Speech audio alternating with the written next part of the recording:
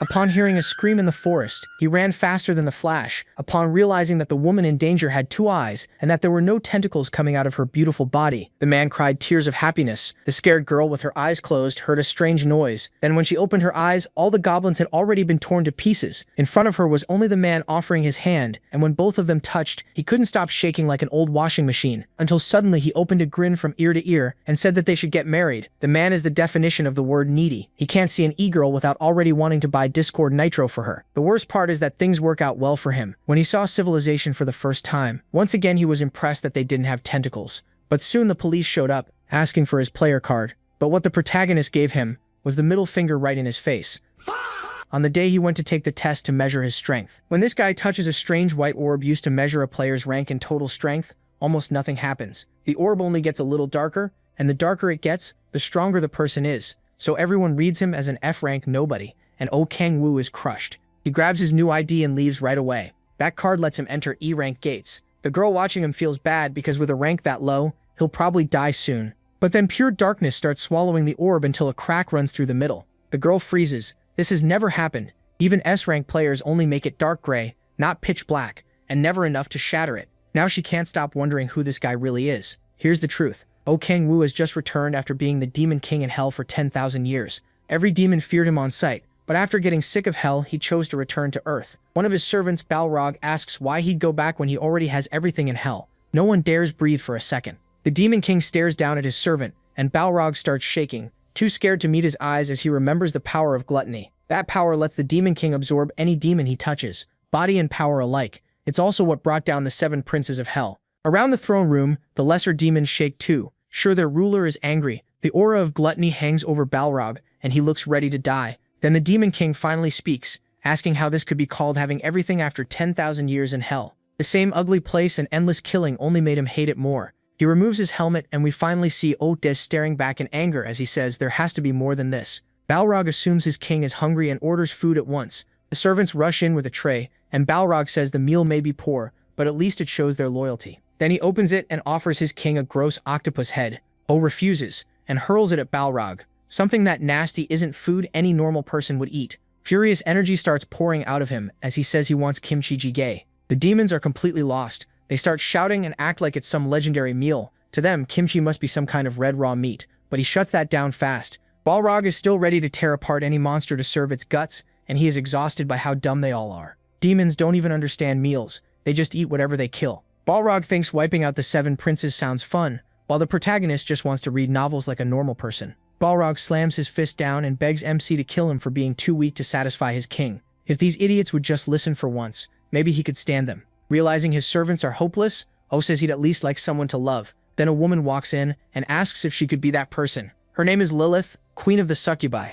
As she approaches the throne, the other demons are instantly charmed. Standing before him, she asks if her king really can accept her heart. She tries to look sweet, but O is totally disgusted by her. She offers to spend the night with him, and he immediately warns her not to try it.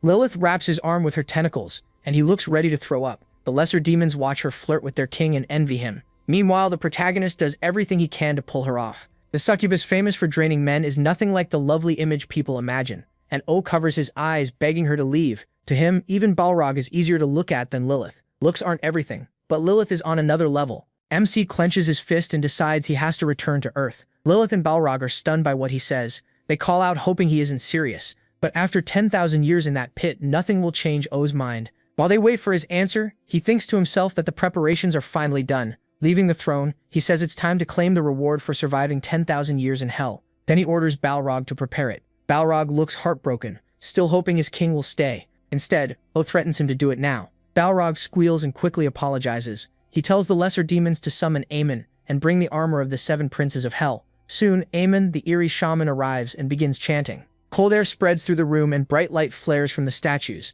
The light gathers at the center of the platform. Balrog tells, "Oh, everything is ready." Lilith tears up as her king walks away, and Balrog joins in while the protagonist drops his armor. Both of them look crushed, still hoping he won't really leave. Even so, MC steps onto the platform without hesitation. As he nears Aemon, the shaman explains that pouring huge mana into the armor of the 7 princes can bend space and time and rip open a crack between dimensions. Will listens and gets ready. Purple energy pours from his body as he thinks about going home. He focuses, mana surges around him, and the myriad demon gate takes shape. The gate splits open, and a massive wave of mana bursts through the room.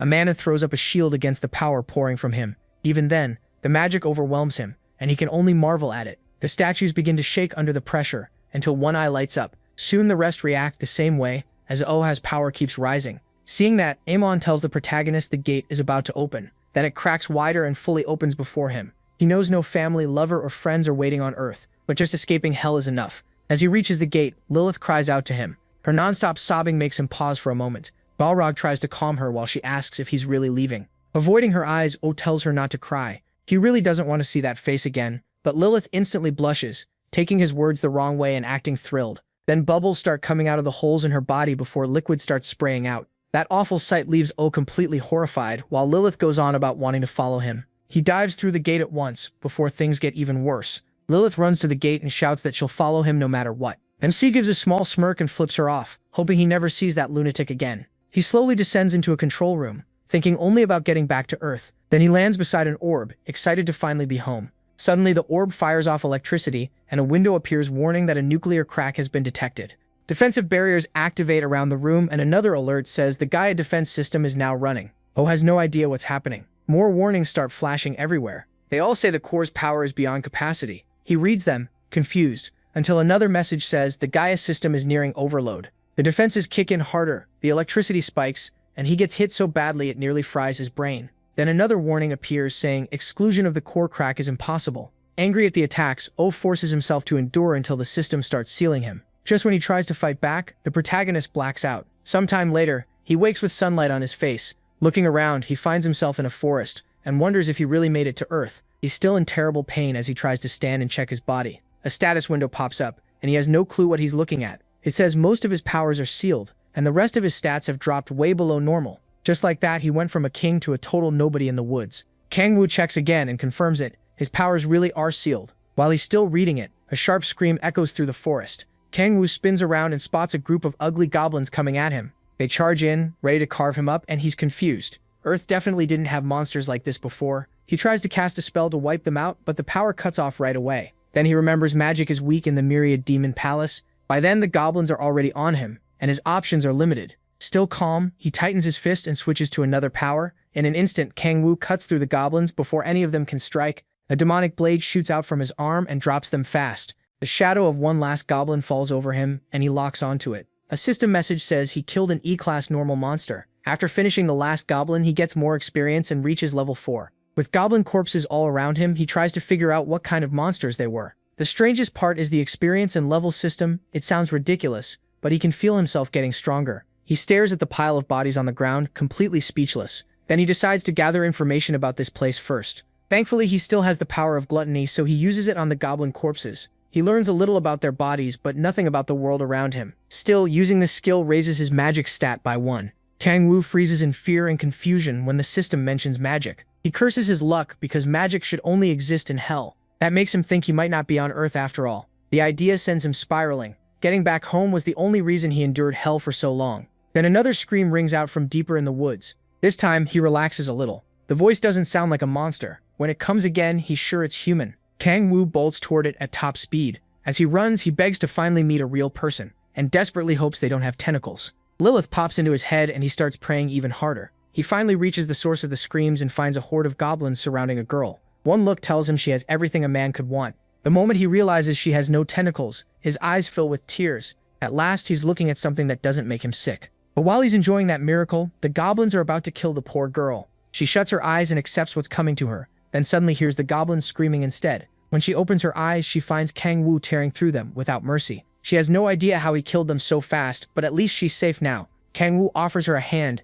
and she thanks him with a pure innocent look. As their hands meet, he's thrilled to finally touch a real girl. Even though he's shaking, he tries hard to look calm. The girl thanks him again and introduces herself as Han Sola. But Kangwoo is still trembling like a mess, and Han Sola starts wondering what's wrong with him. Then he suddenly grabs her hand and blurts out a proposal. Now she's fully creeped out and has no clue why this stranger is acting so weird. Han Sola has no idea what he's even talking about, and he quickly realizes he got carried away. Kangwoo apologizes and tells her his name, but she still looks confused. He asks if she's hurt, and she says it's nothing serious. Still, her legs are shaking badly, and the wound on her body is pretty bad. Han Sola stumbles and falls against Kangwoo. A phone slips from her cloak, and the second he sees it, he knows for sure this is Earth. He helps Han Solo sit down and decides to patch her up with basic first aid. As he tears off a piece of cloth to wrap the wound, he realizes he can understand her perfectly. While tying it, he remembers banning demon language in hell so he wouldn't forget Korean. At least now talking to her is easy enough. Once he's done, Han Solo quietly thanks him for helping her. He gives her smartphone back, and when she reaches for it, he sees the year is 2023. That means he spent 5 years in hell. He's stunned that monsters showed up on Earth in just that time, even though he thought he had adjusted the time gap well. After that, he decides to rest with Han Solo, since she can barely move. While they sit, Kang Woo tries to learn more about this world. She explains that she came into the woods during a solo gate hunt. Even though she awakened as a god player, she admits it was dumb to challenge an E-rank gate alone. All this talk about players and hunting leaves Kang Woo confused. He asks her level, and she says she's level 6. When she asks how he ended up in the forest, he gives only a vague answer. Han Solo avoids his eyes when he smiles at her. Then he leans closer until their bodies touch, and she turns bright red. To escape the awkward moment, she quickly stands and says they should get moving. Kang Woo still worries about her injury and asks if she can manage. Her legs are still shaking, but she insists she'll be okay. He puts an arm around her and offers support while they walk. Han Solo gets nervous being that close to such a handsome guy, but Kang Woo insists on helping and says he'll escort her. She points the way and lets him take care of her. He looks genuinely thrilled just to be beside another human. It has been 10,000 years since he last talked to one, so he's relieved she isn't too suspicious. For now, he plans to keep things simple and slowly readjust to life on Earth. A little later, they reach their destination. There, a huge portal stands. Kang Woo still doesn't know where it leads, and he's sure a space rift like this shouldn't exist on Earth, since he can't see any device creating it. He wonders how such a giant gate is being kept open. Han Solo lets go of his hand and tells him to hurry so they can get out. They step through the portal, and Kang Woo shields his eyes as they pass through the rift. When he opens them again, he can't believe it. The first thing he notices is a guy recruiting people for a goblin hunt. But that wasn't all. People are everywhere, doing all kinds of things, even using futuristic terminals. One person is even trying desperately to talk a thief into joining a party. As Kang Woo takes it in, one thing stands out most. These are normal humans, and not one of them has tentacles. In front of him is a busy futuristic city packed with people. Han Solo glances over as the sight of the city makes him tremble. Tears of joy run down his face. He's finally home. Han Solo notices how worn out his cloak looks, and hesitates for a second. Then she speaks up and shyly invites him to come eat at her place. To Kang Woo, it sounds too good to be real. He just got back home, and now the first pretty girl he meets is asking him over. In her sweet way, Han Solo explains that she just wants to thank him with a meal. For him, things somehow keep getting better. Kang Woo tries to play it cool, saying he couldn't possibly refuse. Just then, some people stop them and ask them to wait. When he turns around, he sees 2 police officers asking for their player cards. Han Solo starts to take hers out, but Kang Woo has no idea what they mean. With nowhere to run, he uses his trump card. His eyes turn black and his pupils glow green. This power lets him twist what people see and control their perception. It's called the power of oblivion. Without the officer knowing, a demon-like force covers his eyes while Kang Woo flashes him the middle finger. Under the hypnosis, the officer accepts Kang Woo's card, even though it doesn't exist. After that, Kang Woo leaves with Han Solo, while the other officer tries to snap his partner out of it. When they arrive at Solo's apartment building, she tells Kang Woo they'll have to use the stairs since there's no elevator. He follows her, taking in all the small things he missed about Earth. The smell of an old apartment, the narrow stairs, the cold railing, even the dusty window.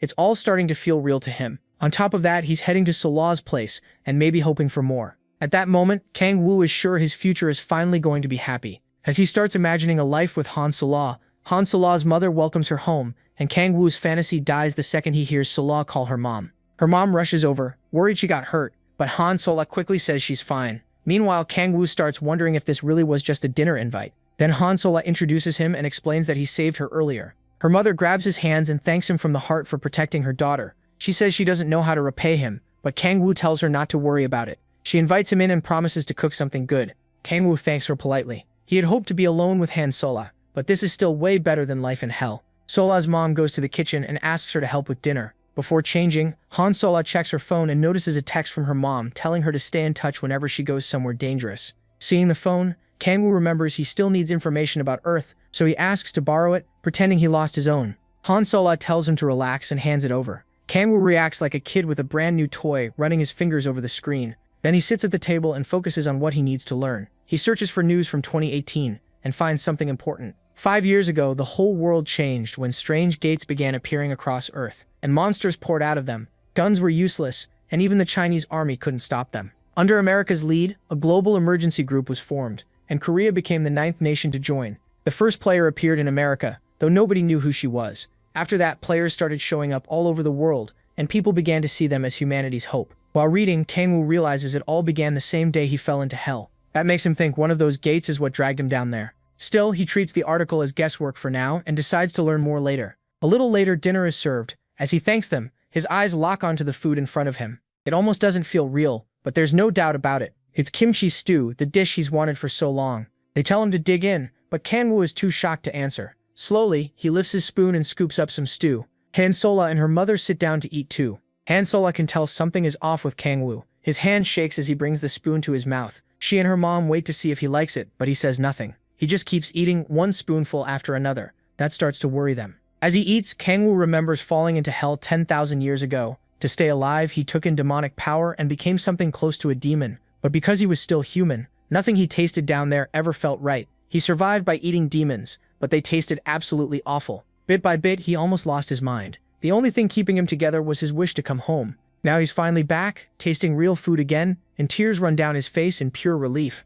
Han-sola stands to get him another bowl, and her mom smiles, happy he loves it so much. The so-called king of hell keeps eating like a starving bum, grateful he made it back to Earth. His messy manners don't bother Han-sola at all. She just watches him with quiet admiration. Then a huge explosion erupts, but Kangwoo is so focused on eating that he doesn't even react. A stranger appears through the wreckage, cursing whoever made him bust through the door. Han-sola and her mother rush out to see who broke into their home. The thug steps forward and yells for Sola to come out right now. He demands to know who gave her permission to enter the gate. His nerve makes Sola furious. Even though she's trembling, she still stands her ground and tells him to get out of her house. The order clearly offends him, and he can hardly believe she said it. Sola says it again and calls him Han Tae-hyun, asking who he thinks he is for barging in like this. She warns him not to come closer, saying she's a real player now, but Tae-hyun looks at her like she's joking. He bursts out laughing and mocks her for trying to sound tough. Then he suddenly slams a fist into the wall beside her. He's furious that someone as low-level as her would dare call herself a real player. Sola shields her mother and warns him again not to come any closer.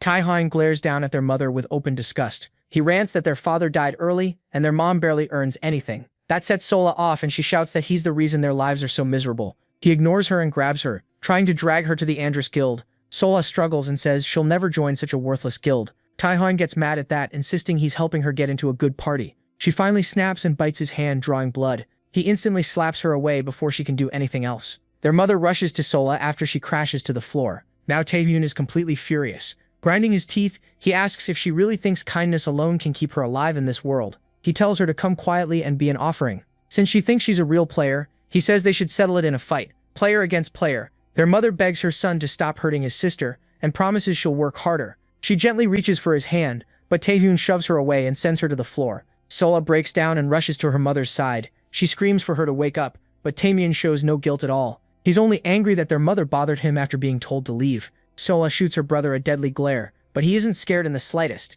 He towers over them like he wants her to try something. He reminds her that she's low level, while he's a stage 2 meta-human. In his eyes, she has no chance. Then he mocks her, asking if she really thinks she can beat him. He grabs her by the mouth and calls her an idiot whose only value is her pretty face. He admits the only reason he wants her in the Andress Guild is to look better to his seniors. Other than that, she means nothing to him. Then he suddenly senses something strange. Looking over, he sees Kangwoo drinking down an entire pot of kimchi stew. Even with the house in chaos, this guy only cares about eating. Tae-myun stares at him, wondering who this freak even is. Kangwoo keeps ignoring him and eats on like nothing happened, which only makes Tae-myun angrier as he snaps, asking if Kangwoo thinks this is some restaurant. Furious, he walks over and demands to know if he can't read the room. Meanwhile, Sola worries Kangwoo is getting dragged into her family mess. Tae-myun calls out to the king of hell, but Kangwoo still doesn't answer. He just keeps eating in total peace. Tae-myun turns as if he's leaving, then suddenly smashes the table, sending the food flying. Kangwoo's quiet meal is destroyed, and for a second he can't even process it. Sola is totally stunned, while Tae-myun keeps wrecking the room. Kangwoo stares in disbelief as his food spills to the floor right in front of him. To him, this is a living nightmare. Sola calls out to him, and Kangwoo cries out in grief over the ruined kimchi stew. He drops to his knees in despair, and Tae-myun starts wondering if this guy is insane. Even Sola is thrown off by how hard he took it. Her brother asks where she found this beggar. In the middle of all this chaos, the idiot only cares about his stew. While Kangwoo keeps wailing, Tae-myun tells him to quit acting pathetic and stand up, but Kangwoo mourns that meal like he lost a child. Then Kangwoo lifts his head, and his eyes turn terrifying. Tae-myun freezes as a dark demonic aura pours off him. This is what happens when you ruin a man's favorite meal. Kangwoo is ready to tear him apart for wasting his food, and Tae-myun finally looks scared. That fear only makes Tamian angrier as he bites his lip and clenches his fist. Blue flames wrap around his hand. He's ready to put Kang-woo down. If Tamian knew who he was messing with, he wouldn't be acting this bold. He pushes away the thought that Kang-woo might really be a demon, and calls him crazy. Tamian suddenly blocks an attack he didn't see coming, then turns to where the spell came from. It was Sola. Holding her staff, she tells Kang-woo to run while she handles her brother. But then Kang-woo shocks her by forming demonic blades from his arms. He charges Tamian at once, ready to cut him down. Sola can only stare, completely stunned by what she's seeing. Kang-woo slips past Tamian's next attack like it's nothing. Tamian thinks he just wasn't quick enough, but then Kang-woo comes in from the left with what looks like a punch, fakes it, and drives a knee into his stomach.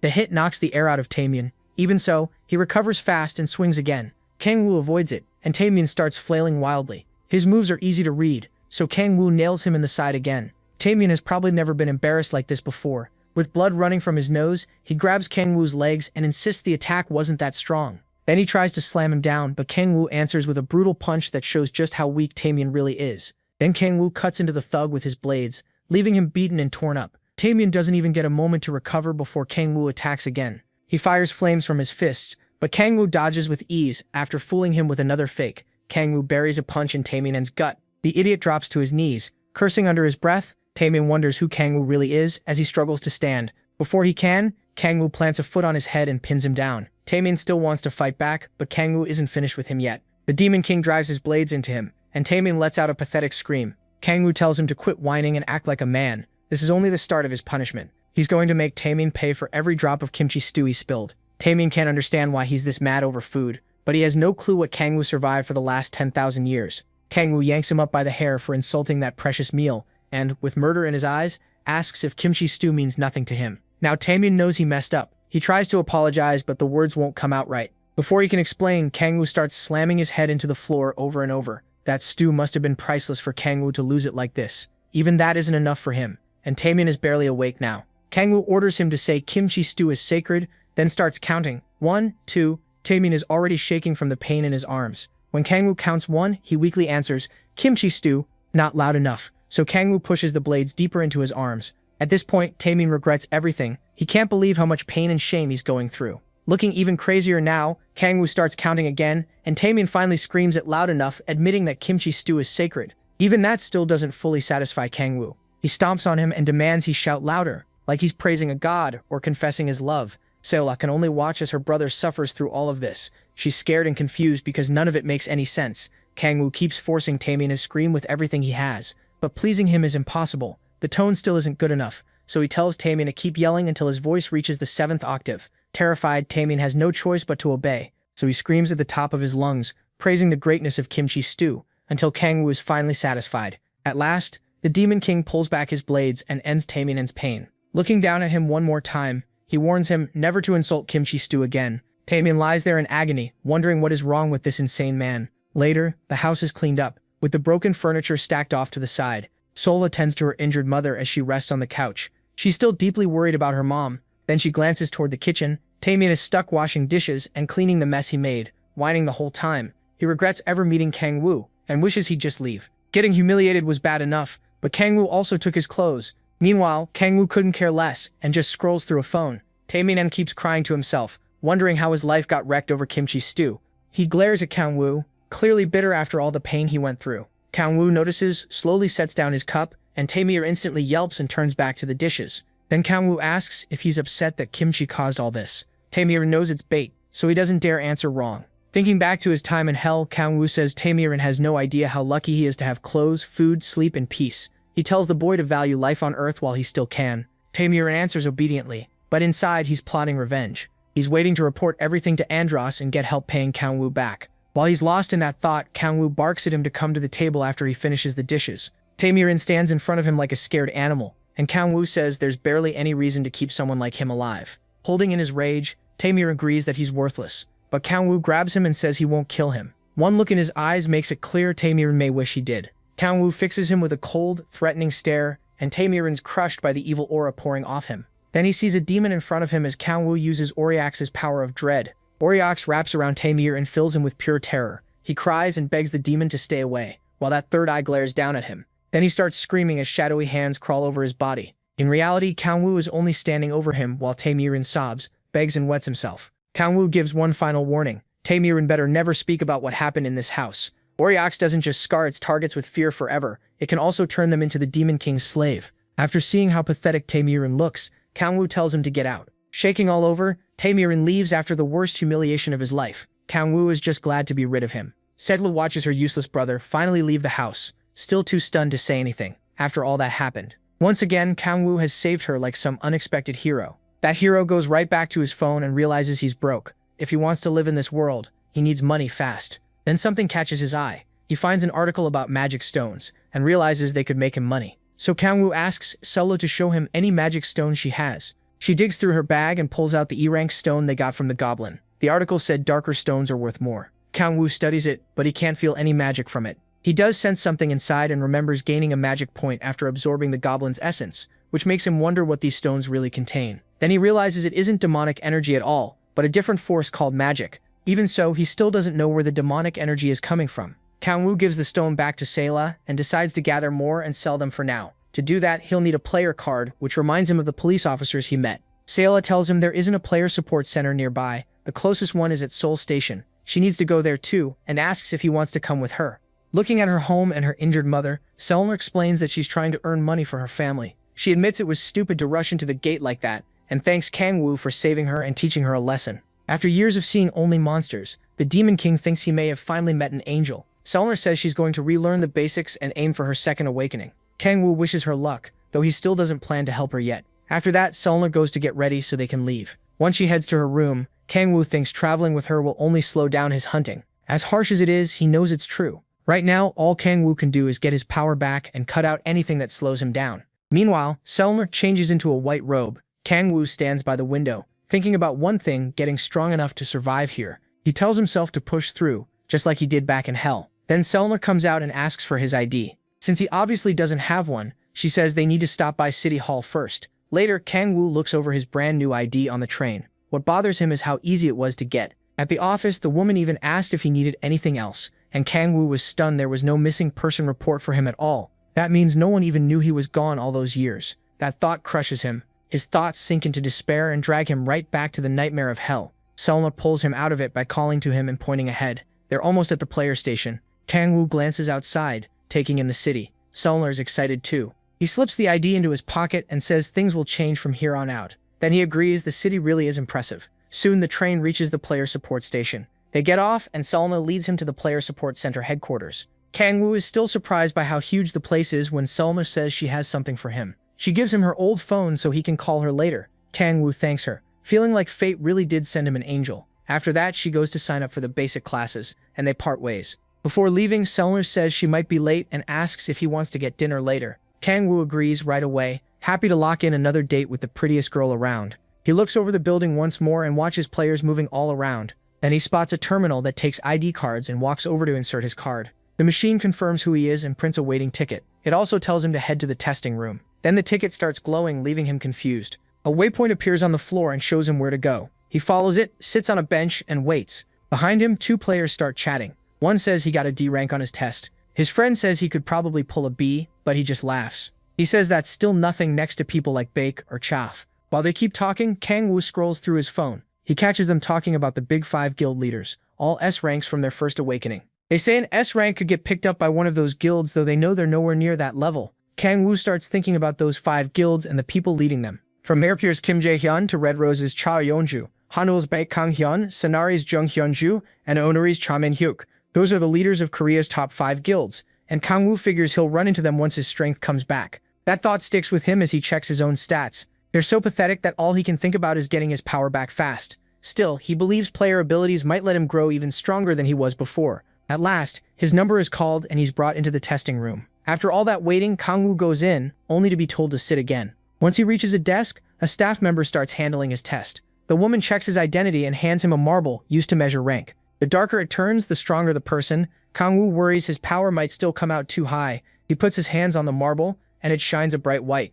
He immediately thinks he messed up, and the worker is shocked by how bright it is. But when the test ends, she tells him he's F rank and asks him to remove his hands. Kangwoo can't believe it. The King of Hell, stuck with an F rank. The attendant starts explaining what comes next, but he's too stunned to react. He knew his power was sealed, but this is way below what he expected. She says he'll receive an E-rank player card and can enter gates of that level. To enter higher rank gates, he'd need a guardian. Kangwoo keeps wondering if his strange abilities affected the result. He figures if Balrog heard this, he'd tear the woman apart. As old trauma from hell creeps back in, Kangwoo asks how he can raise his rank. She says one way is to complete the basic course, which would raise him to D rank. It's the same class Sol Ah is taking. The other way is to increase the amount of magic stones he's turned in. Kangwoo picks that option right away since it's faster. As he gets ready to leave, the woman tells him to wait for his player card. She offers to sign him up for the course too, but he turns her down. She feels sorry for him, thinking the low rank hit him hard. Once the door opens and Kangwoo walks out, the attendant thinks he'll die fast if he enters a gate. In her eyes, an F rank like him should just give up on being a player. Then she notices the marble slowly changing back. It turns completely black and begins to crack, making her wonder if it broke. When she reaches for it, the marble shatters. She can't understand it. She was sure Kangwoo tested his F rank. Staring at the broken marble, she's left shaken and confused. Even Bae Kang-hyun only made it turn dark gray. She calls the front desk for a replacement and forces herself to dismiss the idea that anyone could make it go pure black. Outside, players gather near a gate, trying to form parties. Like any RPG team, they want tanks, healers, and mages, but nobody wants a thief. Kangwoo notices a young thief getting turned down again and again. He briefly wonders why thieves get rejected so hard, but he doesn't dwell on it. He hands his player card to an officer, who checks his rank and lets him enter the gate. On the other side, Kangwoo arrives in a forest. He pauses to recover since teleporting always makes him sick. After stretching, he starts looking for monsters. Then someone calls out from behind him. He turns around and sees a huge man towering over him, so big he almost looks like a bear. The stranger asks if Kangwoo is hunting alone and whether he's had a second awakening. A girl with him says their prep is done, and that's when Kangwoo learns the big guy is Tae-soo. After that, he says he hasn't gone through a second awakening. Hearing that, Tae-soo lights up, which makes his teammates nervous. Acting way too proud, he says an E rank like Kangwoo should join a party, especially without the basic course. Kangwoo is already tired of the guy, but Tae-soo keeps pushing him to join their team. His party members clearly don't like that he invited a stranger without asking them first. Tae-miso tries to convince them in a pretty threatening way. To make it easier, he says they won't need to share magic stones with him if Kangwoo joins. That finally gets them to agree. Even so, Kangwoo says he plans to hunt solo. He has no interest in dead weight slowing him down. Tae-miso ignores that completely and moves right into introductions. He asks for Kangwoo's name, and Kangwoo tells him while making it clear again that he won't join any party. Tae-miso just laughs and tells him to speak casually. He claims he's only 24, even though he looks old enough to be the father of a nation. Then Tae-miso shows his player card, which confirms his birth year. Kangwoo finally agrees to talk casually, though he can't help wondering what happened in the 5 years he was gone. He thanks Tae-miso again for the offer and says he already has his own plan. By now, even Tae-miso's teammates look nervous. Since Kangwoo keeps insisting on going solo, Tae-soo finally backs off, but not before warning him about a powerful goblin called the Hobgoblin. The Hobgoblin is a boss monster, way above normal goblins and much harder to beat. Kangwoo thanks Tae-soo for the warning and admits the guy is actually pretty decent. Tae-soo leaves with his party, and they part ways. Kangwoo thinks that if he were really some clueless F-rank rookie, he probably would have gone with them. But this hunt is better done solo. With that decided, he heads into the forest to start hunting. He tears through the woods at blinding speed and quickly spots goblin tracks. Not long after, he finds a camp packed with goblins. Kangwoo moves right in and drops one before the others even notice. Then his arm blades come out and the next goblin gets cut down. Looks like he hit the jackpot. The goblins freeze in fear, but they still raise their weapons and prepare to fight. Acting almost polite about it, he invites them to begin. The goblins charge in, furious, but they stand no chance against the king of demons. One after another, Kangwoo cuts them down before any of them can touch him. More goblins keep jumping at him, but none of them can stand against the king of hell. These filthy monsters aren't even a real challenge, and he keeps tearing through them with ease. The fight drags on, yet the goblins still don't know when to quit. They're so brain dead they don't even realize they should run. After a while, the goblins finally understand they're doomed and start shaking.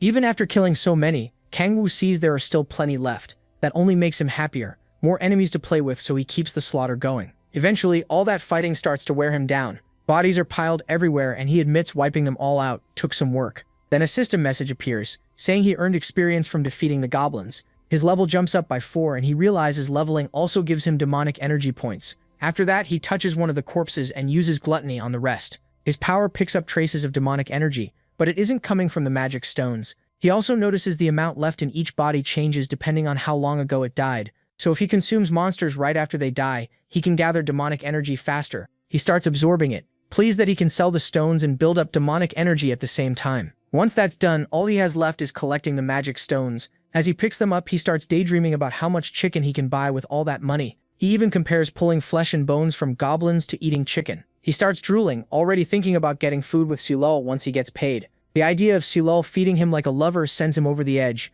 and he starts scooping up stones like a vacuum. Then the ground suddenly begins to shake and the air changes. Kangwoo senses something's wrong and turns toward the source. A giant goblin steps out of the woods, and Kangwoo wonders if this is the hobgoblin Tae-Soo warned him about. Its presence alone is terrifying. The monster locks onto Kangwoo and lets out a wild scream. Kangwoo is surprised to see it can use magic. The hobgoblin rushes straight at him, leaving him only a split second to react. He brings out his blades and gets ready to fight. He's calm because his demonic energy should be stronger than the hobgoblin's magic, but that doesn't mean he's safe. The creature brings its sword down and Kangwoo barely dodges in time. Even with its huge body, the hobgoblin stays fast and follows with another strike. Kangwoo is in a tight spot, but he still manages to block while airborne. The goblin doesn't stop there and comes after him again, ready to crush him like a bug. Another heavy swing tears through the battlefield. Kangwoo blocks it with his blades, but the real problem is the monster's raw strength and size. He knocks the weapon aside and tries to counter, only for the hobgoblin to stop him with its shoulder guard. His stats are still too low, so the blow bounces off and throws him back. He knows he needs a real opening, fast.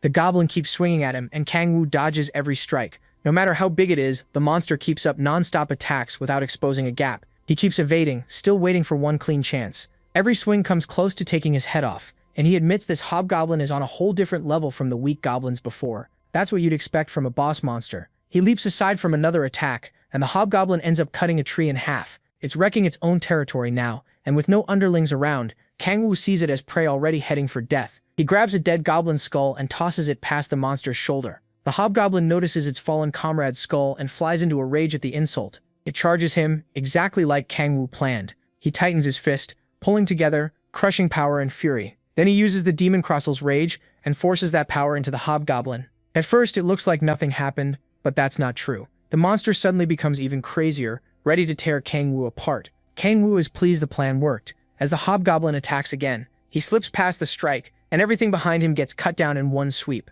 The hobgoblin keeps attacking wildly, not caring what it destroys. Kangwoo explains that this skill boosts the target's power several times over, but it also turns them into a complete maniac. With its senses gone, the monster swings everywhere without thinking, smashing anything in sight. The rampage continues, but Kangwoo avoids every hit. That actually makes dodging easier. Then he dives in to attack, since his enemy has left itself wide open. One quick slash cuts the monster's leg and drops it to its knees, but it still refuses to quit. Even angrier now, it brings its weapon down at Kangwoo too late. He's already won. Kangwoo drives his blade through its head, killing it. The first monster ever taken down by a buff. Glad the brutal fight is over, he admits it was annoying, especially since his old powers would have made it easy. Then the system pops up again. For clearing a monster hideout alone, he gets 150 bonus experience, gains 3 more levels, and unlocks his second awakening at level 11. Kangwoo celebrates the huge win, and sees the new skill is called Insatiable Hunger. It lets him absorb more demonic power from defeated enemies through gluttony. Combined with his player abilities, he's sure this will help him grow much faster. Without wasting a second,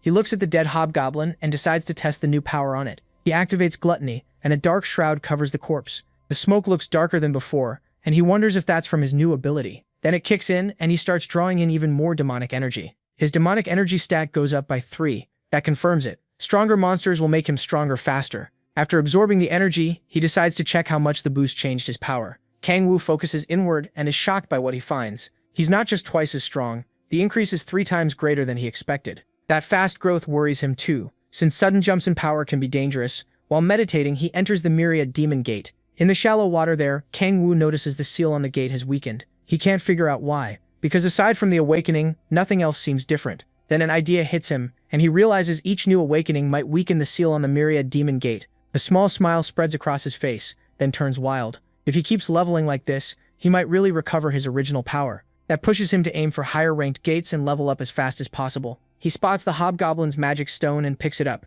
Still grinning like a madman, he sets his next target, the third awakening at level 20. Later, the story moves to a busy restaurant full of people eating, drinking, and having a good time. Kangwoo and Seola are sitting together at a table, and Kangwoo is eating like a total glutton. He tears through the chicken and washes it down with a cold drink. Like any normal guy, good food makes him insanely happy, and he can't hide it.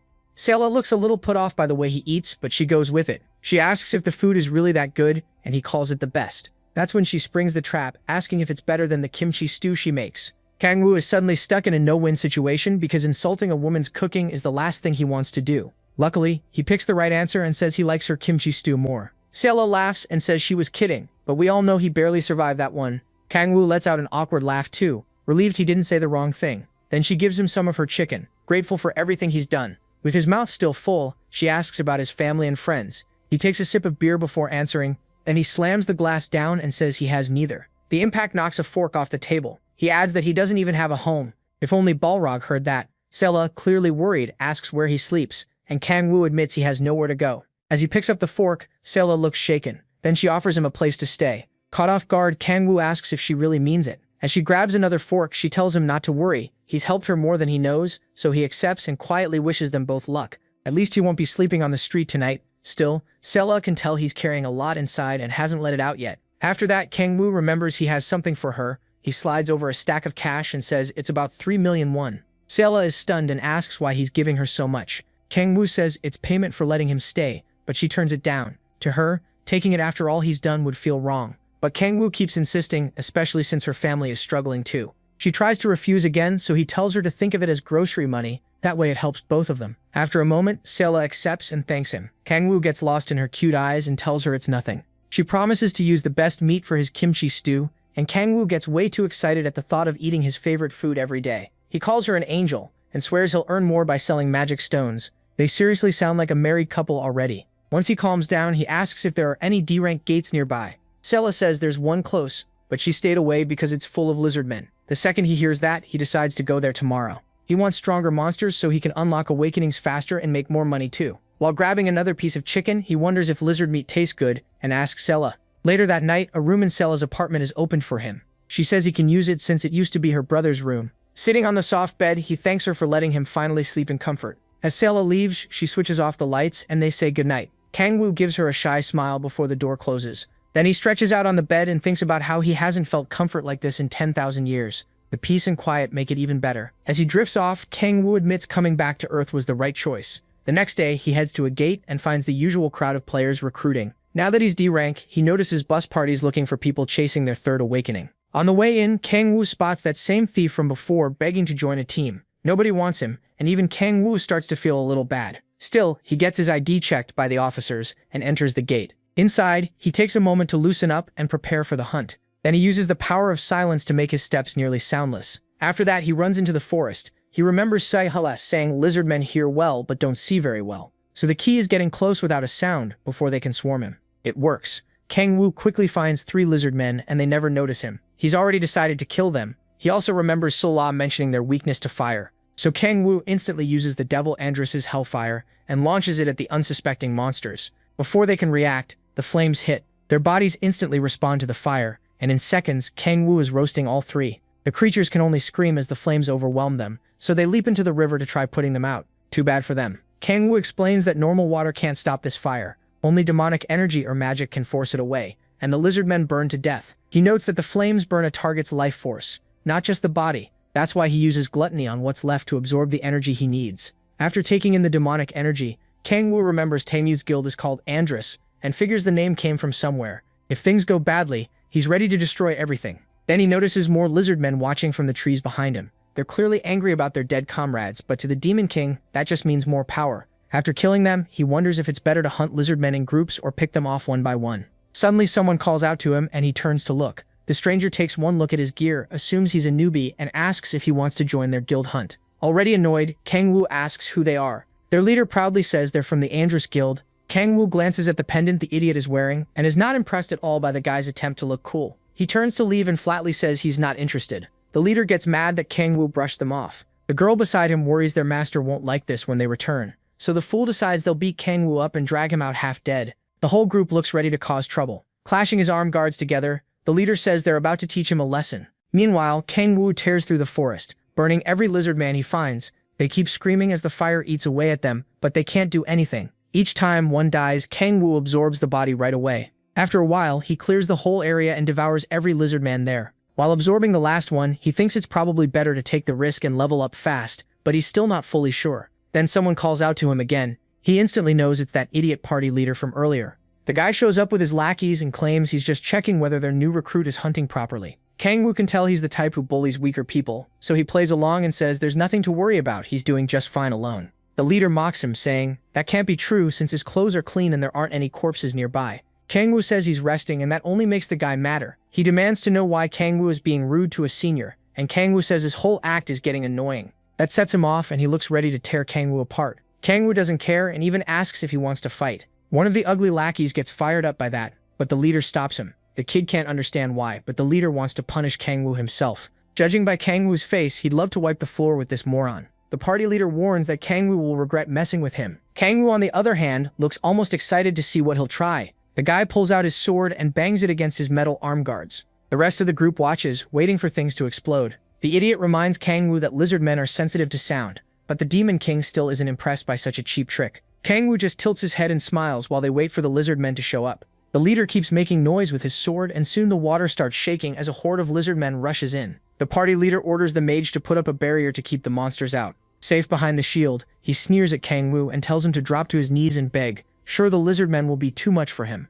But Kangwoo is actually excited. He wonders if this pathetic setup is all the idiot can do. The party leader starts to get uneasy. Kangwoo tells him that if he's going to play dirty, he should commit to it. His eyes glow red and he brings his hands together. A brutal burst of sound explodes out. It's loud enough to pull in even more monsters. The Endress Guild party is caught off guard when the ground suddenly starts shaking under them. Kangwoo keeps stomping, making the noise even worse. Terrified now, the leader begs him to stop before everything spirals out of control. Kangwoo cuts the noise at once and gives the leader a smile. The guy calls him insane for pulling that stunt, and now things really start to heat up. Inside the barrier, the party watches the lizardmen closing in. Seconds later, a whole swarm surrounds them. Everyone freezes and the mage starts shaking. She's never seen this many before. The leader snaps at her to hold it together before the barrier fails. Then he turns on Kangwoo, screaming and asking if he wants them all dead. Kangwoo just scoffs and jumps onto a tree branch. The leader stares up in panic, afraid Kangwoo is about to leave them behind. Kangwoo says he already knows lizardmen react to sound. After that, the monsters charge the party and start slamming into the barrier.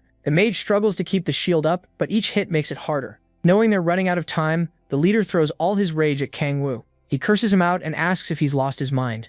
Kangwoo says the leader has it wrong. He's not dying here. The only ones about to die are them. Then he uses the power of silence to hide his presence from the lizard men. The monsters ignore him completely and stay focused on the Endress Guild party. As they keep tearing at the barrier, the leader finally realizes Kangwoo can control sound. In that same moment, the barrier breaks and his teammates are instantly overrun. He shouts for the mage to put it back up, but when he turns, a lizard man's tail has already pierced her. Tears fill her eyes as the monster moves in to eat her. The leader drops to the ground and can only watch her get ripped apart. All around him lie his friends' bodies. Shaking with fear, he tries not to make a sound so he won't be next. One lizard man lifts a dead teammate's body, and he stares at the nightmare in front of him. In moments, his whole team is nothing but torn meat. The boy's limp hand lets the spear fall. He fights back the urge to throw up at what he's seeing. When he looks up again, the monsters have picked him as their next target. He begs Kangwoo to save him, admitting he was wrong to act so arrogant. Kangwoo cheerfully calls him Sion Bai and tells him good luck. The idiot curses the Demon King with everything he has as the lizard men start devouring him alive.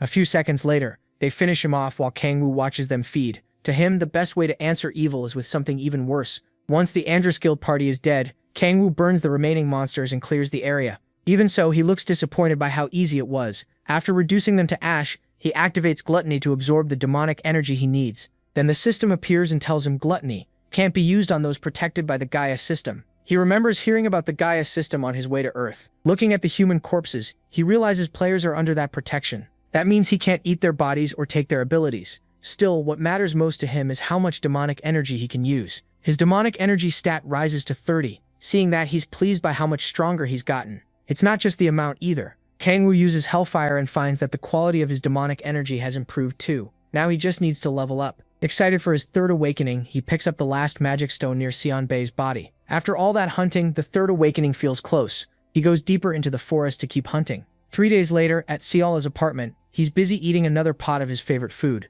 Kangwoo praises Han Ciola's cooking, and she asks if he's heading out to hunt again. He says yes, and tells her he'll be back by dinner. Han Ciola worries he's overdoing it since he hasn't rested in days. As she sets the kettle on, Kangwoo assures her he's fine. She tells him her lessons will be over in a few days, and after that she'll start hunting goblins. She's not sure how it'll go, but she wants to reach her second awakening fast. Kangwoo tells her she'll get there soon. Then Han Ciola offers him one more cup of tea before he leaves, and of course he says yes. A moment later, she remembers something and asks if he's heard the recent gate rumors. She says people have been talking about cow players. It might just be gossip, but she warns him to be careful in the gates. These cow players fake their ranks and attack other players. Kangwoo guesses the rumors started because of what happened with the Endress Guild party. He's sure he checked the area and made sure there were no witnesses. Since the bodies looked like lizardmen killed them, he figures he's safe even if the rumor points his way. Still, he knows he can't relax. He needs to be ready for anything and keep leveling up. After more hunting, he finally reaches level 20 and unlocks his third awakening. The system announces it, and he can tell his power has jumped to a whole new level. Kang Wu tests it with Hellfire and confirms it right away. Each time he levels up, the seal on his Myriad Demon Gate weakens, letting more demonic energy leak out and boost his powers. He then spots a magic stone and checks it out. Thanks to his third awakening, he can now turn the magic inside magic stones into demonic energy. After absorbing one, he's shocked. It gives him about as much demonic energy as a whole monster. That means he can build power twice as fast, but he'll have to give up selling the stones. He pulls out his phone to check his money and sees he's made plenty these past few days, so he won't need the magic exchange anytime soon. He also realizes that gives him more chances to use this new skill. Kang Wu takes off his shirt and ties it around his waist as he gets ready to hunt again. He pauses in the sunlight for a moment before crouching down and shooting into the air with the power of the sky. That power gives him wings, letting him stay up and move through the air with ease. He remembers he still hasn't found the lizardmen's boss, but he can't get a good look over the forest, and without enough demonic energy, he can't use governance yet. Then he hears someone calling out and recognizes Taesu's voice. When Kang Wu moves closer, he finds two rough-looking players giving Kang Taesu a hard time. He can tell this isn't normal, and wonders what happened. Then he notices Kang Taesu standing in front of the thief from earlier, the one who had been begging to join a party. Angry, Kang Taesu demands to know why they're attacking their own teammate. The two bullies get annoyed at how loud he is, worried he'll draw the lizard men. As they argue, Kang Wu realizes the thief was betrayed, and figures these two are the cow players Sola mentioned. At least now he knows the rumors aren't about him. On the other hand, the red-haired thug suddenly attacks Kang Taesu and tells him to shut up. Kang Taesu blocks it with his heavy shield,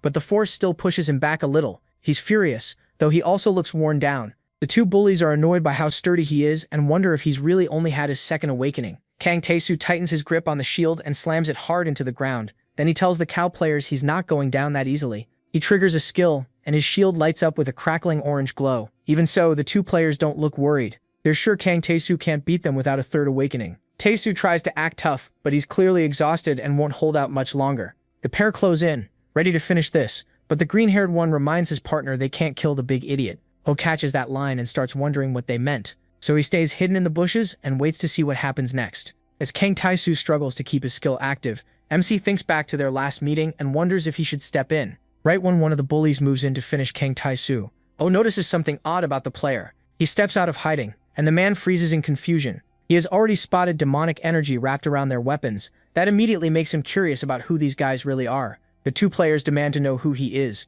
asking if he's just passing by or some unlucky fool. Kang Taesu is stunned to see the protagonist again and can't figure out why he suddenly showed up. Then the two morons warn, that after seeing this he won't be leaving unharmed. The green-haired one tells his ugly buddy they don't need MC alive, so he can do whatever he wants. That only confuses Kang Taesu more, especially when they say they already met their quota by catching him and the useless thief. That puts the red-haired brute in a great mood. He levels his axe at him and charges, ready to chop down the Demon King.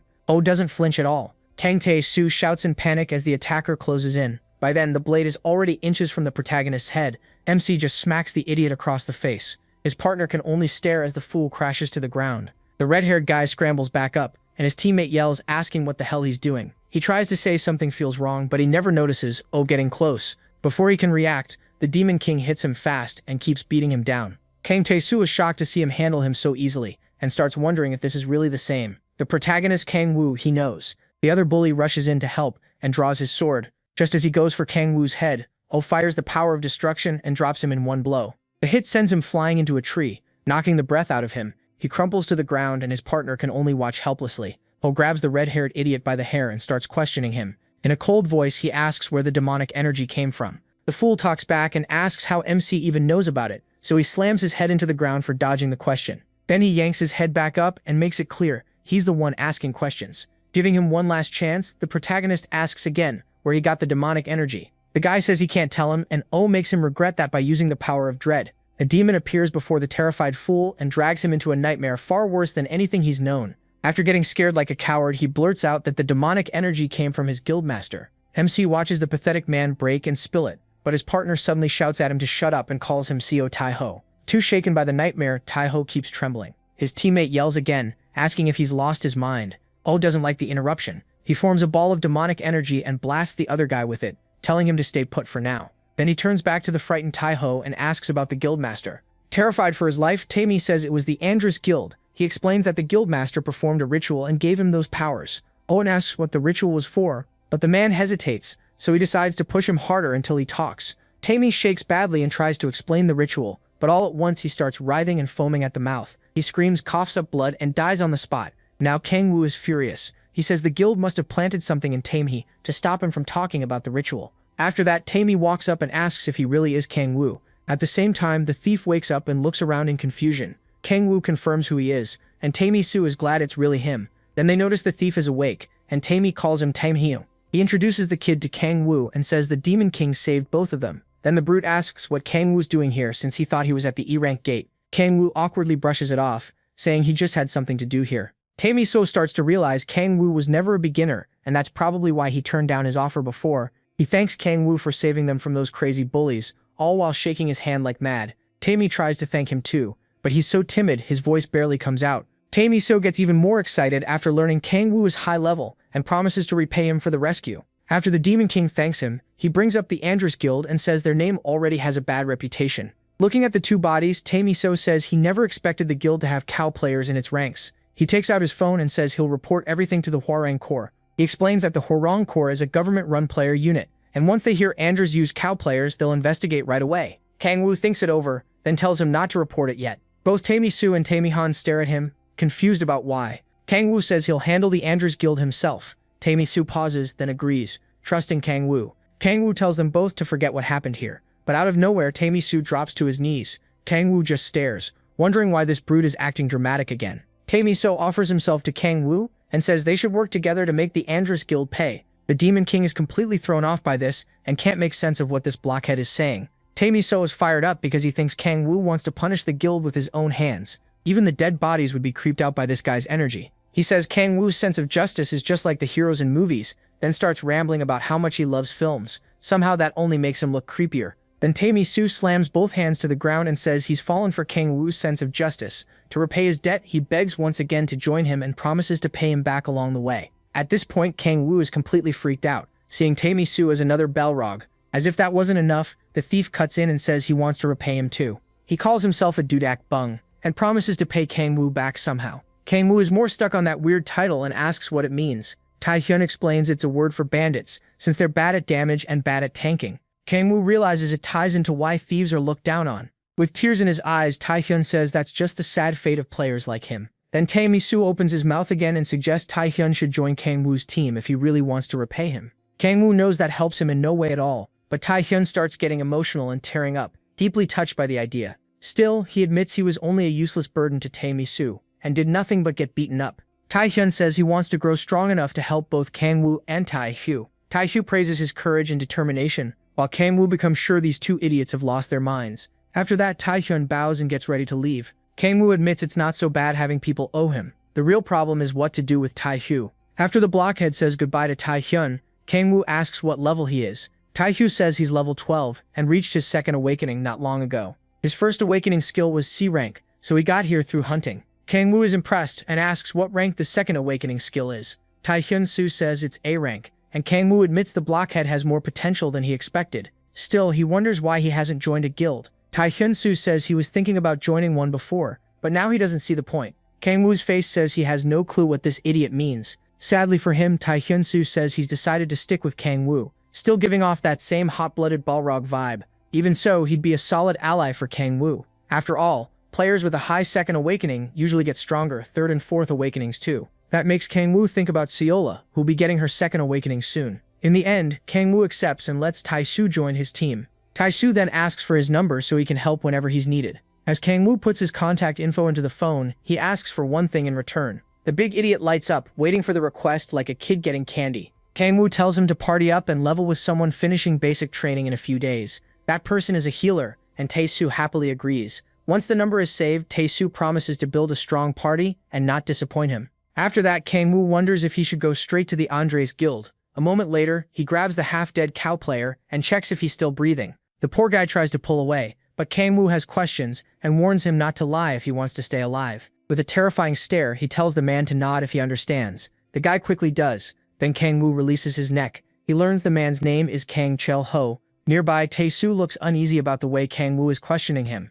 Kang Woo glares at Chel Ho and brings up what he said earlier about capturing a player and taking them back. Hearing that, Chel Ho starts sweating and claims he never said anything like that. Kang Woo answers with a kick to the face, and Chillaho screams. One look in his eyes makes it clear that kick woke him right up. Kang Woo hauls him up again and asks if he remembers now. This time, Chillaho admits the captives are taken alive as sacrifices. The useless thug keeps shaking in fear while Kang Woo thinks over what he just heard. Then he throws Chillaho aside. He also remembers Han Tae-hyun mentioning the same thing before. That's when Kang Woo gets an idea and breaks into a creepy smile. He grabs Chillaho again and stares him down with cold demonic eyes. Then he says he has a favor to ask. With that look on his face, Chillaho is definitely about to regret his life choices. Later, Chillaho heads past an alley carrying luggage. Someone stops him and shines a flashlight in his face. After confirming who he is, the man says he and Taeho had gone out to find sacrifices. He asks why Chillaho took so long, then notices how badly beaten he looks. Since they went into a D-rank gate, that makes no sense. He also asks about Taeho and Chillaho says he's dead.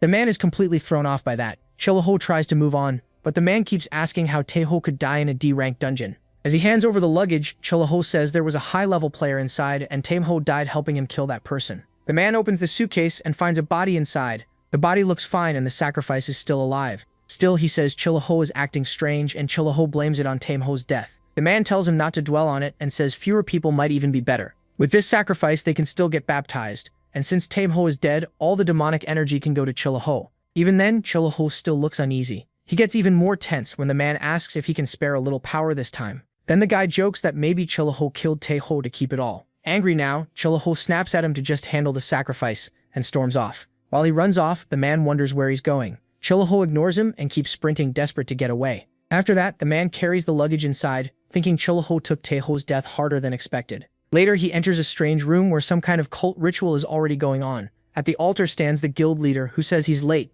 The lackey repeats what Chillaho told him and mentions Taeho's death, but the leader only cares about the sacrifice. He orders him to bring it over fast since they're out of time. The suitcase is unzipped, and the guild members begin chanting. Then the guild leader lifts Kang Woo's body onto the altar. He calls on the power of Andros, saying it's been a year since his conversion. Then he asks his god to grant him greater power. The chanting goes on as Kang Woo is prepared for sacrifice. The leader thinks this will satisfy his followers by giving them the demonic energy they crave as players. Then he removes his mask, revealing a rotten face, and starts the ritual. He orders one of his men to bring magic stones, and the lackey opens a chest packed with them. As his followers' greed grows, the power becomes more demonic, and the leader dreams of becoming a full demon. He asks who was supposed to be baptized this time, and the man says it was Chael-ho, but that fool ran off. Hearing that, the leader decides there will be no baptism today. The followers are stunned, but he shuts them down at once. He says only those who do the work deserve baptism, and without his teachings, none of them would even get the chance. Still, since the sacrifice has no owner now, he decides to keep it for himself. Then he turns to his lackeys and announces the ceremony will begin. The crazed leader crushes a magic stone and releases demonic energy into the room. At the same time, the markings around the altar begin to glow. With this many magic stones, he'll be able to hold more rituals and keep feeding on that power. Then space suddenly cracks open and demonic energy starts pouring out. The leader wants to absorb all of it himself, but doing that would kill him. That is why he needs a medium. If the sacrifice absorbs the energy until death, he can drink the corpse's blood and take in the refined demonic energy. So he starts pouring it into Kang Woo's body, not realizing he's the one walking into a trap. He even prays for the energy to consume Kang Woo and kill him. Too bad for him. Kang Woo keeps absorbing it while pretending to suffer. The guild leader starts wondering if Kang Woo has an A-rank ability because he's lasting so long. That only makes him happier since a better medium means more demonic energy for him. The veins on Kang Woo's face bulge and his body shakes as he keeps taking in more power. The leader is amazed by how good this medium is. Excited now, he tells Kang Woo to keep screaming and absorb even more as the intake keeps rising. Meanwhile, Kang Woo slowly regains more of his old power. Before long, the absorption rate becomes insane, and the leader starts wondering why it won't stop. For the first time, he's terrified, and he begs for it to end. But it's already too late. His followers get nervous too, unable to tell what's happening. Then their leader starts screaming, desperately begging for the absorption to stop somehow. After a while, it finally does. The leftover energy spreads through the room. Shaken and stunned, the guild leader drops to his knees and claws at the floor. He can't understand how everything went wrong. Kang Woo rises and casually says the boost gave him 20 levels. The leader, completely confused, asks what he means and how that's even possible. Kang Woo then asks if he can run the ceremony one more time. Smirking, he mocks the man and tells him to go ahead just once more. That pushes the guild leader over the edge, and his followers start worrying. He curses Kang Woo and attacks right away, but Kang Woo easily dodges the fireball, and it blows apart the wall behind him. Kang Woo sarcastically praises the weak shot, and that makes the leader start firing spells wildly. He keeps launching fireballs non-stop, raging like Kang Woo personally ruined his life. After the flood of attacks, the barrage finally ends. He looks up to check if Kang Woo is dead, Too bad for him. Kang Wu is completely unharmed thanks to all the demonic energy he absorbed. The deranged leader is furious. He orders his followers to stop standing around and attack Kang Wu. They all rush in at once, while their leader hangs back like a coward. Kang Wu brings out his arm blades as one of them closes in on him, then charges before the fool can even strike. After cutting that one down, he quickly tears through the rest of the lackeys. One of the lackeys stares at his boss and calls him Cho De Okhan. The crazy guild leader bursts into sinister laughter. Then he summons another fire spell, his so-called Hellfire. The second Kang Wu notices that cheap move, he just starts laughing. De Okhan gets furious at being mocked, and he still can't figure out how Kang Wu can handle demonic energy. Even so, he believes Kang Wu still isn't stronger than him. Kang Wu immediately shows him what real Hellfire looks like. De Okhan is stunned and can't understand how Kang Wu casts something that powerful. He starts shaking, unable to accept that anyone could hold more power than him. Then he looks at Kang Wu and sees a real demon staring back. He quickly understands he can't win, so he snuffs out his weak little flame. Then to everyone's surprise, he drops to his knees. Kang Wu asks what exactly he's doing. Out of nowhere, De Okhan calls him the great incarnation of Andros. Kang Wu can't believe this clown is trying that now. It was clearly his last shot at not getting burned alive. De Okhan keeps bowing and praising Kang Wu as their god king and messiah. His followers are stunned by what their leader is doing. He even screams at them to worship too, convinced Kang Wu will lead them to eternal life. Kang Wu instantly sees through it. This idiot is trying the oldest, dumbest trick possible. The others kneel as well while De Okhan keeps laying it on thick, hoping the act will save him. Kang Wu cancels the spell and walks over to the trembling fool. De Okhan says he's so overwhelmed he might burst, and Kang Wu admits he's not completely brainless. Then he plays along and releases the power of the sky, spreading his demonic wings. De Okhan looks up at him like a pathetic believer. Kang Wu lets out a wild laugh, then declares that he is Andros, the king of hellfire and ruler of all demons. After that, he orders De Okhan to send everyone else away so they can talk alone. Once the followers leave, Kang Wu starts questioning him. First, he tells him to drop the fake worship act. De Okhan still looks scared to death, but manages to ask who Kang Wu really is. Kang Wu shuts him down right away. Only he gets to ask questions, and De Okhan only needs to answer. With a look that could kill, Kang Wu asks how he used magic stones to make a crack with magic. De Okhan says he learned it after someone preached to him. He explains that a man in a demon mask came to him one day and promised eternal life if he followed the demonic religion. Kang Wu slams him to the ground, calling him an idiot for trusting something he knew nothing about. De Okhan hurriedly explains that the masked man crushed their guild in an instant and gave them a choice: die or obey. Scared for their lives, they accepted his preaching and followed his orders. When Kang Wu asks where that man is now, De Okhan says he never saw him again. They only got orders through letters. Even so, Kang Wu calls him a dog for following those orders. De Okhan tries to say it was because the man was too strong, but Kang Wu doesn't buy it. He knows De Okhan may have been forced at first, but after that he kept doing the ceremonies because he wanted more power. Kang Wu wonders who the masked man is, and realizes this isn't something he can ignore. Then he orders De Okhan to hand over the letters. The guild leader gives him one letter, and Kang Wu is surprised that's all there is. This really proves how stupid this guild leader is. Kang Wu opens it and reads that people should accept demonic energy, become demons, and gather as many players as possible. It still doesn't add up, so he asks if De Okhan was the only one approached. The guild leader says he hasn't met anyone else. Kang Wu doesn't believe that for a second. If this is meant to grow the demonic religion, De Okhan can't be the only one. Angered by the idea of the demonic religion turning Earth into hell, he grabs De Okhan and gives him 3 orders. Investigate the demonic religion, stop the ceremonies, and tell no one about what happened here. De Okhan tearfully agrees to every demand. Kang Wu tells him to get out, and the man runs off at once. Even then, Kang Wu feels he still has to clean up the Andros Guild's mess. Once De Okhan starts digging into this, the government will probably catch him, but Kang Wu still thinks the demonic religion is worth investigating. And once De Okhan and his followers outlive their use, Kang Wu plans to get rid of them too. With that settled for now, he takes a moment to heal himself. A little later, he returns home and greets the only woman in his life, Suyoha. She's clearly worried since he was gone so long without contacting her. He checks his phone and sees all her missed calls. He was just too busy to answer. Kang Wu apologizes and says it wasn't anything serious, which finally eases her mind. He thanks her for worrying and promises to call next time if he's out that long. That makes her blush. Then she heads off to finish dinner, and Kang Wu asks for his favorite. Sola says she's already making kimchi stew with top-quality meat. Excited, he thanks her for cooking such great meals every night. She also shares some good news. She's had her second awakening, and Kang Wu can't believe it.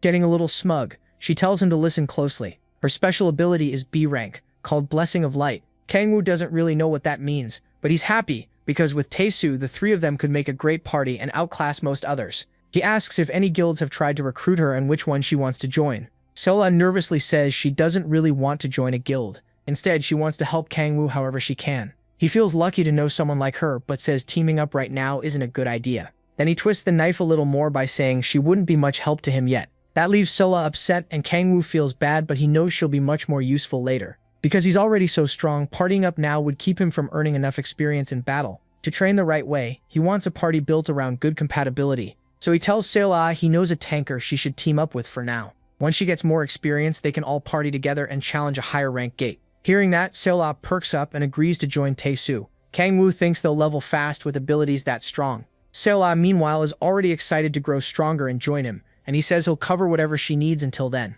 Seeing her so happy puts a small smile on Kangwoo's face. While he thinks about when to train her and Tae-soo, Sola brings over his dinner. Kimchi stew never fails to make him happy, and he reaches for a spoon right away. But Sola stops him and says he should try it with something new. Then she drops ramen into the stew. To him, that makes it look almost divine. As he picks up his chopsticks, he swears to stop the demonic religion and protect both this world and his precious meal. The next day, Kangwoo goes to the player support center to get his C-rank player card. The worker tells him it'll be sent to his email tomorrow. He wants it today, but she explains they still need to add the magic stone ID. So he leaves disappointed he can't get it right away. Then it hits him. Since returning to Earth, he hasn't really had a proper break. Since he can't act on the demonic religion yet, he decides to finally rest. He starts wandering through the city, thinking about how to spend that break. Then he pulls out his phone and scrolls through webtoons. He remembers how much he used to read them before getting dragged into hell. Still, he decides not to fall right back into old habits, and instead enjoy whatever he can. A nearby PC store catches his eye, so he goes in. He's never seen one before and is amazed by it. Once he sits at a gaming computer, he even notices he can order food from the menu there. He orders a bowl of ramen since people say PC room ramen hits different. While he waits, he loads up one of the most popular games there. It's a team-based tactical RPG where each player fills a different role. Naturally, he picks the wild, chaos-causing class. Once the match begins, he's blown away by how good the game looks. He learns fast that killing monsters gives him gold. Before long, his teammates figure out he's brand new, and the chat turns toxic. A worker brings over his ramen and sets it down for him. While his teammates keep losing their minds, Kangwoo happily digs into the ramen. The angry messages keep flooding in, but the Demon King couldn't care less. He's too focused on how amazing the ramen tastes, especially with the pickled radish. He washes it down with a soda, and honestly wonders if this is heaven. Only then does Kangwoo glance back at the screen and see that his character is dead. A loud voice suddenly yells about having the worst teammate ever. Confused, Kangwoo turns to find the source of the screaming, and spots a girl glaring at him. She snaps, asking what he's staring at. Then she tells him to mind his own business, because she's already in a terrible mood. But when she notices his game screen, she doesn't know if that makes things better or worse. Not only is Kangwoo a total beginner, he's calmly eating ramen in the middle of the mess, which annoys her even more. She marches over and tells him to get up, while she's still asking nicely. Kangwoo has no clue who this unhinged woman is, or what she wants. That just makes her angrier, and she calls him a troll as she grabs for his shirt. Kangwoo slips away from her hand, and she's stunned by how fast he moved. He tells her to quit picking on him, and asks why she's so mad. She tries a few more times to catch him, but his reflexes are way better. Then she stops holding back and comes at him seriously. The two end up in a brief scuffle, with Kangwoo dodging everything she throws at him. Their exchange is so quick it's hard to follow, but he avoids every attack. At last she stops, realizing he's not some normal guy. Now curious, she asks who he is and whether the Mir Guild sent him. Kangwoo says he has no idea what she means and isn't with any guild. She says he's lying, there's no way someone that skilled isn't in a guild. Kangwoo asks about hers and she says she belongs to the Red Guild, one of the top 5 guilds. The second it leaves her mouth, she realizes she wasn't supposed to say that. Kangwoo ignores all that and asks for the bill, which makes her snap because he's treating her like she's not even there. He doesn't look pleased either now that she's still bothering him. She keeps pressing him for a real answer, saying she's never heard of an A-rank level player with no guild. So he shows her his player card, and it marks him as D rank. Even then, she can't believe he's really a beginner. Something feels off to her. If he were truly D rank, she should have beaten him. After that, Kangwoo leaves and says goodbye. She stays frozen in shock, wondering if he's the person she thinks he is. As soon as Kangwoo steps outside, his expression turns grim. He still hasn't recovered all his powers, but years of fighting left him with sharp reflexes. Even so, running into someone near his level was the last thing he expected. He recalls her last move and admits she vanished from his sight for a split second. If not for his instincts still saving him, he might have lost. Her skill shocks him, and he wonders who she really is, though he's also glad he got away. Then he notices something. Meanwhile, the girl he fought opens a window and jumps out. When she's sure no one is around, she pulls out her phone and calls her guild. The Red Rose strategy team answers and addresses her as Cha Yeonju, before transferring her to HR. A man named Park Yeonwoo picks up and asks what happened. As guild leader, she tells him to investigate something important right away. Kangwoo asks if this is about a demonic religion follower, but she says she's not sure. Kangwoo explains that the guy is hiding his identity. She still refuses to believe Kangwoo is really D rank. Since Kangwoo only has a D rank card, Kangwoo notes he wouldn't need a mana scanner, which makes fake cards easier. C rank and above are much harder to forge. Still irritated, Yeonju talks about the encounter, and Yeonwoo says that if Kangwoo were just a D rank worshipper, he'd be hunting players around that same level. She cuts him off and says Kangwoo is far beyond that. He could read her movements. That shocks Yeonwoo, because no demonic religion follower so far has ever reacted to her speed. Yeonju has spent a long time investigating the demonic religion, and none of them were on her level. But after seeing Kangwoo move, she can't figure out what he really is. Because of his skill, they start thinking he might even be a manager or leader in the demonic religion. Frustrated, Yeonju grips a button she tore off tightly. Then she tells Hyunwoo to dig up information on Kangwoo as fast as possible. She ends the call, still unsure whether he's with the demonic religion or not, but one thing is clear, he could easily beat her. At the same time, Kangwoo realizes a button was ripped off his jacket. So much for perfect reflexes. Still standing in the alley, Hyunwoo thinks that if Kangwoo is really a D-rank player with talent like that, her spot as a high-rank player won't stay safe. Meanwhile, Kangwoo decides he needs to enter a C-rank gate as soon as his card arrives. He glances back for a moment, like he sensed hostility nearby. Later, Hyunwoo goes back to the PC room and finds that her rank dropped. Since Kangwoo ruined her streak by being useless, she swears she'll kill him for it. And all the way across the city, Kangwoo somehow feels that dark energy. The next day, Kangwoo heads to a C-rank gate. The brochure says monsters like trolls appear there. At the entrance, officers stop him and explain that only C-rank players in parties of 5 can enter. They add that the boss, the chief troll, has appeared inside, so solo entry is banned for now. Kangwoo sees that as good luck. The moment he gets his license, a boss shows up too. Around him, some parties decide to call it a day because of the boss. He can tell C-rank gates feel different from the lower ones. The players carry better gear, and security is much tighter. That's a problem for him, since he wants to get inside alone and claim the rewards before more players rush in. Then he hears a group nearby getting fired up about killing the chief troll and making a fortune.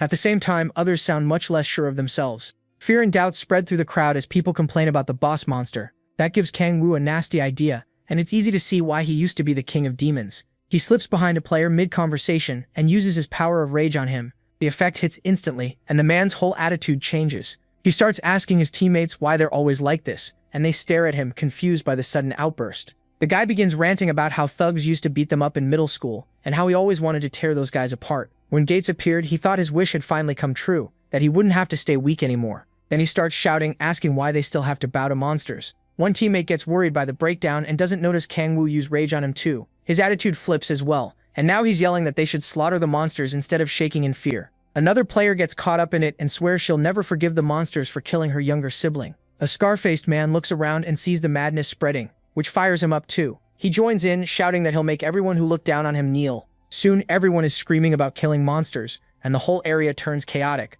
The guards grow alarmed, wondering why the players are causing such a scene. Then the crowd rushes them, demanding the gate be opened now. Not long after, the players start pouring into the gate like a crazed mob. One guard reports the incident to headquarters, and while he's distracted coordinating with the others, Kangwoo slips by and heads straight for the gate entrance.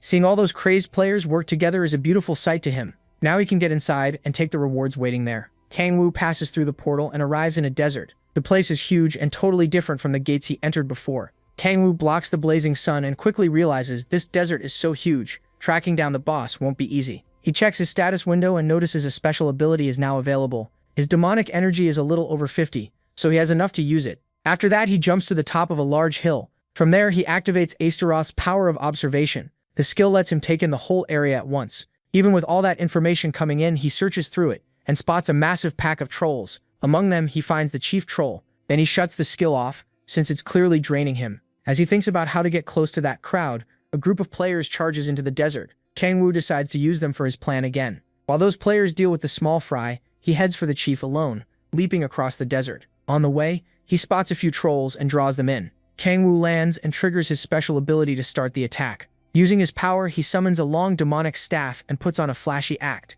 Like some cheap martial arts extra, he spins the staff around, then locks onto his target. Next, he hurls it at the chief troll and kills the boss instantly. The system gives him bonus experience for beating the boss and doing the most damage. He gains 4 levels. It ends so fast that even Kangwoo is stunned by how easy it was. How does a boss die in one hit? He starts wondering if the chief troll was really a boss at all, so he checks the status window. Even then, he can't figure out why a C-rank gate boss was so weak. After thinking it over, he realizes the truth. He's just gotten way stronger. Seeing that safe hunting isn't really possible anymore, he gets ready to go all in. He jumps down the hill, extends his arm blades and prepares to tear through the remaining trolls. so he changes plans and decides to enjoy the massacre like the maniac he is. The trolls rush him right away, but Kang-woo doesn't move, waiting for them. The excitement makes him grin. With that demonic look in his eyes, he says he'll wipe them all out at once. In a flash, he cuts through the horde without a sound. The trolls turn around, confused about what happened. Then the marks on their bodies start to glow, and they all explode from the inside. Kang-woo stands there as blood pours over the sand.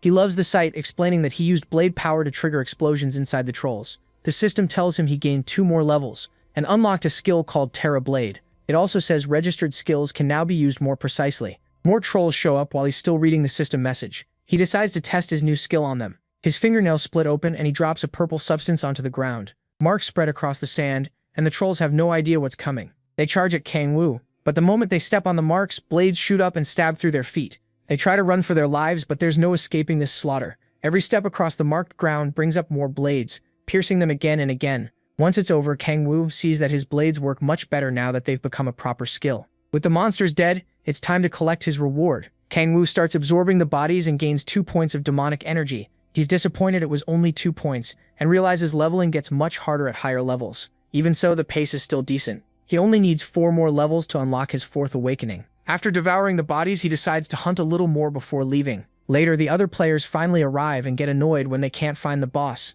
They wonder if the government got it wrong since they can't even find a single minion. Then they remember seeing some trolls running away. They also find traces of the chief troll's corpse, but the body itself is gone. That kills their motivation, and they decide it's better to head back. One of them says they should keep searching, but even he gives up, while the group keeps complaining. Nearby, Kang-woo watches them in secret and is glad they still haven't found him. He decides to blend in with the crowd and slip out during the confusion. When the players leave the gate, they crowd the guards and demand compensation for wasting their time. During all that chaos, Kang-woo looks for a chance to get away. Then someone shouts for everyone to shut up, and he turns to look. A squad of soldiers arrives, and people recognize them as the Hwarang Corps. Everyone gets tense right away, because their appearance usually means trouble. The soldiers step aside to let a white-haired woman pass. The players recognize her as Baekwha Yong, commander of the Hwarang Corps' 3rd unit. She looks like someone nobody wants to cross. She slams her sword down and orders everyone to be quiet. Her gaze sweeps over the crowd, and she says there have been reports of cow players appearing in deranked gates. As the Corps members move toward each player, Baek announces they'll inspect everyone who has reached their 3rd awakening. Kang-woo immediately gets nervous. This is bad for him. Annoyed by the whole situation, he tries to figure out how to get past Baek and her soldiers, all while hoping she hasn't noticed him. Baek keeps a close watch on the crowd in case anyone tries something. The soldiers try to calm people down, saying the inspection is simple. They're only looking for players on a watch list. Even so, Kang-woo knows he's done plenty of shady things, and he prays he's not on that list. With eyes everywhere, it's hard for him to even think about escaping, and sneaking past Baek won't be easy either. As he searches for a way out, rage starts building inside him. Then Baek walks up and asks for his player card. Trying to stay calm, he hands it over. While she checks the card, Kang-woo thinks about how careful he'll need to be now that the cow players are already making moves. They talk for a moment, and Baek says she can't just leave all the work to her subordinates. Kang-woo tries to charm her a little, telling her she looks really cool. Baek keeps searching for anything wrong with his card, but he keeps her busy with more questions. She confirms that cow players have been showing up a lot lately, which is why they're doing random checks. After verifying him, she gives the card back. As Kang-woo takes the card, he notices her hands are shaking slightly. He talks about cow players killing people for money, and she agrees, but he knows she's lying. He also knows the government is hunting the demonic order too. Baek quickly says goodbye and moves to the next player. As she turns to go, Kang-woo asks for the suspect's name, so he can report them if he sees them. She thanks him, but tells him to leave that to the professionals. He agrees so he won't seem suspicious. Noticing he just reached C rank level, she advises him to keep leveling in D rank gates, and he thanks her. Baek calls Kang-woo a good person, and says she hopes there will be more people like him. He accepts the praise, though he knows if there were more people like him, the whole world would be a mess. Then he watches Baek move on to inspect the next player. After that, he calls Soon and asks to meet up. A few days later, he meets Sue and Sola at a cafe. Sue finally meets Sola and asks if she's the healer Kang-woo mentioned. She greets him, but hesitates to shake his massive hand because she doesn't want it crushed. Sue stares at them like a creep and says she and Kang-woo look good together. Once they sit down, Kang-woo tells Sue he wants to take Selo with them into D-rank gates. The big guy agrees right away, since having a healer helps him too. Things get awkward when he calls Selo Kang-woo's sister-in-law, and she starts blushing hard. Sue tells her not to worry about that and asks her to explain her ability in detail. Besides healing, she can also boost her teammates' strength, stamina, and dexterity. Sue is impressed and asks if she can heal and buff at the same time. Selo says yes, but her attacks are weak. Even so, Sue is still amazed. A healer who can buff and protect herself is rare, so Sola thanks him for the compliment. She also says she isn't planning to join a guild right now. Meanwhile, Kang Woo is practically melting because she didn't deny being called his sister-in-law. Anyway, Sue gulps down his drink like a brute and says the three of them are going to make history. Sola and Kang Woo can only stare at how crazy he sounds. Then Kang Woo asks if Tae-soo has anyone in mind for the dealer spot. Tae-soo says he has two candidates. Both just had their second awakening, and he swears Kang Woo will like them. Kang Woo remembers last time and doubts that confidence. Tae-soo admits he can be wrong sometimes, then offers to introduce them before tomorrow's hunt. They agree. Tae-soo tells Kang Woo she wants to level up fast so she can stay by his side. He tells her not to rush. Meanwhile, Tae-soo keeps acting like the perfect third wheel, grinning at them like a happy creep watching young love. Then Tae-soo says they'll meet in East Incheon tomorrow. Kang Woo asks why so far, and Tae-soo explains he wants to clear the troll gate there because something happened at the closer one. Kang Woo is surprised when he hears it's a beginner D-rank troll gate. Trolls are tougher than lizardmen, so the hunt should help Tae-soo and Sola grow fast. Kang Woo likes the plan and is glad Tae-soo isn't all muscle and no brain. After that, Kang Woo gets ready to leave since he still has something else to do. When Tae-soo asks what it is, Kang Woo simply says he's going to level up. He's level 29 now, just one step from his fourth awakening. He enters a C-rank gate and uses observation to find some trolls. He spots 8 and cuts them down in an instant. They die before they even know what hit them. Kang Woo flicks the blood off his arm blades and thinks about how many more he needs to kill, when a strange smell hits him. It's human blood, not monster blood. He jumps toward the source right away. While moving through the air, he figures the smell is from at least 6 people. Maybe a C-rank party got wiped out in seconds, unless some cow players are nearby. Soon, Kang Woo reaches the bodies and lands at the slaughter site. Every player is dead and the killing was brutal. The demonic order usually wants victims alive, so this doesn't fit them at all. The blood is still fresh, which means the killer can't be far. Then Kang Woo spots something that even makes him tense up. A giant set of blood-covered fangs is still chewing on the corpses. The creature lets out a roar, and Kang Woo is stunned to see a hellhound here. Its cry shakes the area. Then it lunges straight at him, trying to swallow him whole. With no time to spare, Kang Woo brings out his arm blades and slashes at the beast. But the hellhound's hide is too tough, making the fight even more irritating. Before he can settle in, the beast catches him off guard again and builds up a blast before firing it at him. It explodes the moment it hits, tearing through everything in the way. The hellhound watches the dust, waiting to see if Kang Woo died, but killing the Demon King won't be that easy. Kang Woo jumps into the air and decides to switch weapons. He summons a dark spear and releases its power. As the hellhound looks up, Kang Woo whips up a vortex and drives the spear down. It pierces the beast cleanly, making it scream in pain. Kang Woo lands as the monster staggers from the hit. For a moment, he's glad he managed to pin it down, but that thought backfires. The beast gets back up and charges again. Kang Woo dodges and finds an opening. He kicks the monster and uses the recoil to jump back. Seeing another chance, he uses earth power just before the beast can bite him. The ground breaks apart under them and the monster loses balance. Using that moment, he forms his dark spear again and drives it straight into the hellhound's body. The monster thrashes to get free, but Kang Woo puts all his strength into holding it down. They slam into the ground, then the beast bursts out of the crater and sends Kang Woo flying. He recovers fast, but this thing is way more stubborn than he likes. The hellhound is still standing despite its wounds and glares at him with rage. Kang Woo, on the other hand, is getting worn down, and he knows he's still far from his old power. He steadies himself again while the beast readies another charge. The hellhound digs in and wraps itself in a fierce red aura. Boosted by that power, it rushes him again. By now, Kang Woo is furious that a stupid mutt is giving him this much trouble. He draws on Baphomet's power of 1,000, sharply raising his physical strength.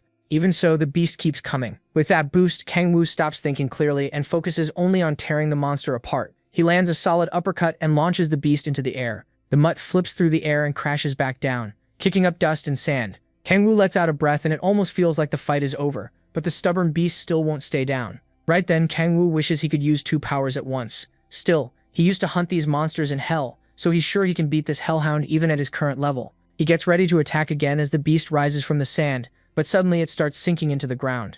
At least it's finally over. A system message appears. He defeated a C-rank Cracks fragment. He reaches level 30, unlocks his 4th awakening, and gains a special skill called Ruler of Demonic Energy. It lets him use demonic energy faster and more naturally, and even hide it from others. Kang Woo remembers hearing the name Core Crack before, and wonders if that's what the system calls beings from hell. It also makes him question how that hellhound crossed over at all. Questions keep piling up, but he has no answers yet. For now, he puts them aside and checks the rest of the system messages. As he scrolls, one detail stands out. His 4th awakening skill is A rank. With that, he won't need to worry about small problems anymore. Then he devours the hellhound's body and absorbs its demonic energy. The idea of returning to the power he had before the Myriad Demon Palace excites him, because this time he might grow even stronger than he was in hell. After that, he leaves the gate and heads home. At this point, the only thing that could make his day better is a pot of his favorite food, and he can't stop thinking about it. On the way out, someone calls to him. He turns and sees Yeonju leaning against a wall. Kang-woo isn't happy to see her and doesn't think they're close enough for friendly small talk.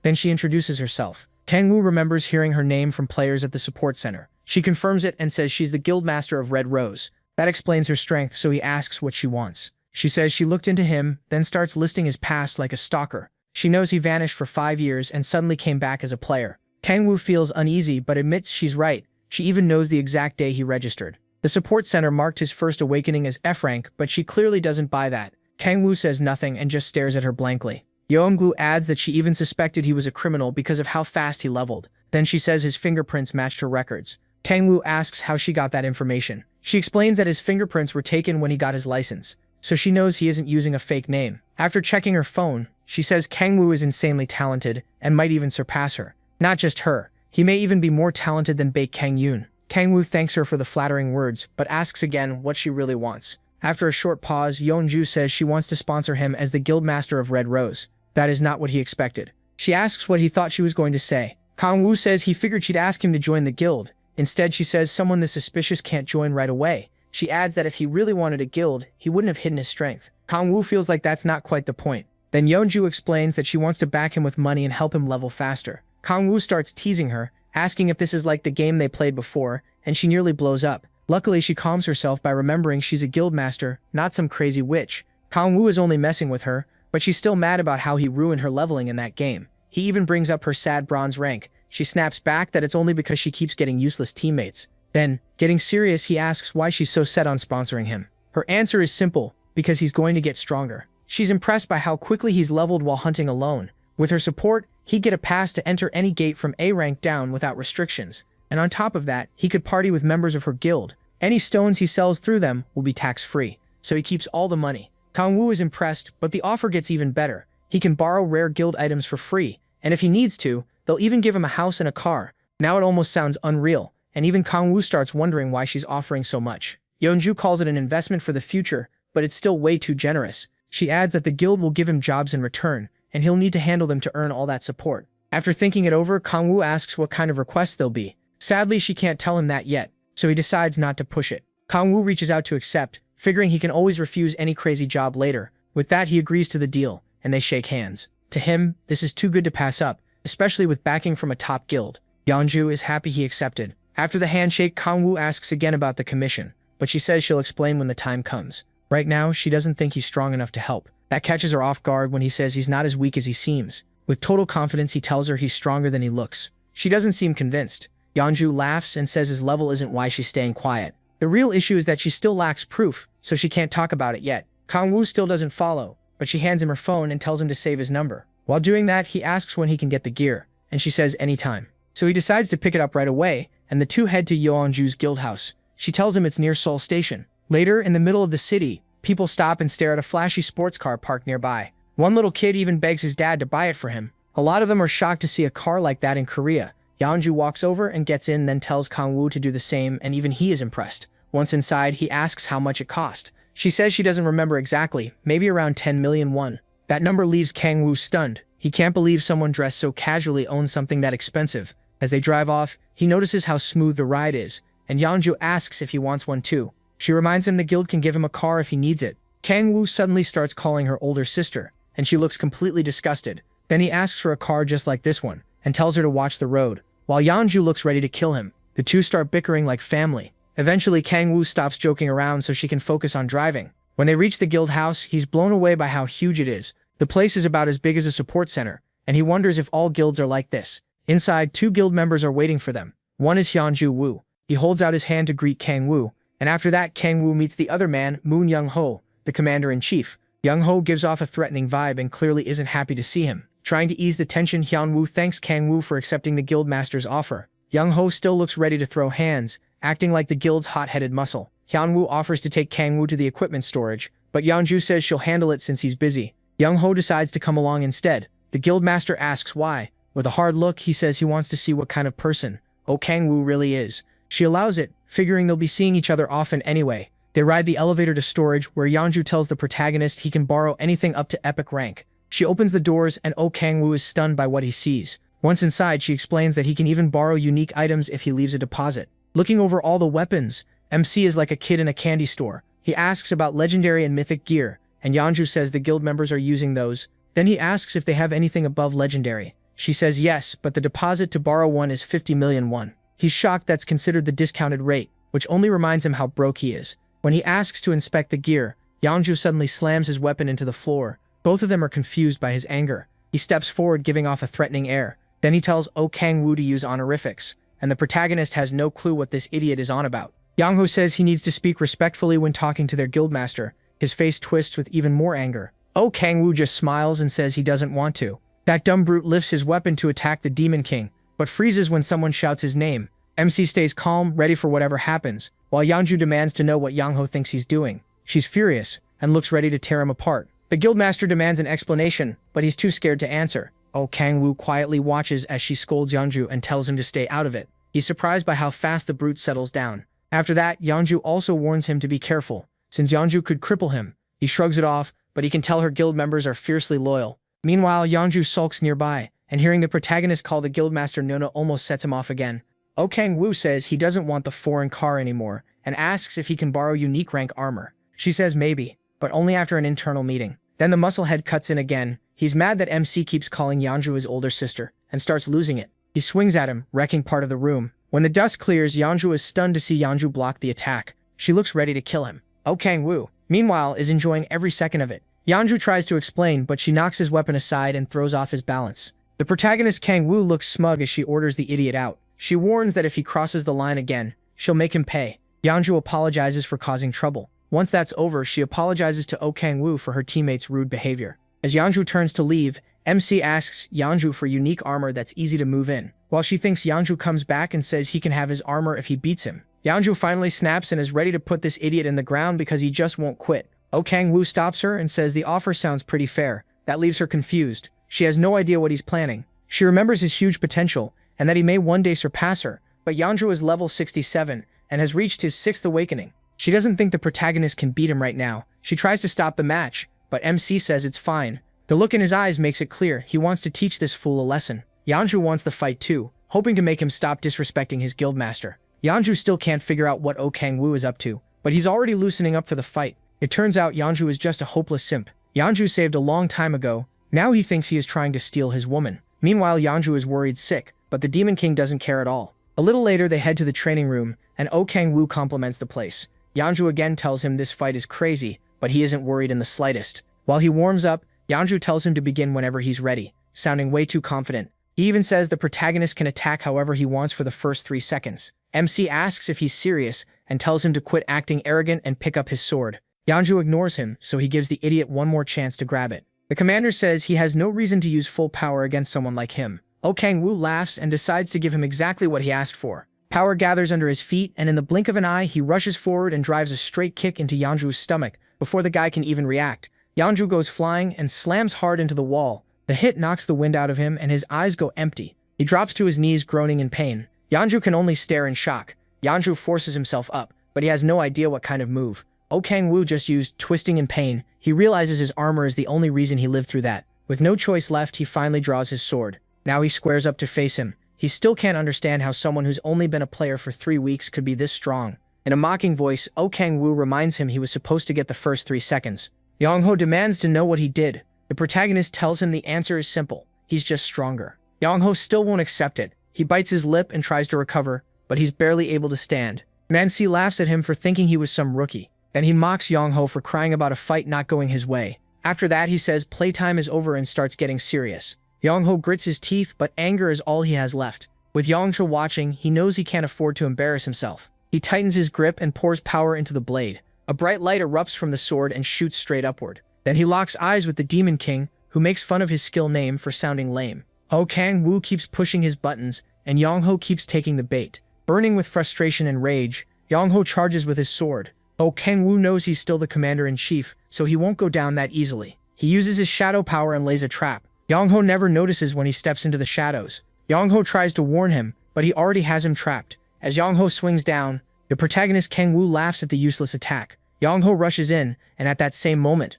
Oh Kang-woo appears from the side of the shadow. That's when Yang Ho realizes his target is gone, but before he can react, Mensi grabs his shoulder and tells him the fight is over. Then he releases a shockwave and blasts Yongho into the wall again. It only makes him look worse in front of Yongju. Yongho loses consciousness again and collapses. Yongju is left speechless and looks at Oh Kang-woo with fear in her eyes. The Demon King reminds her that he already said he was far stronger than Yongho thought. Once the fight ends, workers come in to clean up and treat Yongho's injuries. Yongho apologizes for everything and says Yongho will be removed from the guild. She'll also warn the others not to pull anything like this again. He says it's fine, he's just glad he got the armor. The armor is called Gargoyle Armor, and it's a unique rank item. Its stats are amazing, so Oh Kang-woo is thrilled to have it. Even while Yongho is upset, he notes that her subordinate ignored her orders. That idiot also bet something incredibly valuable and threw it away like trash. The protagonist Kang-woo wonders if this is what love does to people. He warns Yeonju that if this happens again, he'll have to rethink working with her. She promises her guild will treat him properly from now on.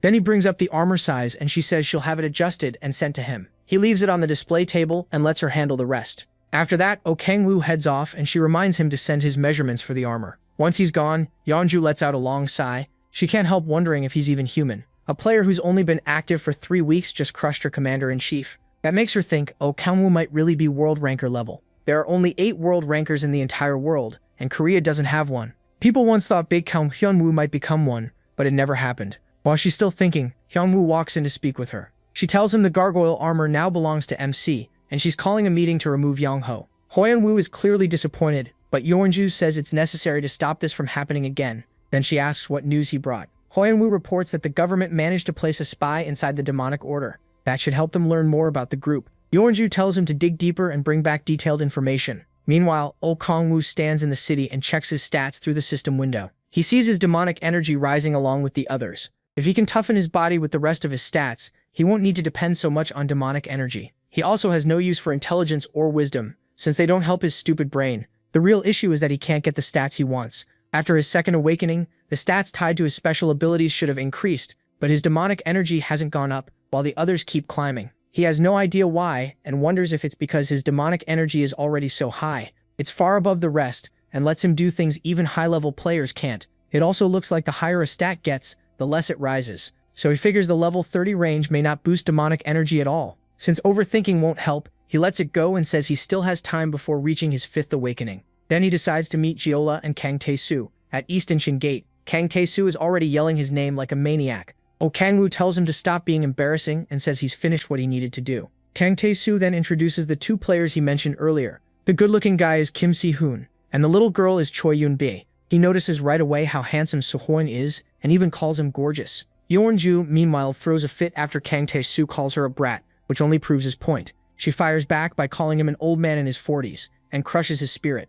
Then she turns to Kang-woo with sparkling eyes and says she's heard a lot about him. Kang-woo asks about her class and special ability rank. She ignores him the second she sees Yola, starts calling her big sis, and begs to take pictures together. Hyunwoo watches this and wonders if he just found the female version of Kang Tae-soo. Seo-hyun steps forward more calmly, introduces himself as a level 12 player, and says he's a warrior with an A-rank special ability. While Yeonbi keeps taking pictures, Seo-hyun also explains that she's a mage with a B-rank ability. Hyunwoo thanks him and notices how calm and collected he is. On top of that, he has an A-rank ability and a second awakening, making Hyunwoo think he looks like the hero of a manhwa. Taechu asks what he thinks of the recruits. Kang-woo smiles and says they're pretty solid. At the same time, Sik-hee-hun gets dragged into Yeonju's chaos and ends up taking a picture of her with Shilla. The big dummy starts bragging, but Kang-woo reminds him his last party almost got him skewered. Taechu just says the universe did that so he could meet Kang-woo. The Demon King doesn't even know how to answer that stupidity. Taechu then asks what he thinks about the team setup. Kang-woo says it's good, they have all the basic roles for a party. For 4 members, it's about the best setup possible. On top of that, 2 of them have A-rank abilities while the other 2 have B ranks, so it's a strong team for hunting. Kang-woo says he'll join their hunt for the day. He wants to watch them and point out anything they're missing or could improve. Tae-mate Sui thanks him in that loud voice of his, which only makes Kang-woo more tired of him. He also warns them that he'll step in only if things get dangerous, so they need to stay sharp. These guys have a lot of room to grow, and he has no plan to carry them. Later, the scene shifts. A pack of trolls comes screeching toward the party, and even more pour out from the woods. Tae-mate charges first and slams into them with his shield. The monsters are sent flying back, and Tae-mate grins while mocking them. The trolls start to hesitate. Then Yubin rushes in and blasts them with lightning magic. Right away, she signals to Tae-mate that 5 more trolls are coming from behind. The tank quickly moves to her side and plants himself in place. A bright flash bursts from Tae-mate's shield, blinding the trolls and making them cover their faces. As they focus on him, he shouts for them to come, giving Hansel the opening to buff him with light magic. After thanking her, he holds them off with ease. Then she forms an arrow of light and starts shooting the monsters, while Tae-Mei-Su keeps them pinned back. When her attacks stop, Tae-Mei-Su slams his shield into the trolls and sends them flying. While they struggle to get back up, Si-hun rushes in and cuts through them in a flash. In one clean move, he finishes them all. When he turns around, Tae-Mei's already praising him. He asks if Si-hun trained in kendo before becoming a player. Si-hun says it was just a hobby, which is why he's good with a sword. After seeing him cut down the monsters that easily, Tae-Mei-Su says that doesn't sound like a normal hobby. Then everyone looks to Kang-woo for feedback, and they tense up waiting for his answer.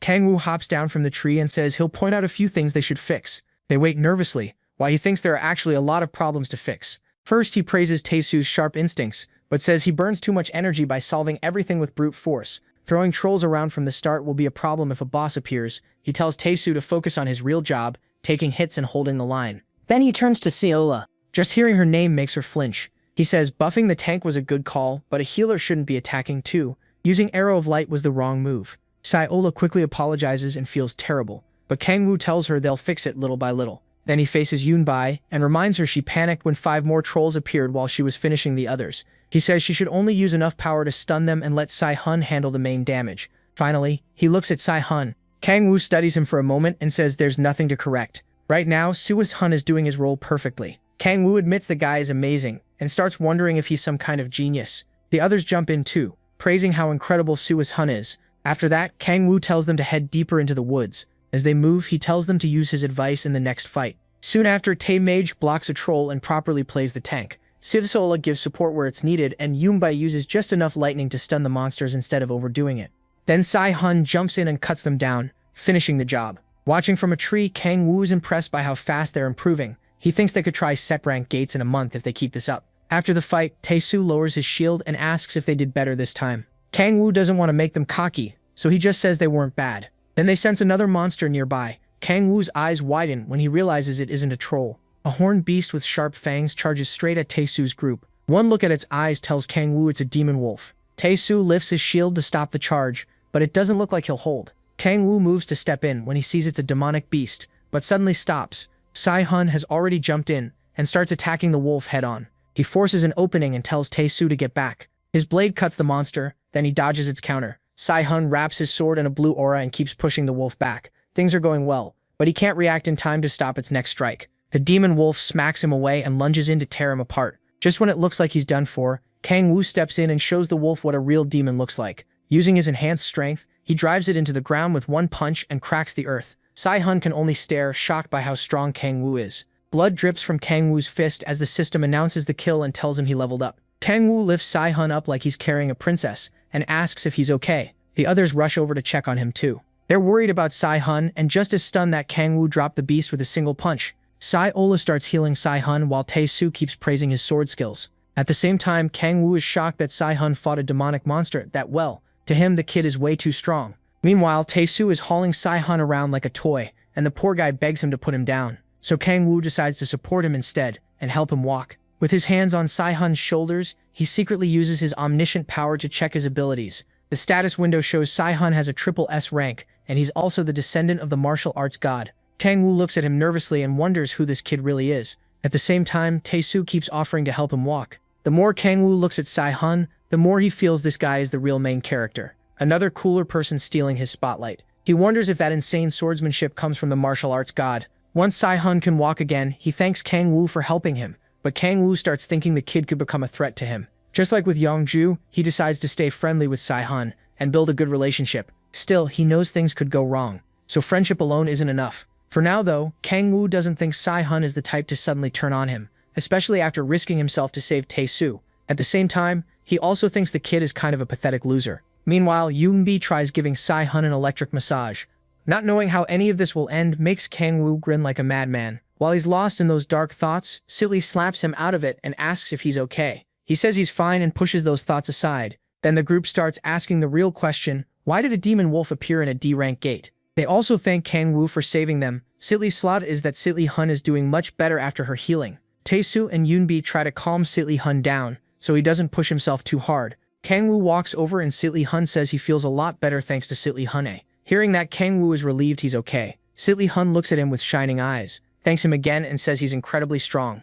Tae-Mu-soo and Silly Hun keep fawning over Kang-woo, and Yoon-bi can barely stand how pathetic they look. Tae-Mu-soo goes on, saying he's never seen anyone with a second awakening like Kang-woo. Then he asks why Silly Hun hasn't joined one of the big guilds yet, since someone that strong could get into any of them. When Tae-Mu-soo suggests the Mare Guild, Silly Hun starts to shake a little. He says he has no plan to join any guild, especially not Mare. Tae-Mu-soo gets confused and asks if he has a problem with that guild, but Si Hun tightens his grip on his sword and says it's nothing. Even Tae-Mu-soo realizes he pushed too far, so he apologizes for digging into his past. Silly Hun says it's okay and apologizes for getting so worked up about the topic. After that, Kang-woo says they should all head home so Si Hun can rest. Silly Hun insists he can keep hunting, but Kang-woo tells him not to overdo it. Then Tae-Mu-soo asks if Kang-woo will join them again tomorrow, but Kang-woo has no intention of hanging around that loud idiot. He's disappointed, but Kang-woo reminds them he can't always watch over them. They need to learn to hunt on their own. Tae-Mu-soo says he'll focus on leveling up, and the group starts to leave. Once they exit the gate, Kang-woo tells Silly something came up,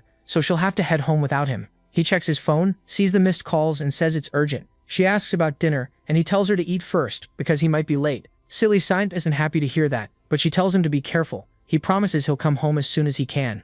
After that, they say goodbye. Once Silly disappears into the crowd, Kang-woo decides to start whatever plan he has in mind. Meanwhile, Silly Hun checks his phone at a bus stop. As he looks through the bus routes and thinks about the Mere Guild, Kang-woo walks up and says he needs to talk. With a serious face, he says it's important, and suggests they go somewhere private first. A little later, they arrive in a quiet alley. When Silly Hun innocently asks what this is about, Kang-woo suddenly drives a punch into his stomach, knocking the breath out of him. Then he grabs Silly Hun by the collar and throws him down. The poor kid tries to ask what he's doing, but Kang-woo drops a knee onto his chest and says he's making insurance. Holding him there, Kang-woo says Silly Hun is going to become very strong, so he wants them on friendly terms. Looking completely insane, Kang-woo says he wants them to become true comrades. Struggling to speak, Si-hun asks why he has to do this just to become friends. Kang-woo then injects demonic energy into him. Si-hun starts writhing in pain and soon begins to black out. Kang-woo uses soul subordination, reaching for Si-hun's heart to seize control of him. While doing it, he says Si-hun won't remember any of this and will go back to hunting like nothing happened. Then Si-hun's heart changes into a strange demonic one with eyes and teeth. As Si-hun keeps suffering, Kang-woo leans in and tells him he'll grow stronger with Han Sol-ah and Tae-soo, and together they'll become the strongest party. A moment later, the Demon Lord lets go of his heart and says that if Si-hun becomes his subordinate, he'll get to use part of Kang-woo's power. Si-hun can barely stay awake after everything he just went through. Meanwhile, Kang-woo stares down at him with a twisted smile and says they'll be great comrades. Not long after, Si-hun finally comes to and hurriedly tries to stand. He has no memory of what happened or why he's in the alley. The last thing he remembers is waiting for the bus. He checks his phone, sees an hour has passed, and tries to piece together what happened next, but all it does is give him a crushing headache. Since he can't remember anything else, Si-hun figures he must have passed out after the fight with the demonic wolf. He clenches his jaw, frustrated by how weak he feels. As he forces himself up, Si-hun tells himself he has to become stronger. He's still got a long way to go. Then a memory flashes through his head. Kim Young-hoon, the vice guild master of the Mer Guild. The moment Young-hoon's face appears, Si-hun slams his fist into the wall and swears his blade will one day reach the vice master's throat. As Si-hun stumbles down the alley, Kang-woo watches from a rooftop. A system message appears, confirming that soul subordination worked. Satisfied, he decides to save the commands for later now that he has the insurance he wanted. For now, he just plans to watch Si-hun grow. Meanwhile, Si-hun checks his phone, completely clueless that a mad demon lord has already turned him into his pawn. He finally makes it back to the bus stop and hurries onto a bus. Kang-woo keeps watching, saying Si-hun's talent could someday rival Balak's, once it fully develops. He plans to use this new subordinate against the demonic order since the Myriad Demon Palace is still partly sealed. Like a total stalker, Kang-woo watches Si-hun board the bus and promises to support him however he can. So yes, our protagonist is being pretty creepy here. Then he gets a call from Cho Do-kyun. He answers, and Do-kyun says he found something important. He isn't fully sure, but says he detected demonic energy and it doesn't seem like it came from a human. Kang-woo guesses it was a demon and asks where the trace was found. Do-kyun says it was at the B-rank gate near Wajongbu, and Kang-woo realizes another demon has appeared. He remembers the Hellhound and Demon Wolf showing up at other gates, and gets excited that a stronger demon might help him level up even more. Checking his stats, he feels this could let him reach his 5th awakening sooner than expected. The next day, a train pulls into Wajongbu station, and he gets ready to get off. He's getting sick of riding the train like a normal civilian and thinks it's about time he buys that car. While looking over information on the gate's monsters, he overhears a player say something strange is happening inside. Apparently, some kind of monster mutation occurred, and because of that, nobody is being allowed in no matter how big their party is. The guards explain that the mutation has made the gate too dangerous, but the players keep arguing. Then an announcement says 10 players have died because of the incident, so access to the gate is now restricted. That number shocks everyone. 10 deaths is a lot, even for a B-rank gate. Kang Woo already knows a demon is rampaging inside, but even he didn't expect the gate to be locked down. Reporters press the guards for details, saying the public needs to know what's inside if the gate is being blocked. The guards finally say the creature looks like a lion. Hearing that, Kang Woo identifies it as a B-war, one of the strongest predators from the second hell. It looks like a lion, has 5 legs, and carries a trait called full stomach. If it eats 5 prey in one day, it becomes full and stops attacking first. Just remembering those creatures from hell makes Kang Woo feel sick. But if there are already 10 dead, that means the B-war showed up at the gate 2 days ago. So his plan is simple. Feed it 5 monsters, then kill it once it's full. After deciding that, he calls Yeonju. She clearly isn't happy to hear from him, especially since she's in the middle of training. But he asks her to get him into the B-war rank gate despite the restrictions. He says she can pull it off because she has good connections with the higher-ups. Kang Woo hears loud crashing over the phone before she asks if he really needs to enter that gate. Yeonju warns him it'll cost a lot, and he promises to pay her back after it's done. She just hopes he's not planning to get torn apart in there.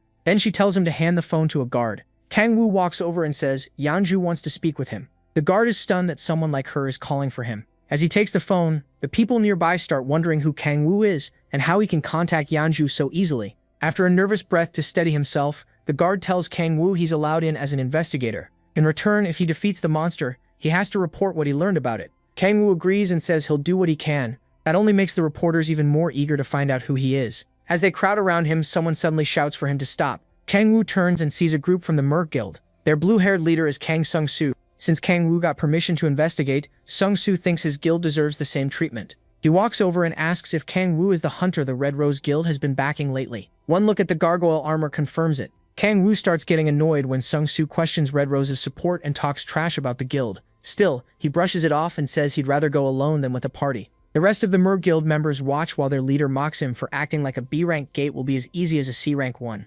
Sung-soo goes further, saying people like Kang Woo die fast. He claims Kang Woo is chasing fame by hunting the mutated monster, and asks, since when Fourth Awakening players became this nosy? Sung-soo keeps trying to provoke him, but Kang Woo says nothing. Then something in Kang Woo snaps when Sung-soo mistakes his silence for fear. The idiot even tells him to join their party so he won't die alone inside the gate. Kang Woo accepts, acting timid, and saying he's scared to go in by himself. But behind that innocent act, he's already decided to enter with Sung-soo's group for a much darker reason. After counting the 5 other party members, he realizes they're the exact number he needs to feed the B-war. Sung-soo is just extra, and Kang Woo can't wait to deal with him too. Earlier, Sung-soo got a call from Vice Guild Master Kim Young-hoon, who ordered him to humiliate Kang Woo in public and make Red Rose look bad. That's why he started all this. Back in the present, Sung-soo hesitates, wondering if Kang Woo really means it about joining them. His plan to embarrass Kang Woo in front of the reporters isn't working, and now he's worried he's the one starting to look bad. In the end, he agrees to go in with Kang Woo, leaving everyone shocked that the Mer Guild and Red Rose Guild seem to be working together. Even Sung-soo's own party starts feeling uneasy as Kang Woo walks ahead of them. The reporters know they've got a huge story. Meanwhile, as Kang Woo heads for the gate, Sung-soo stops provoking him and writes him off as a coward. What he doesn't know is that Kang Woo plans for this to be the last time these 2 guilds ever cooperate. Once inside the gate, Kang Woo suggests they combine forces to catch the mutated monster. Sung-soo spits near him and asks if he has any pride at all. He can't tell whether Kang Woo is really that dumb or just acting. Kang Woo stays quiet while Sung-soo keeps insulting him and calling him pathetic. The others join in, trashing Yeonju and the Red Rose Guild while bragging about their own guild and Vice Guild Master. Kang Woo listens in silence and starts thinking about the Mer Guild. Its guild master Kim Jae-hyun also runs a company called Mer Electronics. He and his son Young-hoon awaken his players, then use the company's money to level up fast and build the Mer Guild. As the party keeps talking, Kang Woo figures their guild must be loaded, money for more. For a second, he thinks about making the 2 guilds fight so he can profit from the mess. But he drops that idea. Yeonju is still too useful to lose. Thanks to Yeonju, he gets nice cars and rare gear.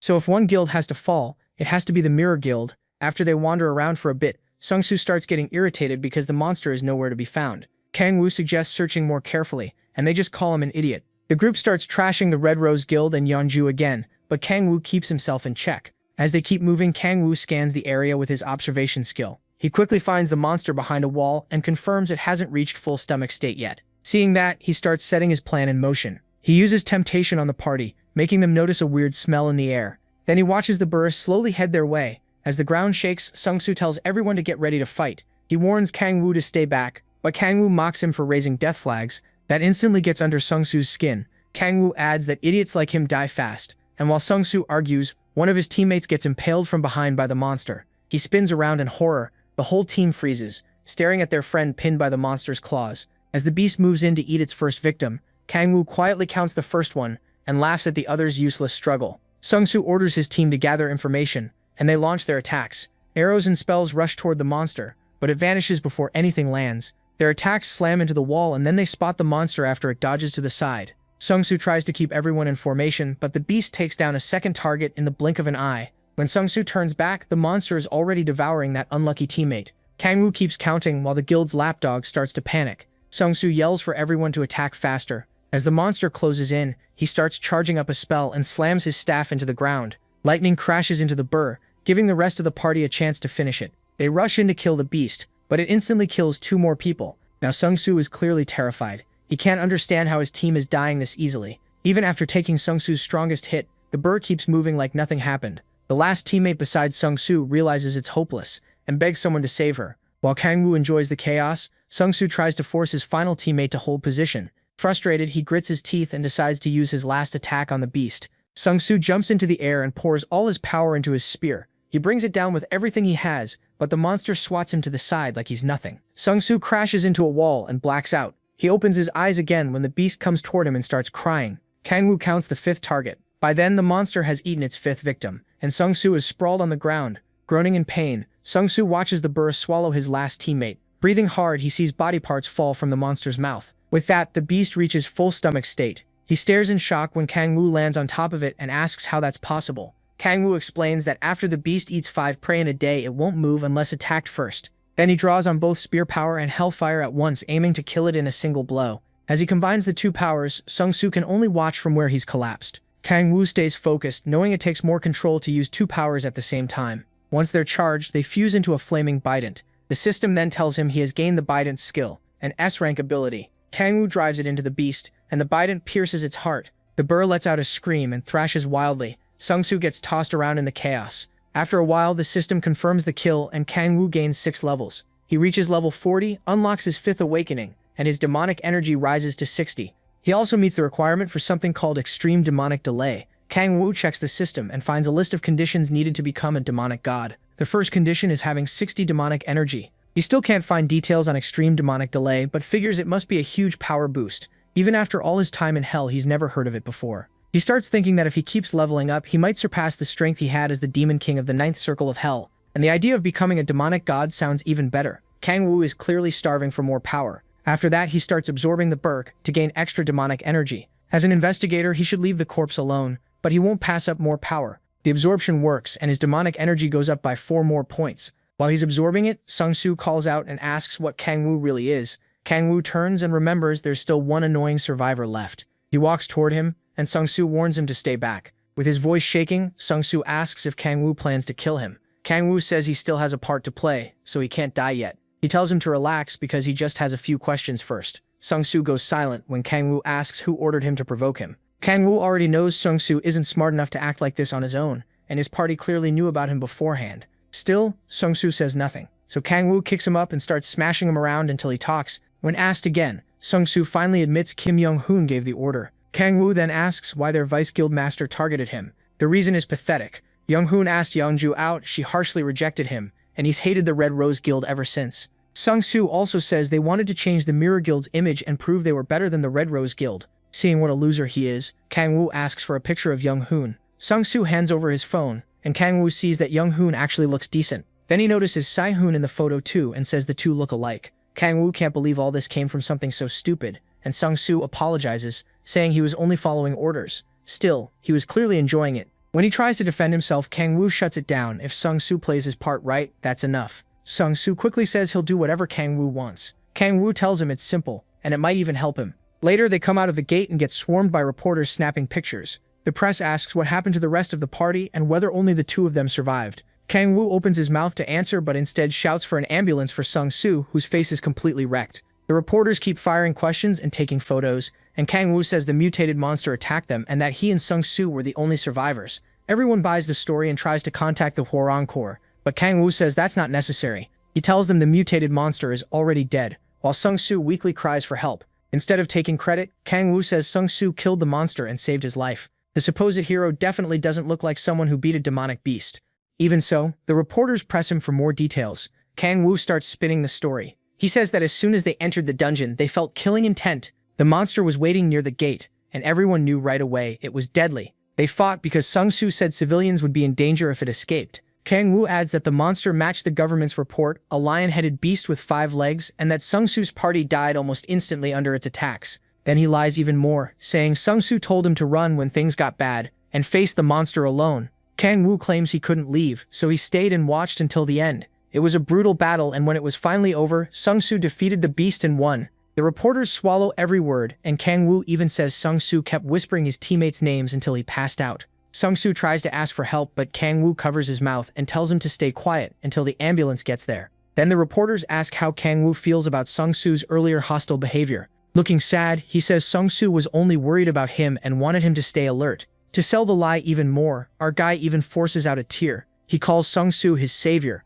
the real hero of this age. Soon the papers are full of stories praising Sung-soo, while he ends up in a coma, barely alive. The next day, Young reads the article, and she knows right away Sung-soo was beaten by a person, not that mutated monster. It makes her wonder if she's raising a tiger cub. Then the other woman with her says, Young's rookie is pretty cute. That woman is Jang Hyung-ju, the guildmaster of the Samurai Guild. She asks where Young found someone like Kang Woo. Young says he's not some rookie, then asks when the old lady plans to leave. Hang-ju almost snaps at being called old, but lets it go. Then Young suddenly gets serious, and asks if the mutated monster is connected to the demonic order. Hang-ju says it's only a matter of time before people outside the big 5 guilds learn about the demonic order. Peace only came after those 5 guilds were formed. If the public learns about the demonic order and the human sacrifices they make, society could fall into chaos again. She asks what the Red Rose Guild thinks about all this. Hang-norn looks ready to send her straight to hell. Right then, Kang Woo walks in. Hyung-ju greets him and says she's a friend of Young's. She starts to leave now that he's here, but Kang Woo offers to come back later so they can finish talking. She says it's fine because she was already done, but Kang Woo still feels bad. Then she gets annoyed when he calls her lady, taking it as proof he thinks she's old. After that, she heads out, but pauses at the door and glances back at Young for a moment. Once she's gone, Young tells Kang Woo that crazy woman is just her friend. Then she hands him a card. It's the S-rank gate permit he asked for. Kang Woo says her guild works fast since it came sooner than expected. She tells him to quit flattering her, and warns him not to hunt in an S-rank gate. He ignores that part and says he heard what she and Hyung-ju were talking about. Young pours him some tea and says they would have had to tell him eventually, even if it's classified. Kang Woo pretends he knows nothing about the demonic cult and asks if they're behind the monster mutations. Young says the cult is full of crazy fanatics, and they've been moving a lot lately. She doesn't know when the group started or how large it is, but the guilds are still trying to track them down. Young quickly answers her mother-in-law, saying she won't stop her if she wants to leave, then asks Kang Woo if he'll help with her request. Kang Woo pauses for a second, then lifts his S-rank permit and tells her not to worry. He says she's helped him a lot, so helping her back is only fair. Young looks at him, then starts blushing like a little girl and thanks him. She doesn't know he's really in it for the demonic energy he can get. Young says she may call him again if there's an emergency, then warns him one more time not to hunt in S-rank gates. Later, a sleek car speeds out of the guild building. Kang Woo is driving, happy to be traveling by car again. On the way, he decides to check his 5th awakening skill. This power lets him summon a demon from another dimension. The more demonic energy he spends, the stronger the demon can be. The problem is, he can only use it once every 3 months, so he has to make it count. He figures gates work like bridges to other worlds. The stronger the gate, the stronger the monsters that cross through. Crack fragments should work the same way, which means higher ranked gates should let him summon stronger demons too. Kang Woo reaches his destination and gets out. Because he's stubborn, he heads straight to an S-rank gate to test the new skill. The guards scan his card and let him in. Security is incredibly strict. Without the Red Rose Guild, he wouldn't even get near an S-rank gate. The gate opens and he walks through. On the other side is an open field by the sea. He picks a spot and sits down, hoping he can summon something high-ranked like Cerberus. Then Kang Woo starts meditating and begins the summon. The skill activates. He rises into the air as demonic energy pours from his body. It puts a heavy strain on him, but he pushes through. The system starts forming a crack to finish the summon. Sweating hard, Kang Woo keeps his eyes on it and manages to open it. A green light shines out from inside, and the system says a deeper crack has formed because of the Myriad Demon Palace. Kang Woo notices the color right away. Every other crack he's seen was bluish, not green. Then another message says a dimensional gate to the continent of Eleanor has opened. He has no idea where that is and hopes this doesn't somehow send him back to hell. Shielding his eyes from the bright light, he looks for the demon he summoned. The crack closes, but he doesn't realize he's standing in the demon's palm. Then he finally sees it, a dragon named Echidna, daughter of the demon dragon Kargath. Kang Woo is stunned. A dragon? A moment later, the beast crashes to the ground after coming through the crack. He hears people speaking in a strange language and looks up to see several unfamiliar faces jumping out after it. They keep talking, but he can't understand a word. A blonde man turns to say something to the others, but Kang-woo still has no clue what's happening. As they move toward the dragon to inspect it, Kang-woo activates a skill that lets him understand other languages. Now he hears the blonde man warning everyone to stay back, and an elf woman calls him Reynold. Reynold points out that the dragon is still breathing, but barely. It looks close to death. The elf says it won't be able to hurt anyone now, and Reynold relaxes. Then Kang-woo walks up and asks who they are. Reynold introduces himself as Reynold von Iris von Arnon, the third prince of the Iris von Arnon Empire. Kang-woo has never heard of that empire. Looking closer, he notices there's also an elf and a dwarf with them, which makes him uneasy. He starts wondering if they really did come from another world. Then Kang-woo looks at the dying dragon and decides to heal her. The others watch closely as he steps forward. Using resurrection, he places a hand on Echidna, and her wounds start healing fast. Reynold rushes in to stop him, but freezes when Kang-woo begins talking with the dragon. Echidna thanks him for saving her, while Reynold can only stare in confusion. She apologizes for appearing in such a miserable state, and Kang-woo tells her it's fine. Suddenly, Reynold presses a sword to Kang-woo's neck while the elf aims her bow at him. Furious, Reynold demands to know if he's the dragon's master. Kang-woo just asks why they're trying to kill Echidna. That makes Reynold explode, shouting that Echidna is an evil demon dragon. He says she brought a deadly plague, and countless people in his empire died because of it. Kang-woo answers that Echidna denies doing any of that, and if she really had that kind of power, she wouldn't be this badly hurt, and nobody there could have beaten her. Reynold stops for a second, probably wondering if Kang-woo has lost it. Then he starts raging again, insisting Echidna caused the disaster. According to him, she has to die if they want to save the empire's suffering people. Kang-woo gets tired of the prince's attitude and decides to teach him a lesson. He hits Reynold with explosion, sending him and his group flying. They recover fast and get ready to attack again. Kang-woo tells them that even if Echidna really caused all that, she's his familiar now, and that alone is enough reason for him to kill them. Echidna starts crying as her master stands up for her and makes it clear he won't abandon her. Reynold calls him a wicked demon and Kang-woo says he actually is one. Hearing that, Reynold starts shouting like a madman, saying he knew Kang-woo was a demon. Then he swears in his own name that he'll defeat Kang-woo for the sake of his empire's people. Meanwhile, the Demon King can't believe how absurd this prince and his little group are. Reynold charges in and swings at him, and the clash triggers an explosion. Kang-woo survives but admits that Reynold's attack isn't something he can block easily. As Reynold comes in again for another strike, Kang-woo slams the ground and blasts the whole group into the air. Then he follows up with another skill, dropping molten rocks on them while they're still airborne.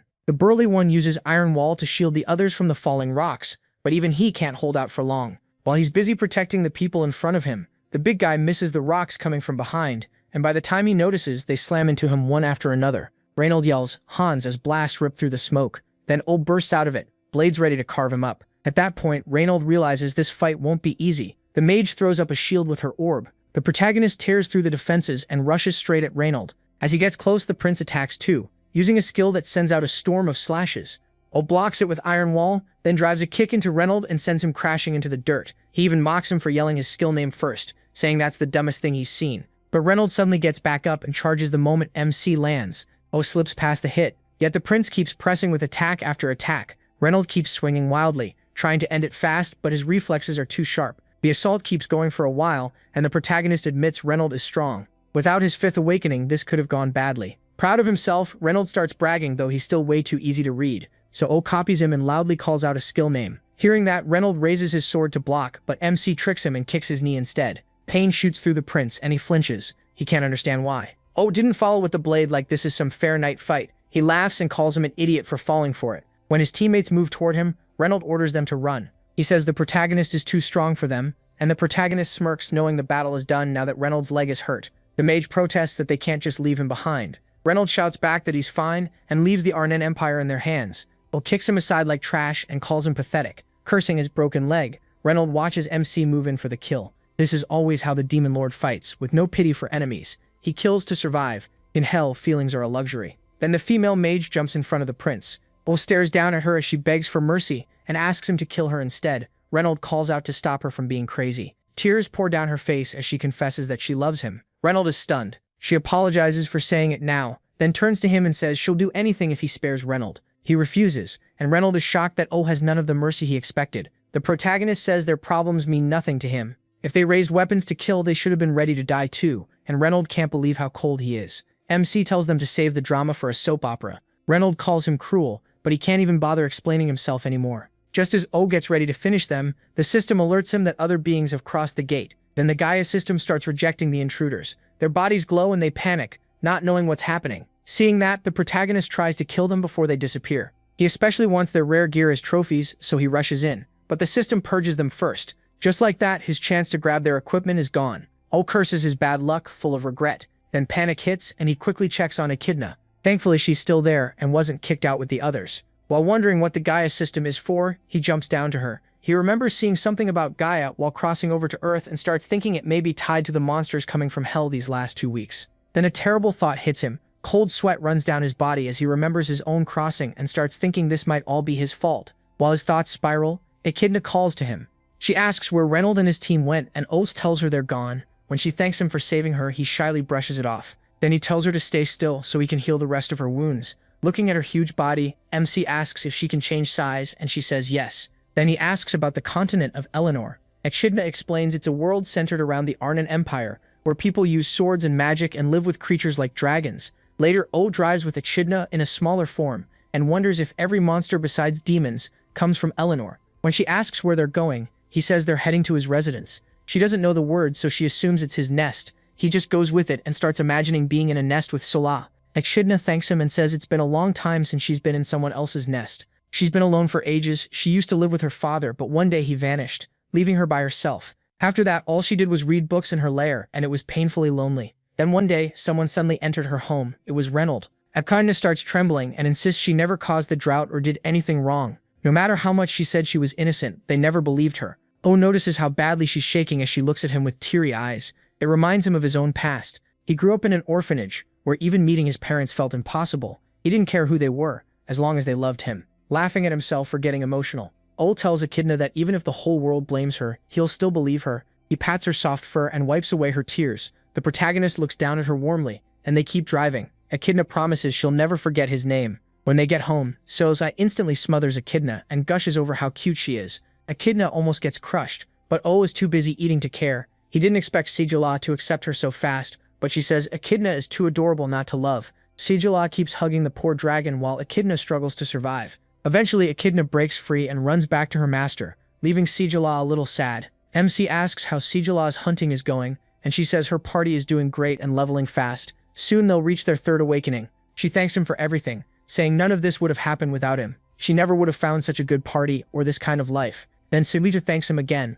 blushing hard. Bo says he should be thanking her instead, because now he finally knows what it feels like to be loved. After that, Silita asks if she can sleep with Echidna, and he can't help wishing that were him. The next morning, the protagonist is still in bed, struggling to wake up. He feels drained and off. When he finally reaches the kitchen, Silita points out that he slept in. O says he feels strangely tired, and she wonders if he's getting sick. He says he's fine and tells her not to worry. Then a strange little girl beside him greets him over breakfast. Something immediately feels wrong. A second later, he realizes the girl is Echidna and completely loses it. While Salah acts like this is normal, Echidna smiles at him and he asks if she could always change like this.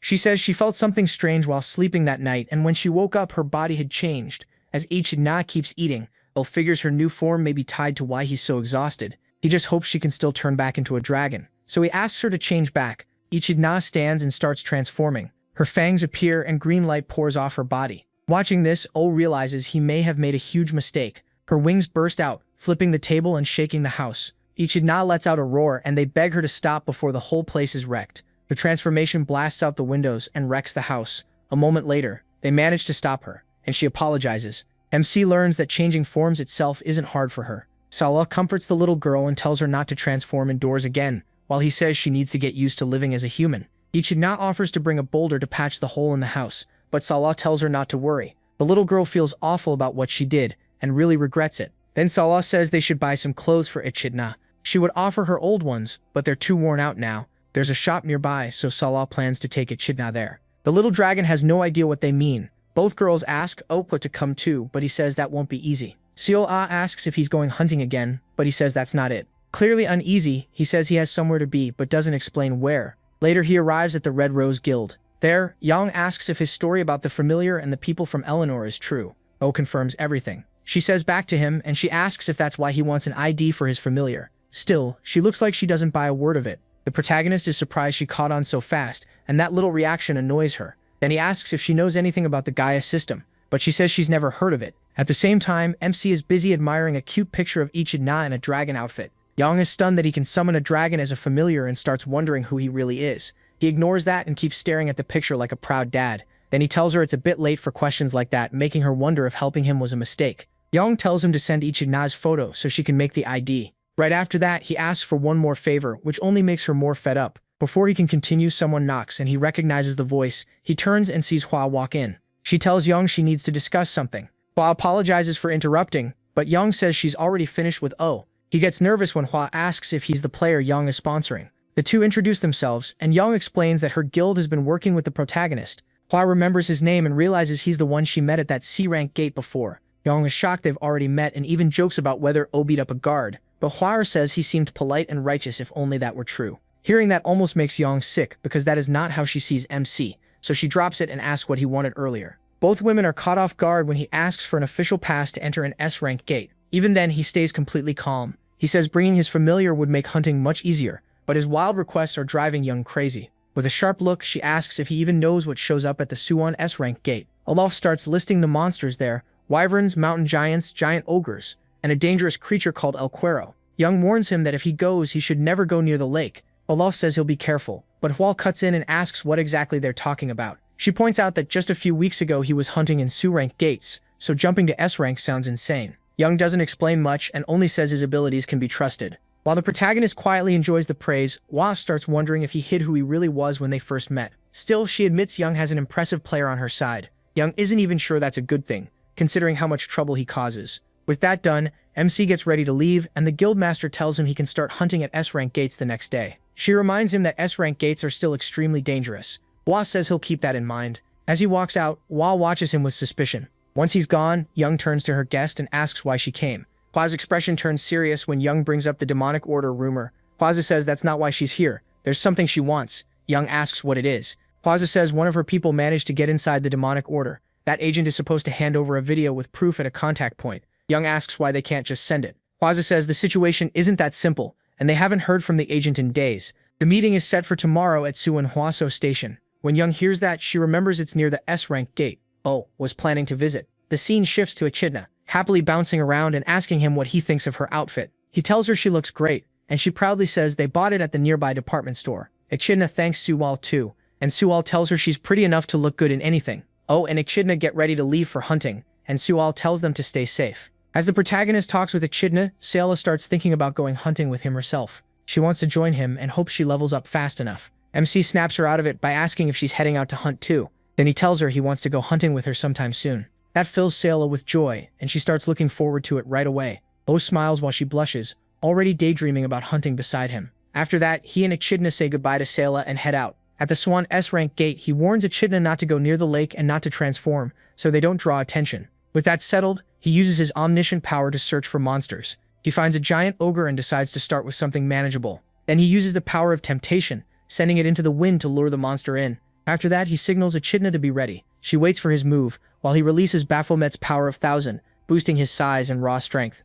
O leaps from the boulder and attacks the giant ogre. Their fists collide, sending out a massive shockwave that cracks the ground and shakes the air. The ogre's power alone shows why it's an S-rank monster. The protagonist's whole body trembles, and even with all that force, the giant ogre barely moves. He knocks the monster's punch aside, slamming it into the ground. Then he bursts through the dust, runs up the ogre's arm with his dark spear, and drives the weapon into its neck. The creature grits its teeth and powers through the pain. It quickly grabs O and starts crushing his body. Echidna jumps in with Dark Storm and Blades of Wind tear into the monster. That forces it to let MC go. The Demon Lord follows up with lightning and blasts the giant ogre. Its brain gets fried and electricity surges through its whole body. That finally brings the creature down. After the fight, O levels up once from the experience he gained. He understands why hunters over level 65 usually come here. Echidna runs over and asks if she was helpful, and he tells her she did well. She says she's gotten stronger ever since he summoned her. Then Echidna smells the fallen monster and starts wanting to eat it. Suddenly, a loud screech rings out, and they look up to find a swarm of wyverns overhead.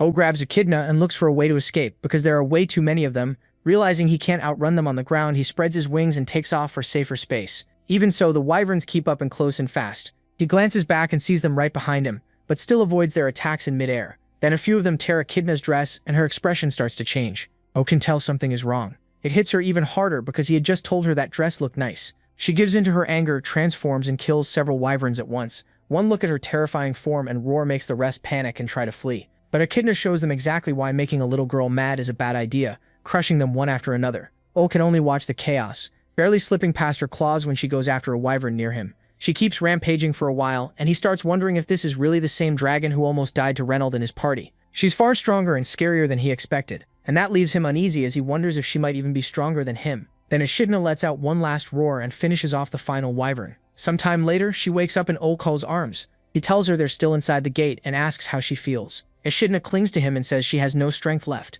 She burned through too much power in dragon form and passed out after changing back. Luckily, the protagonist caught her before she hit the ground. Even then, she's still upset about the ruined dress, but her master says they can just buy another one. And that's exactly how kids get spoiled. She starts to complain again, but O gives her a dark look and says he better not see her transform out of nowhere again in the teen. In a firm voice, he warns her not to lose control like that again. He hates people who let anger drive them crazy. Echidna quickly says sorry and promises it won't happen again. Then she pleads with him not to leave her. Kangwoo tells her he has no plan to abandon her, he just doesn't want her acting that recklessly again. As she cries against his shoulder, he decides they'll head back and get her new clothes. He knows being too soft would only let her repeat that mistake, so he feels this warning was needed. Even so, the whole fight paid off well, and the system shows his level jumped up a lot. Even after seeing her dragon form before, Kangwoo is still shocked that Echidna wiped out the whole wyvern swarm alone. That also drained a huge amount of his demonic energy. Soon, Echidna falls asleep on his shoulder. In his thoughts, Kangwoo realizes she grew stronger by taking in the demonic energy he gave her. The more power she burns through, the stronger she becomes, and the more demonic energy he has, the more he can feed her. Still, he can tell that power puts a heavy strain on her body. Then Kangwoo hears a loud roar. He recognizes it as a giant ogre and figures there may be two of them. So he sets Echidna down by a tree where she'll be safer. Fighting two of those monsters without her won't be easy, but the thought of the battle still excites him and he gets ready. But when he turns back, two players have already taken the monsters down. One looks like a wild delinquent. The other gives off the vibe of someone trying hard to be an assassin. Kangwoo just stares, confused by how fast it all happened. The two approach, and he immediately gets guarded. They say he could have been in real danger. Then pause, wondering if those monsters were actually his targets. As Kangwoo watches them warily, he realizes who they are. The calm guy in the hoodie is Choff, guildmaster of the honorary guild. The rough-looking one is Bak Kel, guildmaster of Hanul and Korea's top-ranked player. Bak flashes a friendly smile, while Kangwoo thinks about how absurd it is to run into two guildmasters at the same time. He stays quiet and keeps close to Echidna while they comment that he looks like a newbie who wandered into an S-rank gate for the first time. Bak says he's lucky they found him and offers to escort him back to the entrance. He also notices Echidna looks worn out, but Kangwoo says they'll be fine on their own and tries to turn the offer down. Cha calls Bulka a meddler for butting in. Then Cha spots something that catches his eye. While Bulka keeps pushing his kindness on Kangwoo, Cha reaches into a monster corpse and pulls out a red orb. Kangwoo politely says he doesn't want to bother them and that there's no need to worry about him. He's trying to stay unnoticed, so being around these two makes him nervous. Meanwhile, Cha grips the item in his hand and watches them with suspicion. A little later, Echidna opens her eyes when someone calls her name. Kangwoo is still carrying her. He tells her they're finally outside and need to buy clothes before it gets too late. He pulls out his phone, opens the GPS, and checks the quickest route to a department store on the city map. But when they reach a quiet alley, he feels that something isn't right. At first, he figures the area is empty because it's so close to the S-rank gate. Then Echidna gets his attention and says she smells blood ahead, making him tense up at once. And not just any blood, it smells human. The story cuts to an informant who managed to sneak into the demonic order as one of its believers. From what he's seen, their cruelty is worse than anyone imagined. He manages to record proof but can't send it out because radio interference is blocking every signal. When he keeps trying to contact headquarters, the order tightens security, almost like they've figured him out. Eventually they catch him. Now badly beaten, the informant runs for his life. He wonders if this is where it all ends. Even so, with the evidence in hand, he swears he won't die before delivering it. Breathing hard, he presses down on his wound and thinks about getting the memory card to bake, but his legs finally give out, and he crashes to the ground, scraping his knee. His whole body shakes, and no matter how hard he tries, he can't move. His bloody hands tremble as he drags himself forward. He knows he's only one step away from finishing his mission, so he forces himself toward the gate where the Hwoarang corner. Right then, O and Echidna come around the corner and spot him. Struggling to breathe, the man looks up at them and grabs MC's hand tightly. He looks down as the man presses a memory card into his palm and weakly whispers, "Please." Confused, O stares at the card and wonders what it's supposed to mean. Then the informant collapses. The demon lord tries to question him and calls out to him, but it's already too late. He's dead. All that's left is the strange memory card. So the protagonist Kangwoo decides to learn more by looking through the man's memories. Using his power, he sees enough to know his sixth awakening has unlocked. After that glimpse, he's sure the man didn't come from the gate, but beyond that, nothing adds up. The only lead he has now is the memory card, so he puts it into his phone to check what's on it. When it loads, a video file appears on the screen. The moment he sees it, Kang-woo freezes in horror. Echidna grows worried when she notices his body shaking. Kang-woo's face turns bright red as the video starts playing, and he realizes it's that kind of content. He tries to act disgusted, but his expression says otherwise. Then he looks closer, thinking maybe he's missed something, but all he sees is a very steamy video feeding his worst urges. In the end, he starts telling himself it's not that bad, especially since it's his first time. When Echidna asks what he's watching, he hurriedly covers the screen and says it's important evidence. His guilty little moment ends fast when he senses people coming. A group of masked men suddenly rushes in and blocks his path. One of them instantly calls him out for watching explicit content, and he awkwardly pretends he has no clue what they mean. Echidna, meanwhile, is completely lost. The masked men draw their weapons and say he can't be allowed to live after seeing that video. Kang-woo can't help wondering if this really makes him that unforgivable. They clearly don't buy his act, and it's obvious they're after the clip, so MC slips his phone back into his pocket. After a brutal massacre, Kang-woo brushes off his hands and walks back to the informant's body. He checks the video on his phone again, wondering why the demonic order wanted it back so badly. Then, like the fool he is, he gets distracted by the video all over again. Suddenly, he hears Young and Bake as they drop into the area. The second his eyes meet Young's, cold sweat runs down his back and panic hits him. He stuffs the phone into his pocket, praying she didn't see what he was watching. Looking down at him, Watch seems surprised to find Kang-woo there, and that only makes him even more nervous. Kang-woo asks Young why she's here, and she answers that it's official business. Wak quickly comes down and asks if he found a memory card with a video on it. He pulls it from his phone and shows them. Young immediately asks for it, saying it contains something very important. Kang-woo starts sweating and hesitates for a second, before handing it over. She presses him to give it to her quickly because she needs it right away. Of course, Kang-woo takes that in the worst possible way, and his mind goes somewhere dirty. Young gets tired of repeating herself, and he finally gives it to her. She wonders why he's acting so weird, while Kang-woo starts thinking there must be more going on. Young isn't the kind of person who'd ask for that sort of video. Then she tells him to watch it with her, because it's something he needs to know. That only sends Kang-woo's thoughts even deeper into the gutter, while he imagines nonsense. Meanwhile, Young tells Hwa to check the agent's condition. Hwa confirms the man is already dead and gently closes his eyes in respect. After that, Hwa asks Kang-woo to explain what happened here. He says he doesn't know the full picture, but tells them what he ran into. He explains that the demonic order attacked him after he got the card. Hwa figures his involvement was probably just bad luck. Then she says he should watch the video with them, but stops when she notices Young acting oddly. A second later, Young shows them the explicit clip and demands to know what the hell this is. Both of them turn red, and Kang-woo insists he's innocent while trying to keep Echidna from seeing anything she shouldn't. Hwa, though, stays calm and says the video is fake. She explains that the real footage is hidden and can only be revealed with a decryptor at headquarters. Their HQ even recommends using adult videos as decoys. Hearing that, realizes the real file is tied to the demonic order. Then Young starts chewing him out for watching the clip and not warning her about it. Echidna rushes in to defend her master and tells Young to stop being so harsh. Noticing the little girl, Young asks who she is, and he explains that Echidna is his familiar. Echidna clearly doesn't like Young and keeps making nasty faces at her. Young finds that hard to believe. She says, seems like the type who'd have a creepy demon, not a little kid. Hwa cuts in and says they need to get to headquarters right away and check the real video. That night, they arrive at the Hwarang Corps headquarters. As Hwarang enters, the members stand ready. She asks a man called Park Jun-suk if the night team is prepared. He says everything is in order. Hwarang then announces that Agent Kang Dong-hoon has died and tells them to push even harder, so his death means something. While she talks about support for his family, Hwarang watches and is impressed by how well she leads. She orders Captain Jun-suk to decode the video as fast as possible, then asks to meet General Chang Hyun-jae. Instead, she's told he's away investigating an SS rank gate in Japan. Han-jae is her direct superior, and the top authority in Hwarang Corps. In the whole country, only Bairang Kang-yoon can match him. With nothing else to do, she heads to the investigation room and waits for the file. Once the decryption is done, they play the footage on a projector. The clip shows a demonic order follower talking to a cardinal. The follower says the summoning prep will be finished in 3 weeks, and a major guild is backing them. He adds that if all goes well, the order should reward them with something even greater.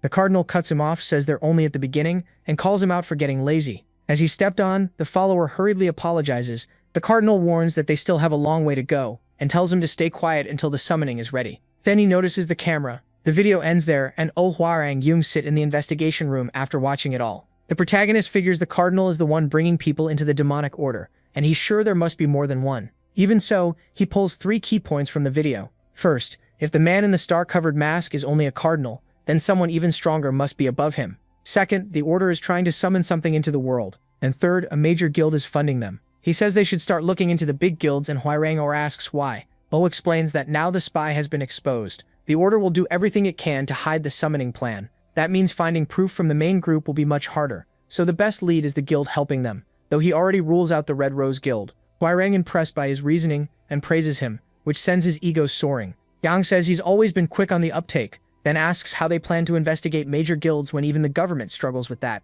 Pushing too hard could cause trouble. O says there's a way they can use bait. He reminds Yang that the demonic order targets talented high-rank players, which makes her remember the rookies her guild lost. He apologizes for bringing up something painful, but she tells him to keep going. MC says those rookies are the key to the whole plan. Huirang then notes that there have been more cow players in low-rank gates, along with more missing person cases. He says they should spread a rumor about a gifted player in low-rank gates who might already be S rank or higher. If that isn't enough, they can add that the Red Rose Guild is after that player too. The demonic order should move fast if they think they might lose him. Huirang likes the idea, but she wonders if the order would really act so recklessly. O says they absolutely will. Young asks how he can be so sure. He answers that the demonic order can't resist power. Shaking with excitement, he thinks there's no way they'll ignore a lure like this after already taking demonic energy into their bodies. In a calmer voice, he adds that they also won't be able to hide their tracks. Huirang points out that even with patrols, the number of cow players hasn't dropped. Young agrees the plan could work and asks who they'll use as bait. Most low-rank hunters with high-level talent already belong to major guilds.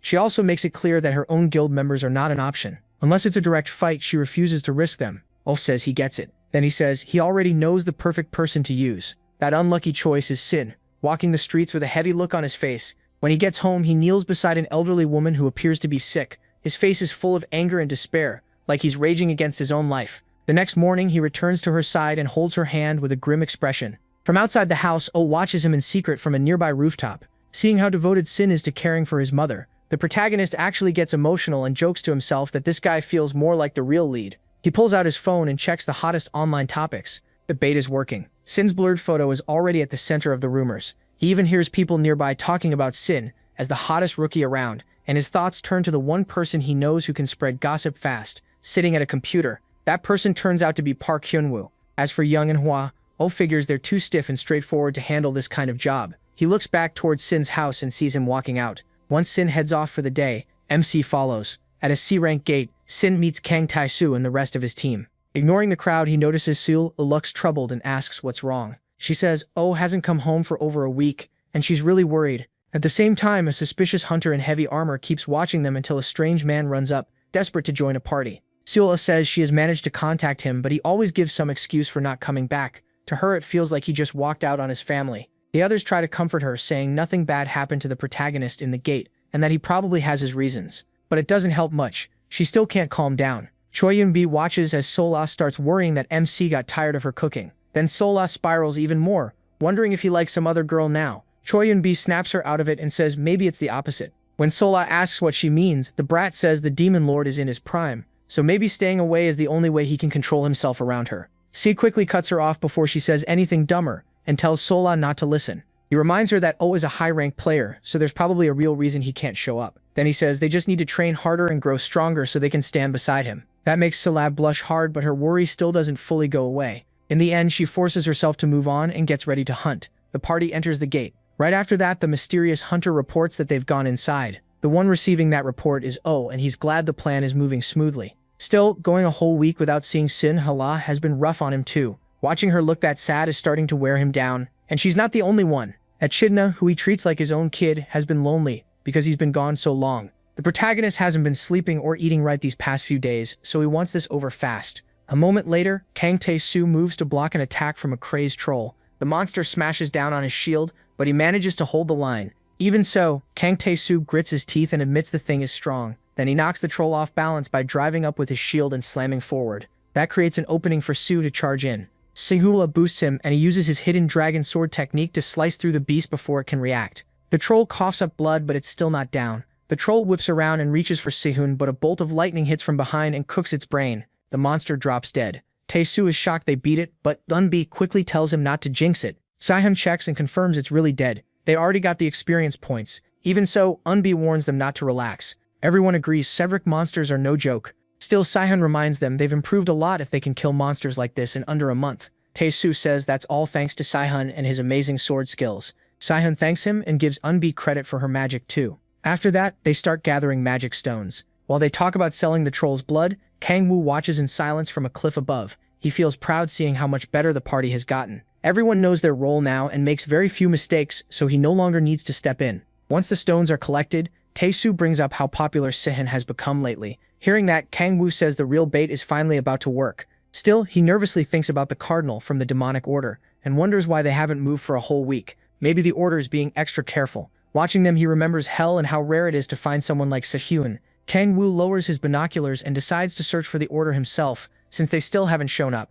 He activates his omniscient power and scans the area. Soon, he spots two bright signals rushing toward a group of trolls, and in an instant, the two players cut them down and keep going. As Kang-woo studies them, he sees they're strong enough to kill trolls with ease. They don't even stop for the magic stones. They're heading straight for Sehun. That makes him grin. The demonic order has finally taken the bait. Later, Sihwan's group brings down another troll. As they regroup, Tae-soo praises Sihwan for beating it without Yuan-bi's help. She jokes that he'll make her jobless if this keeps up and tells him to slow down. Sihwan laughs, then catches a strange movement. He warns Han Sol off. She turns and sees another troll coming from behind, and the team tries to form up, but the troll is killed before they can do anything. The whole group is stunned. Who could take out a troll that fast? When Sehun looks up, he instantly recognizes the man taunting them. It's Kim Young-hoon, standing there like he's enjoying the monster's blood. Tae-soo and the others turn to Sehun, asking how he knows the vice guildmaster of the Mirror Guild. Young-hoon is the guildmaster's son, a spoiled rich kid born with every advantage possible. He does have some talent,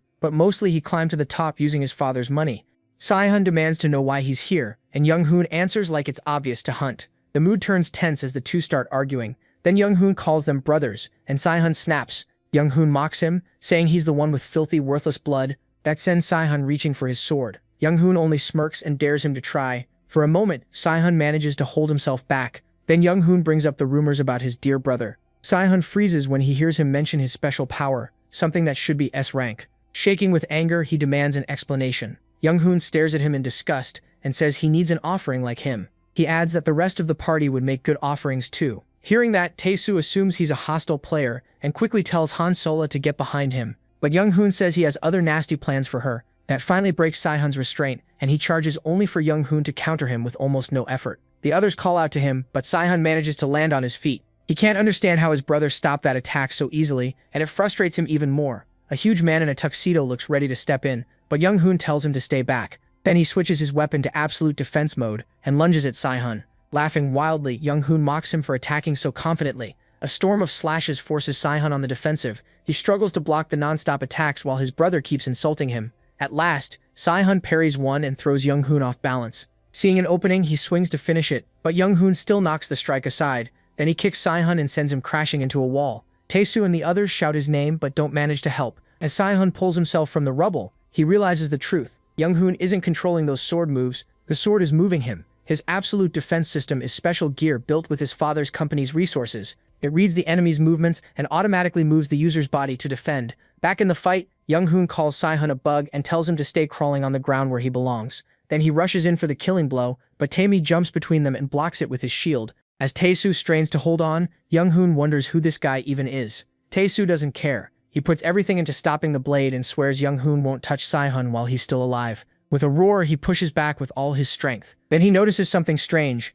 There's no resistance. He peeks over the shield and sees Young-hoon untouched inside a barrier. Young-hoon calls him an idiot for challenging him with gear that useless. Then he activates the demonic energy in his defensive suit and blasts Tae-soo away. After Tae-mi-soo hits the ground, Young-hoon says his interference never mattered. Without much interest, he notices Sihun charging another attack, with Han Sola boosting him. Sihun unleashes his hidden dragon technique again, and rockets forward, his blade wrapped in dragon-shaped aura as he strikes. Young-hoon blocks at once, and the swords collide. As Sihun bears down, Young-hoon starts struggling to hold him off. Then Sihun shifts his blade, slips past the defense, and blasts his brother into a wall. After pouring everything into that strike, he pauses to catch his breath. But the break ends when he hears Young-hoon speaking. Thanks to the defense suit, Young-hoon steps out of the rubble completely unharmed. He kicks Tae-soo aside and says Sihun never did know when to stay down. Sihun steadies himself as they prepare to clash again. Young-hoon remembers that his brother was always better, whether in school, training, or even as a player. Next to Sihun, he was always the loser.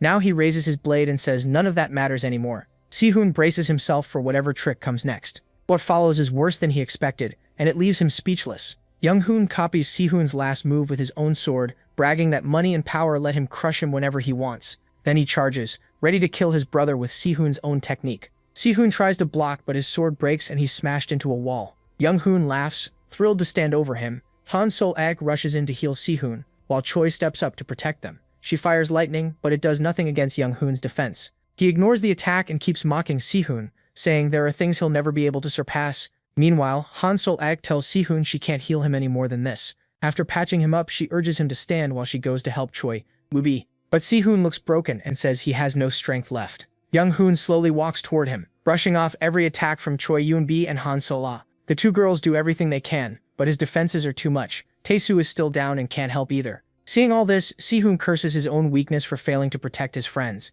As despair takes over, he hears a strange voice ask if power is what he wants. From the cliff above, Kang-woo watches the whole mess unfold. After seeing everything, he's convinced the Mir Guild is tied to the demonic order. He's also surprised to learn Si-hoon is the son of a concubine and has an older brother. After contacting the right people, Kang-woo decides it's time to step in. He's about to step in, but stops when he hears Si-hoon shout that he wants power. A huge force floods into the young prodigy as he declares that he wants the strength to crush his enemies. And somehow, Kang-woo gets even luckier. Out of nowhere, Si-hoon draws out insane power and uses his hidden technique again. A system message tells Oh that Si-hoon has accepted the power of the heavenly god. With just a piece of that power, he gains even more skills. Then another message appears saying MC has found one clue to metamorphosis. At this point, he almost wishes Si-hoon were the main character instead. When the brothers clash again, Si-hoon completely takes over. He throws all his new power into one strike. The battle carries them up into the air. Even there, Kim Young-hoon can barely keep up. At last, Si-hoon cuts through Young-hoon's absolute defense. Then he falls into a blind killing frenzy.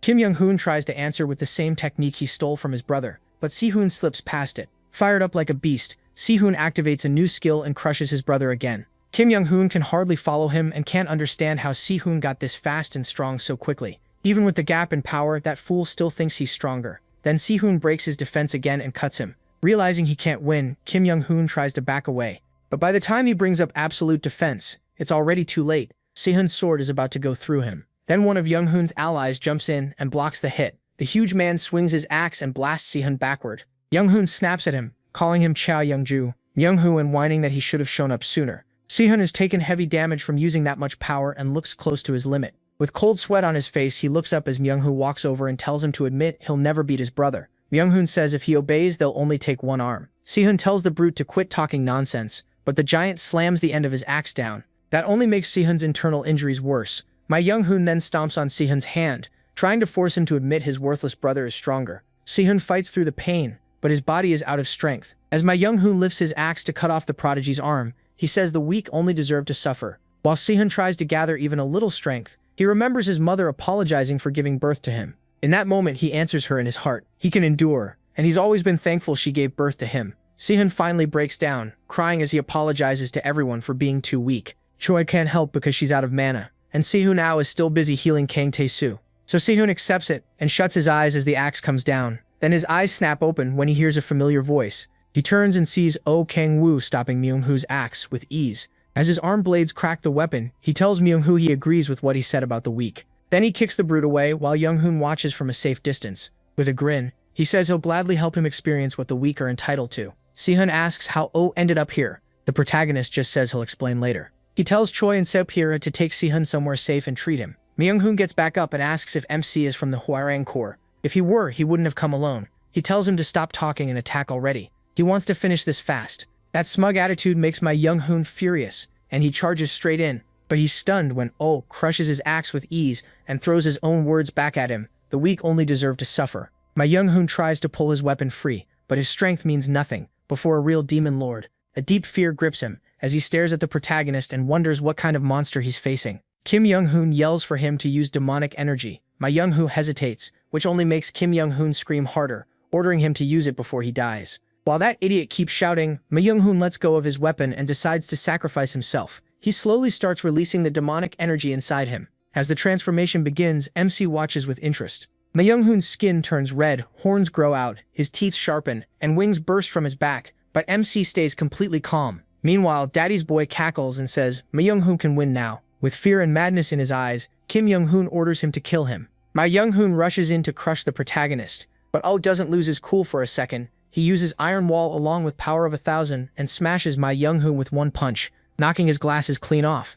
The twisted demon coughs up blood as a hole tears through his chest. Kim Young-hoon trembles as he watches his ally get wiped out that easily. As Ma-yoon's body drops, MC turns to his next target. Seeing that crazed look, Kim Young-hoon wonders if he is a ranker. That's the only way he can explain Ma-yoon losing so fast. With no good options left, Kim Young-hoon decides to run and call his father. He pulls out a communication orb that works even inside the gate. Too bad for him, the Jolm appears right beside him and asks where he thinks he's going. A slap sends him straight to the ground. As Kim Young-hoon struggles to rise, he asks who the protagonist is, but MC answers by stomping on his head. Oh notices enemies always ask the same thing, and wonders if the demonic order teaches them that. Then he spots the orb in Young-hoon's hand and instantly realizes he was trying to call his father. Kim Young-hoon tries to lie, but he tells the spoiled brat to go ahead and contact him. That would make this even more fun. Jae-hoon is in his office when his orb lights up. He expects his son, but hears the protagonist's voice instead, and demands to know who's speaking. MC tells Jae-hoon that his son is being held hostage. Then Jae-hoon hears Kim Young-hoon screaming for help. He stays quiet while Oh keeps beating him and mocking how he was raised. Finally, Jae-yoon answers, and he can tell the man does care at least a little. Kim Young-hoon is beaten bloody and bound in chains before Jae-yoon asks what he wants. The protagonist tells him to come to the Mokdong-sir rank gate right away if he wants his son alive. When the guildmaster assumes he has to come alone, MC just laughs. He already knows what Jae-yoon can do, so he tells him to come ready for a fight while making sure he hears his son's screams. When the old man starts arguing, Oh cuts him off and tells him not to whine, just get here. Furious, Jae-yoon warns that he won't get away with this because his group works with the government. The protagonist says he has nothing to do with the government. When Jae-yoon asks if he's alone, the protagonist jokes that he's still single. That finally pushes Jae-yoon over the edge, and he demands to know where MC got the nerve to do this. He couldn't care less. Instead, he keeps provoking him, saying Jae-yoon has no idea who he's messing with. While saying the boy needs some sense beaten into him, Oh keeps torturing Kim Young-hoon and smashes his head into the orb. That leaves him barely hanging on. In agony, the boy starts wishing it would all just end. His father tells the protagonist that's enough, but he gives him 20 minutes to arrive or worse things will happen. Oh listens as the old man warns that if this is about ransom, it's already too late. Jae-yoon swears he'll find him no matter what and tear him to pieces. MC just wishes him luck, then smashes the orb with Young-hoon's skull. With that done, he moves on. Then he hears Young-hoon weakly begging to be saved, promising as much money as he wants. The protagonist kicks him and says money isn't what he wants. Desperate, Kim Young-hoon asks what he does want. Oh says he wants peace and prosperity for every bowl of kimchi stew on earth. Daddy's boy can tell he's not being serious. If only he knew how much that food means to MC. When he tries to protest, he grabs his face and shuts him up. Then Young-hoon hears that the protagonist is waiting for his father and suddenly brightens, sure his dad will save him no matter what. But Oh uses his power on Kim Young-hoon and says he's glad Jae-yoon loves his son so much. Before Kim Young-hoon can respond, MC uses demonic power to torture his mind. Later, he leaves the gate with Sola and her party, giving them quick instructions. Then someone calls his name. He turns and sees Young and Hwa. Young says she brought all the troops he asked for, though she still thinks that much force wasn't needed. Sola and the others are surprised he knows two famous women like them, but Oh says they're not exactly on good terms. Young looks ready to bite his head off for that. Still, she lets it slide for now and asks who his group is, so Sola introduces herself. Young gives her a quick once-over and instantly gets jealous of her chest. She asks what Sola is to the protagonist, but Sola throws the same question right back. Before it turns into a full fight, the protagonist cuts in and says they can do introductions later. For now, he tells Sola to leave with her 3 party members. Then Hwa asks if the thing he's dragging across the ground as MC lifts the chains and reveals Young-hoon's half-dead face. The troops and nearby players get nervous seeing Kim Young-hoon treated like that. They all know how Jae will react, but he already planned for that. Young decides she'll face Jae head-on, since the Mir Guild is tied to the demonic order. Hwa warns that this could turn ugly. With their current numbers, they aren't really ready to confront Jae directly. She thinks they're rushing in too fast, but Oh tells her not to worry. According to him, beating someone who's lost their mind is easy. As he kicks Young-hoon's head, he says a father's love for his son has no limit. Young doubts Jae wouldn't fall apart that easily, not knowing the protagonist already pushed the old man past reason. Oh knows exactly what he's set up, and he can't wait to see it play out. A line of black vans suddenly arrives. Jae steps out slowly and says he knew Young and Hwa were behind this. Both women move in front of MC and prepare to face him. Jae laughs at how few they are and asks if they really thought taking his son hostage would settle anything. A terrifying aura pours off him as he demands to know who talked to him through the orb. His gaze lands on Oh, who walks up with a signal and says Jae looks better in person. Seeing him drag his son around so casually only makes Jae angrier. He thanks the protagonist for not running, and the protagonist answers by tossing his useless son back to him. The guards rush to catch Kim Young-hoon and check his condition.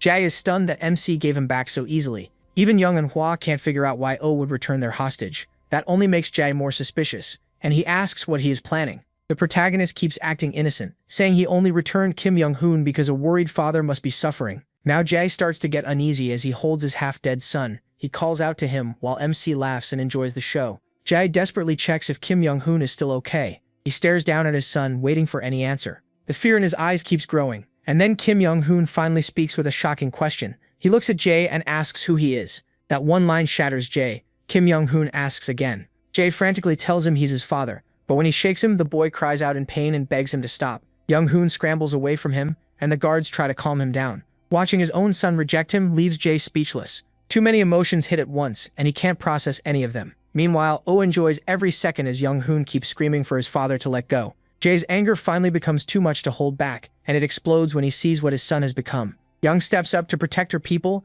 and orders them to fall back at once. Consumed by rage, Jae demands to know what Oh did to his son. In an instant he charges straight at him, but Young moves to intercept. She powers up too, and the two guildmasters clash. Jae brings out his 9th awakening ability, while Young uses her bloodthirsty chain to lock him down. Both of them shout in fury as their powers collide. Jae tells Young to get out of the way, and an explosion erupts when his fists come down. Luckily she dodges and swings her chains into a trap. They wrap around Jae and pin him in place. He fights to break free, but the chains only tighten more. Then to Young's surprise, the old man still tears himself loose. He smashes the ground under them, launching Young into the air. As she struggles to avoid him, he snarls at her again to move. Just before another hit lands, Hwa jumps in to help Young. She unleashes her whirlwind power to pin Jae down, and the blast of wind drives him back. It tears up his clothes and leaves cuts across his body, but Jae is nowhere near finished. The two women on the other hand are starting to wear down while Oh watches from the rear like he's enjoying a show. Jae only gets madder, fed up with these interruptions. He lifts his fist high and slams the ground once more,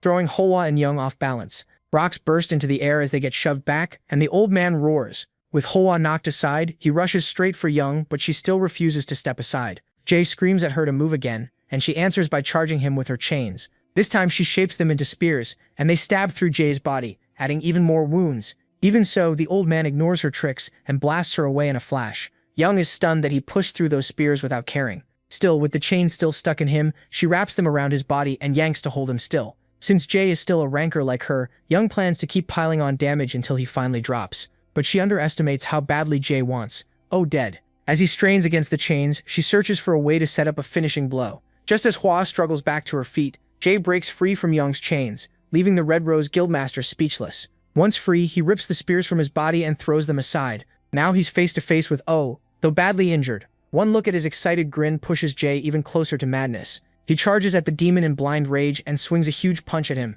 but he never notices the blade driven through his body. The hit catches him off guard, and blood pours from his mouth. He slowly turns and sees Hwan as the one who stabbed him. She stays standing, breathing hard and clearly exhausted. Jal's guards can hardly believe it, even as they keep trying to restrain Young-hoon. Hwana pulls her sword back out of Jae, but he braces himself and refuses to fall. Shaking from pain, he still drags himself toward Oh. The women watch as he keeps stumbling forward. At last, Jae gets close enough to reach the protagonist's face and lifts his fist for one more punch. But Oh only smiles darkly as that fist barely brushes him. Then Jae's body gives out, and he drops to his knees. MC grabs him by the hair and mocks him for saying he would kill him. Then he asks Jae if he even knows who he's dealing with. Later, at the Hwaning Corps headquarters, Young demands an explanation from him and asks what he did to Young-hoon. She's shocked when she learns he can alter a person's memories. Oh smugly brags that he's talented at everything and basically the best there is. Young stares at him and tells him to quit the nonsense. She wants to know what he really is, but the protagonist says she doesn't need to know everything. What matters is that she's helping him,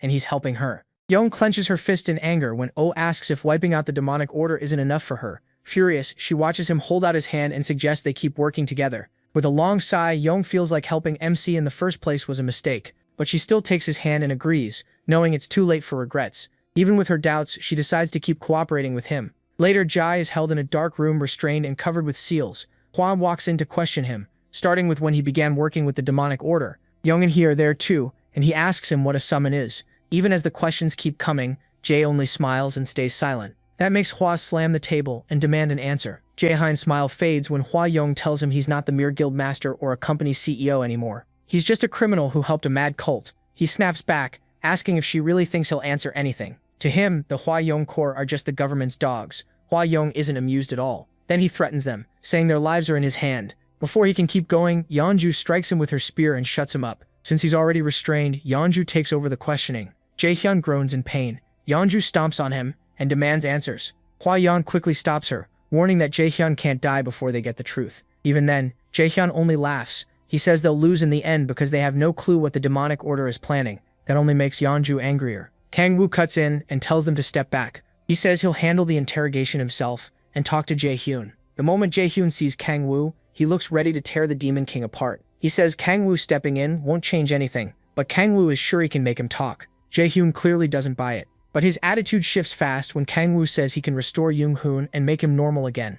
Using the old man's love for his son, Kang Woo tells him to answer every question. Jaehyun looks up at him and sees someone truly wicked. Instead of answering, he breaks into wild laughter like he's finally lost his mind. Yeonju and Hua Yan can only stare at him in pity, too shaken to speak. Still laughing, Jaehyun swears Kang Woo will fall into the depths of hell. He has no idea he's saying that to the king of hell himself, and Kang Woo doesn't take it seriously. In the end, Jaehyun starts talking. He says he met a man 8 months ago, and they realize it was the cult cardinal in the crimson mask. Even so, he never learned who the masked man really was. Kang Woo tells him to keep going. Jaehyun explains that the masked man offered to turn him into a devil if he supplied resources for the ceremony. Yeonju thinks he was insane to accept that deal, but Jaehyun says she knows nothing about devils. He claims devils can live forever as long as their neck stays intact and their heart doesn't burst. Hua Yan asks why he believed that, and he says the order has been around for over 1,000 years. That shocks both women, and even Kang Woo is stunned. Jaehyun adds that the order may be even older than that, and it has been growing in secret all around the world. He says they only became active recently. Kang Woo realizes the demonic order runs far deeper than he thought, which will make them much harder to stop. Jaehyun admits he kidnapped players to gain eternal life. Yeonju looks at him in disgust and calls him a lunatic for doing something so evil. Jaehyun just laughs and says she still doesn't understand. He explains that a devil's body keeps the person's mind, but that still doesn't excuse what he did. He says a devil's body lets you stay young and live forever. Yeonju still refuses to believe something that absurd could be real. Jaehyun insists it is, saying he'd never risk everything on a lie. That only pushes Yeonju closer to losing her temper. But hearing how sure Jaehyun sounds, Kang Woo starts to understand how the demonic order keeps pulling people in. The idea of endless desire takes him back to his time in hell, when he survived by feeding on demon corpses. He keeps staring at Jaehyun, who says some guild members accepted demonic energy during the cult's rituals. Hua Yan asks if demonic energy is like mana, and Jaehyun says it's similar, but not the same. When they learn he has no demonic energy himself, Yeonju asks why he never took it. He says the masked man told him more prep was needed to make him a full devil. If someone takes demonic energy too soon, they can become a mindless monster. Asked why he let his guild members take it, he coldly says they were useful as disposable pawns. Hua Yan then asks what the demonic order is trying to summon. They're shocked to hear it's a demon, and even Kang Woo starts trembling. Jaehyun doesn't know where or how they'll do it, but the order told him the dimensional wall blocking the summon has started to weaken. That makes Kang Woo even more uneasy. Yeonju asks what the dimensional wall is and when it began weakening. The old man says it started about a month ago, and cold sweat runs down Kang Woo's back. In that moment, he realizes this chaos is his fault. The demonic order became more active because he broke the Gaia system when he came back to Earth. Kang Woo tries to stay calm, though Yeonju notices something is off. He hopes the system will fix itself, but that hope dies when Jaehyun says the dimensional wall is still weakening. At this rate, everyone in hell, even the people from Eleanor, could cross into Earth. Kang Woo's mind is spinning, but he keeps a calm face and decides to focus on the demonic order first. Then he asks where the demonic order's headquarters is. Jaehyun says the place he knows may not matter anymore. The order could already be done preparing the summon. Yeonju asks why they tried to capture City since they assumed he was meant to be an offering. But Jaehyun says he knows nothing about that. That doesn't add up to Yeonju. If his guild is supplying offerings, how can he not know whether the cult has enough? He answers that his guild works on performance. Hearing that, Kang Woo realizes the situation is even worse. Jaehyun says the Mere Guild isn't the only group working with the demonic order. Their fight is far from over. Elsewhere, at what seems to be the demonic order's base, the Crimson Masked Man tells his followers Jaehyun has been captured. He's disappointed. Jaehyun fell so easily, but one follower says their plan won't be delayed because other guilds already provided offerings. Even so, the masked leader can't figure out why Jaehyun got involved himself. As he looks into the orb, he spots Kang Woo and recognizes him right away. He asks his followers for updates on support from the order. They say it has arrived, and they've also received a crystal filled with sealed demonic energy. With it, the Cardinal can boost his power and complete the plan. They add that no new orders have come from above. The Cardinal takes that to mean the order wants them to handle it on their own. So he says the plan will go ahead as scheduled, starting with El Cairo. Later, outside Hwarang Corps headquarters, Yeonju is upset that they're back at square one, and Hwa Yan tries to lift her mood. Then Hwa Yan tells Kang Woo the government plans to give him extra rewards. It's their way of thanking him for exposing the Mere Guild's ties and helping capture Jaehyun so easily. Kang Woo hopes it's something useful, not junk like plaques or trophies. Hwayeon says she'll contact him later about it. The way she builds it up makes Kang-woo think it might be something he'll actually want. After a long while, Kang-woo finally gets home to Solo and Echidna. The second they see him, they shout his name. Echidna tears up at once, crying. She asks where her master has been all this time. He apologizes for being gone and says he had things to handle. Echidna worries he left because she did something wrong, and she begs him not to abandon her. She promises to be better and pleads with him to stay. Kang-woo gently comforts her and tells her none of this was her fault. He tells her not to worry and promises he'll never leave her. Feeling guilty for being gone all week, he holds her close and tells Sola everything is settled. He also says sorry for not explaining things better before. Sola says it's fine. She knows how much he cares and she trusts he'll tell them everything when the time is right. Kang-woo looks at her warmly, then perks up when Sola offers his favorite meal again. He agrees right away and she heats up kimchi stew. The next day, Kang-woo, Sola, and the rest of her party visit Sai at the hospital. There, Kang-woo explains he had been keeping an eye on the swordsman because of the demonic order, and then rumors about Sai started spreading. When Sai asks where those rumors came from, Kang-woo brushes it off, saying that's bound to happen when a party has talented players. Deep down, he knows the rumors and this whole mess started because of him, but he keeps that to himself. Still, Sola wishes he had told them what was going on sooner. Sola says she gets why he's hiding things to protect them, but every time he does, she feels farther away from him. Kang-woo quickly says sorry for making her worry, and Sola apologizes for speaking too boldly, but Kang-woo tells her she has every right to feel that way. When he calls her family and promises to do better, her face lights up and she starts blushing. That one word leaves her shaking with nerves. Still, she gathers her courage and asks him to speak to her more casually. Since he sees her as family and already talks that way with Young, Sola thinks he should do the same with her. Meanwhile, Tae-soo and the others are quietly enjoying the sweet little moment between them. In that tense pause, their fingertips brush. Kang-woo then tells Sola she should speak casually to him too, and that only makes her blush even more. Then Echidna cuts in and ruins the moment. She asks her master to peel an orange for her, ending the mood right there. As Kang-woo handles that, Sim notices something else on his mind. He apologizes for killing the mood, but says there's something he needs to ask. Then Si asks what happened to Young Hun and his father. Kang-woo answers coldly. They're going to spend the rest of their lives in prison.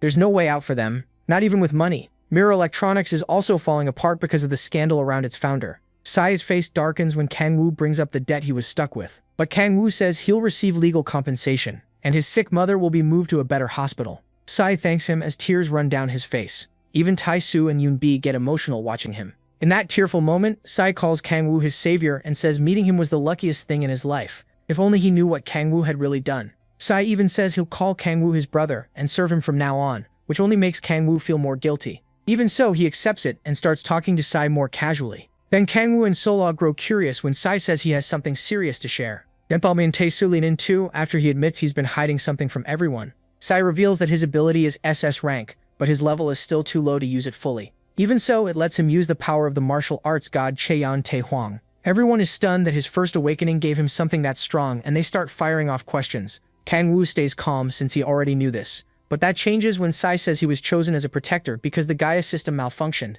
That shocks Kang-woo. Si knows about the Gaia system, even though Young doesn't. So Kang-woo asks when Si first awakened as a player. When Si gives the date, Sola realizes it was the same day she first met Kang-woo. That means Si awakened because of the damage Kang-woo caused to the Gaia system. Kang-woo starts thinking Si may be the key to fixing it. At the same time, Yoon-bi makes things awkward by calling him the hero of the world. But now Kang-woo suspects Si might actually be the real main figure here, someone with a bigger role than his. That makes him even happier he managed to bring Si onto his side. When Kang-woo gets ready to leave, he tells Si to rest until he's fully healed. Si suddenly grabs his shirt and stops him. The way he's looking at Kang-woo feels almost love-struck, and for a second, this stops feeling like a normal action story. Then Kang-woo has a thought. Maybe this is just how subordinates act toward their master. At the same time, Echidna asks if she can come with him. Still, Kang-woo can't help worrying he picked up the wrong kind of admirer, so he immediately jumps out the window to get away as fast as he can. Later, two huge ogres charge at Echidna. The little dragon unleashes her dark storm power and cuts into them, knocking them back. While they're still reeling from the hit, Kang-woo jumps in with a giant axe to finish them. He grips the weapon tight and fills it with frost, unlocking a new skill called Leviathan. Then he slashes through the monsters. The ogres roar for a moment before freezing solid and shattering. After that, Kang-woo levels up. Wiping sweat from his face, he admits the fight wasn't easy. Still, he reaches his 6th awakening and gains a new special ability. Excited, he rushes to check what it is, but the system says the details won't appear until he reaches extreme demonic delay. His mood drops right away because he has no clue what that condition even means. Echidna asks if he's okay, and he tells her not to worry. Then he pulls out a communication orb and hears Sola calling. She says they're almost done moving, so he needs to come home soon. Her mother is staying behind to finish cleaning, so Seola will take a taxi first. After that, Kang-woo heads straight to the apartment. Soon they arrive at their new place, and it's much bigger and nicer than before. Seeing it, Seola asks if they can really live there. Kang-woo reminds her they're family and he doesn't want to live alone, so now he'll be staying with her and her mother. Then he ruins the mood by mentioning that Red Rose helped him buy it. Seola realizes Young was involved, and even though she hides it, that stings. From her view, Young can give Kang-woo expensive things she could never match. The gap between them feels even bigger, but Kang-woo is too clueless to notice why she's upset. Echidna runs over and asks what they're doing tomorrow, but Kang-woo says nothing is planned yet. She shyly asks for a favor, and he agrees to go play with her the next day. The second Seola hears that, she realizes she's not only competing with Young, but with a kid too. So she quickly decides to come along and keep close to her man. The next day, they go to a huge mall where Echidna tries on one cute outfit after another. Gaesola snaps pictures of her the whole time. Kang-woo is just happy being with his family. Seeing the woman he loves getting along with his little girl makes him smile. Echidna keeps trying on clothes while Gaesola buys her all kinds of sweet snacks. The two grow close like mother and daughter, and Kang-woo is glad Echidna has someone else she can lean on. Of course, he soon learns how tiring shopping with women can be. The two girls keep piling more bags onto him. His mood finally improves when they reach the food court, and he can eat whatever he wants. Just thinking about all the food makes him drool. Gaesola tells him it's not that special, and asks if he's never been to a food court before. For Kang-woo, all those different dishes feel like heaven or maybe hell. In his case, after suffering through awful meals for so long, he wants to order everything he sees, but Gaesola tells him to calm down. A while later, their table is packed with food and they start eating. Kang-woo begins with the kimchi stew and admits it isn't as good as Gaesola's. Next, he grabs a slice of pizza and dips it into the stew, making Gaesola think he's lost his mind. But he actually likes it, so he starts mixing all kinds of food together. Gaesola covers Echidna's eyes to protect her from the mess Kang-woo is making, while Kang-woo happily keeps eating. Gaesola tells Echidna never to copy those horrible food combos. After the meal, Kang-woo notices someone approaching. Cold sweat runs down his face the second he recognizes him. It's Kang-yoon. The Hanul Guildmaster says it's been a while since they last met. Kang-woo asks what he's doing there, but Kang-yoon tells him to drop the formal tone. He says he has good news so they can talk casually. Then he brings up Kang-woo working with Red Rose, and Kang-woo says he's only cooperating with them. Hearing that, Kang-yoon grabs his shoulder and tries to recruit him, offering 5 billion won, a car, a house, and more. Gaesola is shocked. Someone can offer that much so easily. Kang-yoon also promises him an executive spot in Hanul, but Kang-woo says the offer is too small. Kang-yoon can hardly believe what he just heard. He calls Kang-woo funny for saying that, but Kang-woo isn't joking. He makes it clear he has no intention of working under anyone right now. So Kang-yoon raises the stakes, and Kang-woo pays close attention. The easygoing guildmaster says he'll throw in one legendary item for free if Kang-woo joins. Legendary gear is incredibly rare and can't just be bought with money. It's usually crafted from parts taken from S-rank gates or even higher. Legendary gear also links itself to its wearer, and if the user doesn't meet the right conditions, it can reject them. That definitely gets Kang-woo's attention. Even so, he still turns Kang-yoon down. Kang-yoon accepts the answer and backs off. Before leaving, he hands over his card in case Kang-woo changes his mind. Then he drops something extra into Kang-woo's kimchi stew, saying it'll make it taste better. Echidna notices, but Gaesola quickly covers her eyes again. After that, Kang-yoon says goodbye and leaves. Kang-woo lifts a spoonful to try it, but now he looks totally put off. Later, he meets Young-ju. She asks why he refused such a huge offer, and he says he doesn't want to work under anyone right now. Young-ju just calls him weird. Still, Kang-woo believes that even without joining Hanul Guild, he can get legendary gear from the rewards he earns by protecting other players. When they reach the elevator, Young-ju says she's met Kang-won before since they're both guildmasters. She says he's not what people expect, so Kang-woo asks if there are rumors about him. Young-ju brings up the one time Kang-won got furious during the world ranker evaluations. He lost to a Japanese ranker and got eliminated. That ranker was Fujimoto Ryoma, who used the mythical weapon Susanoo-zai, and the media came down hard on Kang-won because of it. Young-ju says that's all she knows about Kang-won, while Kang-woo wonders if refusing him will come back to bite him. She tells him not to worry. Kang-won would probably just laugh it off. Soon after, they meet Hwa-young. The Juarez Corps commander calls Kang-woo inside and says they've been waiting for him. Inside the lab, she explains they found a special item while investigating the Mir Guild. Young-ju says that must have been a rough job, and Hwa-young admits even her superiors were against it. Kang-woo checks out the item and finds a legendary coat. Its stats are great, and luckily it hasn't bonded to anyone yet. Young-ju points out that the coat's effects don't look that amazing, and Hwa-young agrees.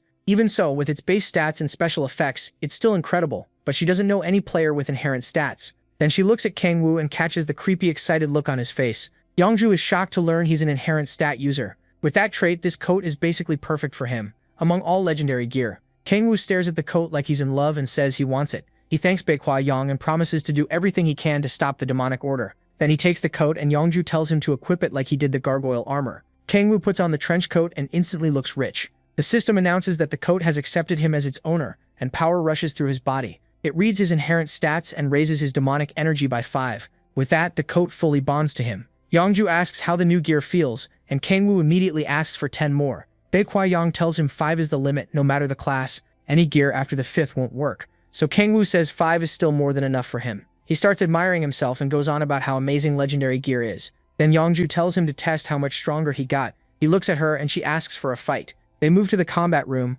where Baekwai-yong says they don't need to hold back too much. As Kangwoo gets ready, Yongju wonders how much stronger he really is. She remembers how easily he crushed Yongko, and knows his raw stats played a huge part. This is her chance to learn what makes Kangwoo so unusual. At the same time, Kangwoo also wants to test his new strength, and he sees her as the best person for it. Baekwai-yong steps in as referee while they prepare. The moment she starts the match, Kangwoo moves in an instant. He lunges straight at Yongju, but she slips past his punch. She spins into a counterattack and Kangwoo dodges that too. She keeps pressing him, but he blocks the follow-up blows. Once he realizes she's opening with hand-to-hand combat, he starts getting annoyed. He knocks her hand aside and fires back, but she avoids it. Kangwoo suddenly snatches her hat and says she's looking down on him. Using it to cover her view, he throws a punch, but she tears right through it with her special chains. Glad she's finally getting serious, Kangwoo asks if she's trying to kill him. She keeps attacking and says he's clearly not a normal player. Kangwoo dodges the chains, which smash into the walls behind him. Before he can reset, she rushes in and drops another attack on him. He barely escapes by using his wings,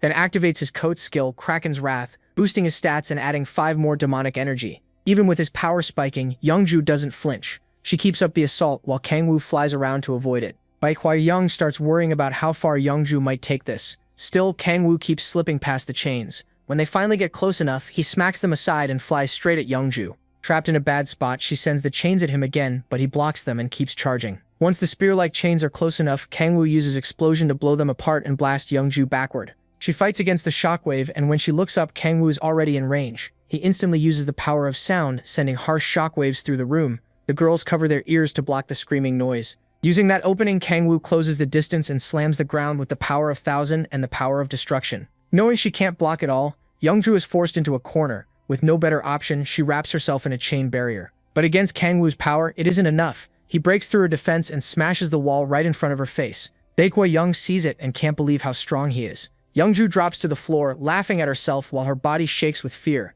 Kangwoo has blasted a massive hole through the wall, and she calls him a monster. Just then, Kraken's Wrath runs out, and the system says it won't be ready again for 2 hours. Kangwoo looks down at her, impressed by how much power the legendary coat gave him. As Yongju laughs, she slowly draws her chains back into her gauntlet. Kangwoo offers a hand to help her up, while she struggles to catch her breath. He says the boost came from his new gear, but she reminds him that she has legendary items too. With a dark grin, Kangwoo listens as she asks if he's even human. He tells her at least he's not her enemy, but she still doesn't trust him. Then both of them look toward Baekwai-yong, who explodes at them for wrecking a room that cost billions to build. Kangwoo and Yongju both apologize for going too far, but Baekwai-yong is still furious that she's stuck dealing with 2 lunatics who don't know when to stop. While they argue over the damage, she orders the training room closed until repairs are done. Yongju mutters that maybe they should have just fought inside a gate, annoying as that would have been. Meanwhile, Kangwoo wonders if he should pay for it with giant ogre magic stones, but decides that would be a waste.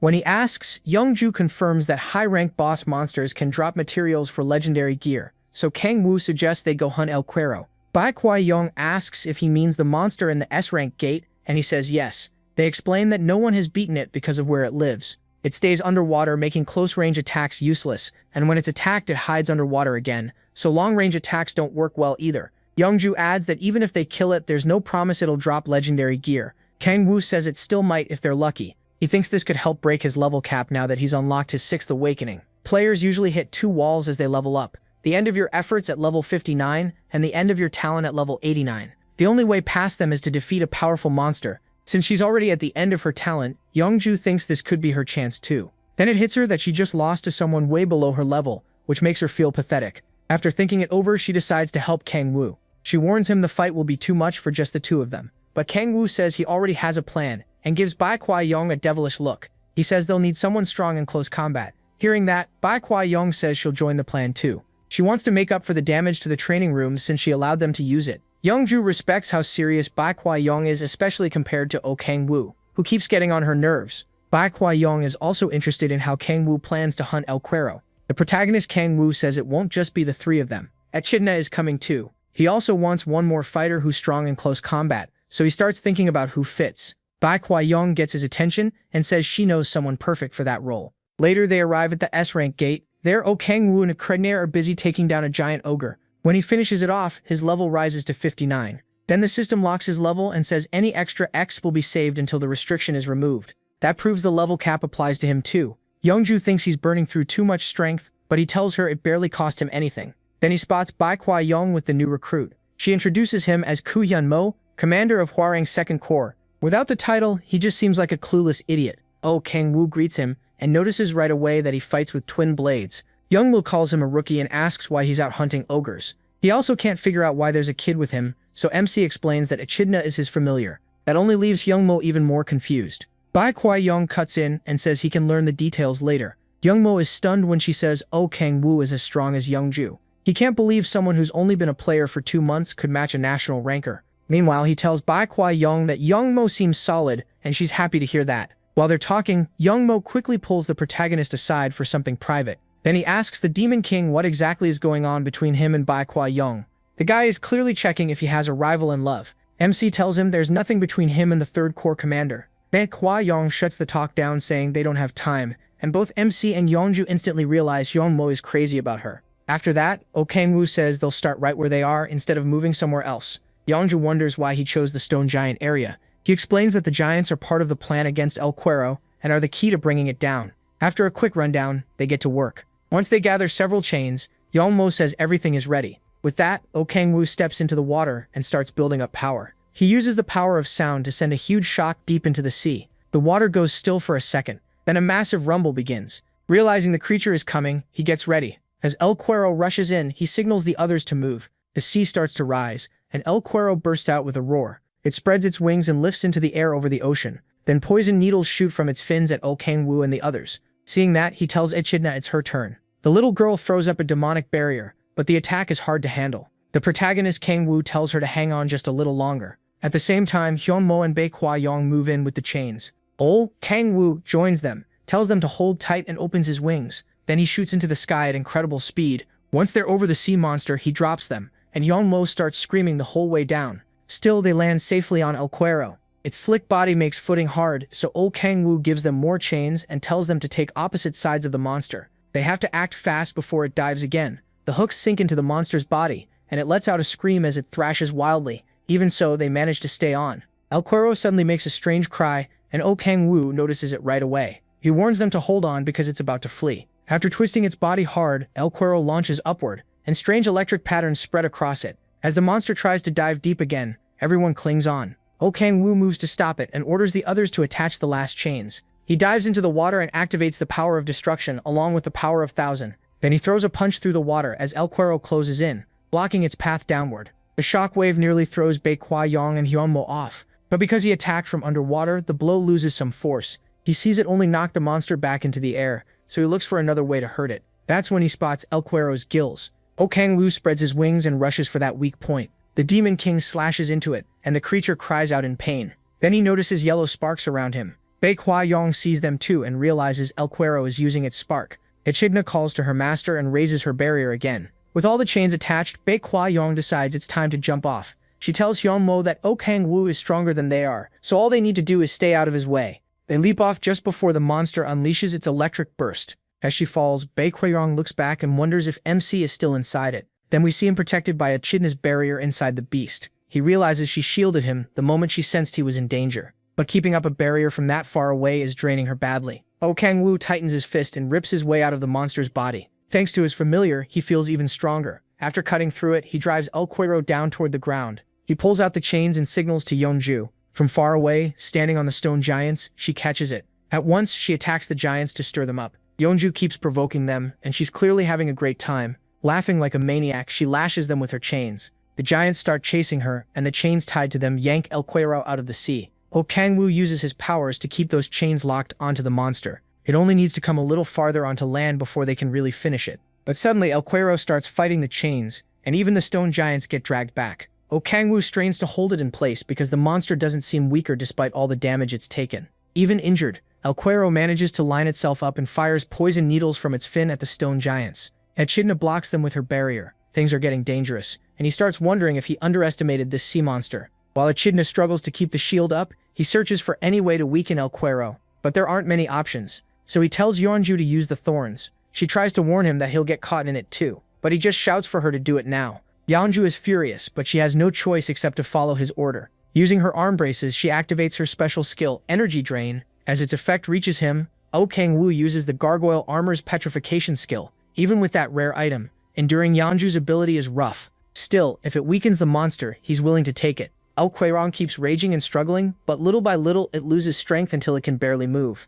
After that, Yeonju gets the stone giants moving again by provoking them once more. Stone giants have a trait called Tough Skin, which makes sharp attacks do almost nothing. The giants start marching again, dragging El Cuero farther out of the sea. The monster keeps screaming, but now it can barely fight back. In the end, its whole body is dragged onto land. Oh Kang-woo cuts the chains off himself and feels relieved that the plan worked. Echidna immediately runs over to check on him. He yells that it's still dangerous, right as El Cuero tries to strike at her. Luckily, Hoyeon jumps in to protect the girl, and Hyumo carries Echidna away. After Hoyeon's hit, the monster tries to attack again. Then Oh Kang-woo moves in with the others to finish it for good. Echidna is relieved to see her master alive, but he puts her right back to work by telling her to handle the stone giants. Meanwhile, Yeonju is still having fun treating the giants like pack animals. The protagonist Kang-woo tells her to stop messing with them and come help. She snaps back that she's only doing what he told her to do. Then Hoisin and Hoinjit and Hyumo charge in to punish El Cuero. Now that they aren't fighting underwater, they can finally go all out. Both of them strike at once, dealing huge damage and spraying blood everywhere.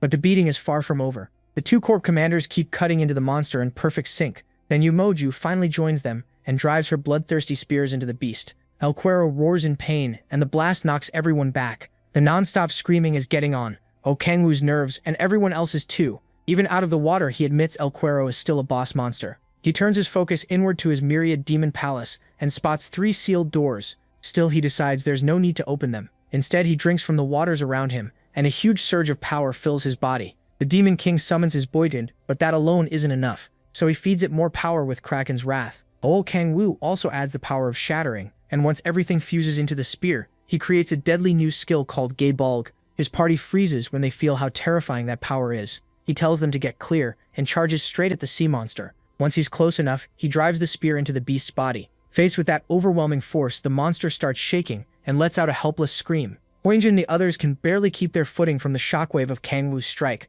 All of them stare in awe, wondering if this is what a 6th awakening skill can do. Oh Kang-woo stands before the monster as it burns and waits to see what happens next. The spear's power leaves scars on his hands, and the system says he cleared the second condition for extreme demonic delay by combining 3 powers. Oh Kang-woo reads the message with his hands still trembling. Clenching his fists, he remembers that in hell this would have been easy, but now just using that much power wears him out. He knows he's still far from where he wants to be and wants even more power. Before that craving swallows him, his teammates snap him back. They ask what kind of power that was and why he didn't use it earlier. He says it was his first time trying it. When he shows Yeonju his shaking hands, she just sees another chance to beat him someday. Echidna returns to say she's done with the stone giants, then throws her arms around him as he praises her. That's when he notices something strange. The system never announced El Cuero's defeat. The monster is still alive, refusing to die. He quickly tells his teammates to stay ready, because the fight isn't over yet. They check the status window and confirm it. The monster hasn't been defeated. Things start looking bad, and Oh Kang-woo can't understand how El Cuero survived.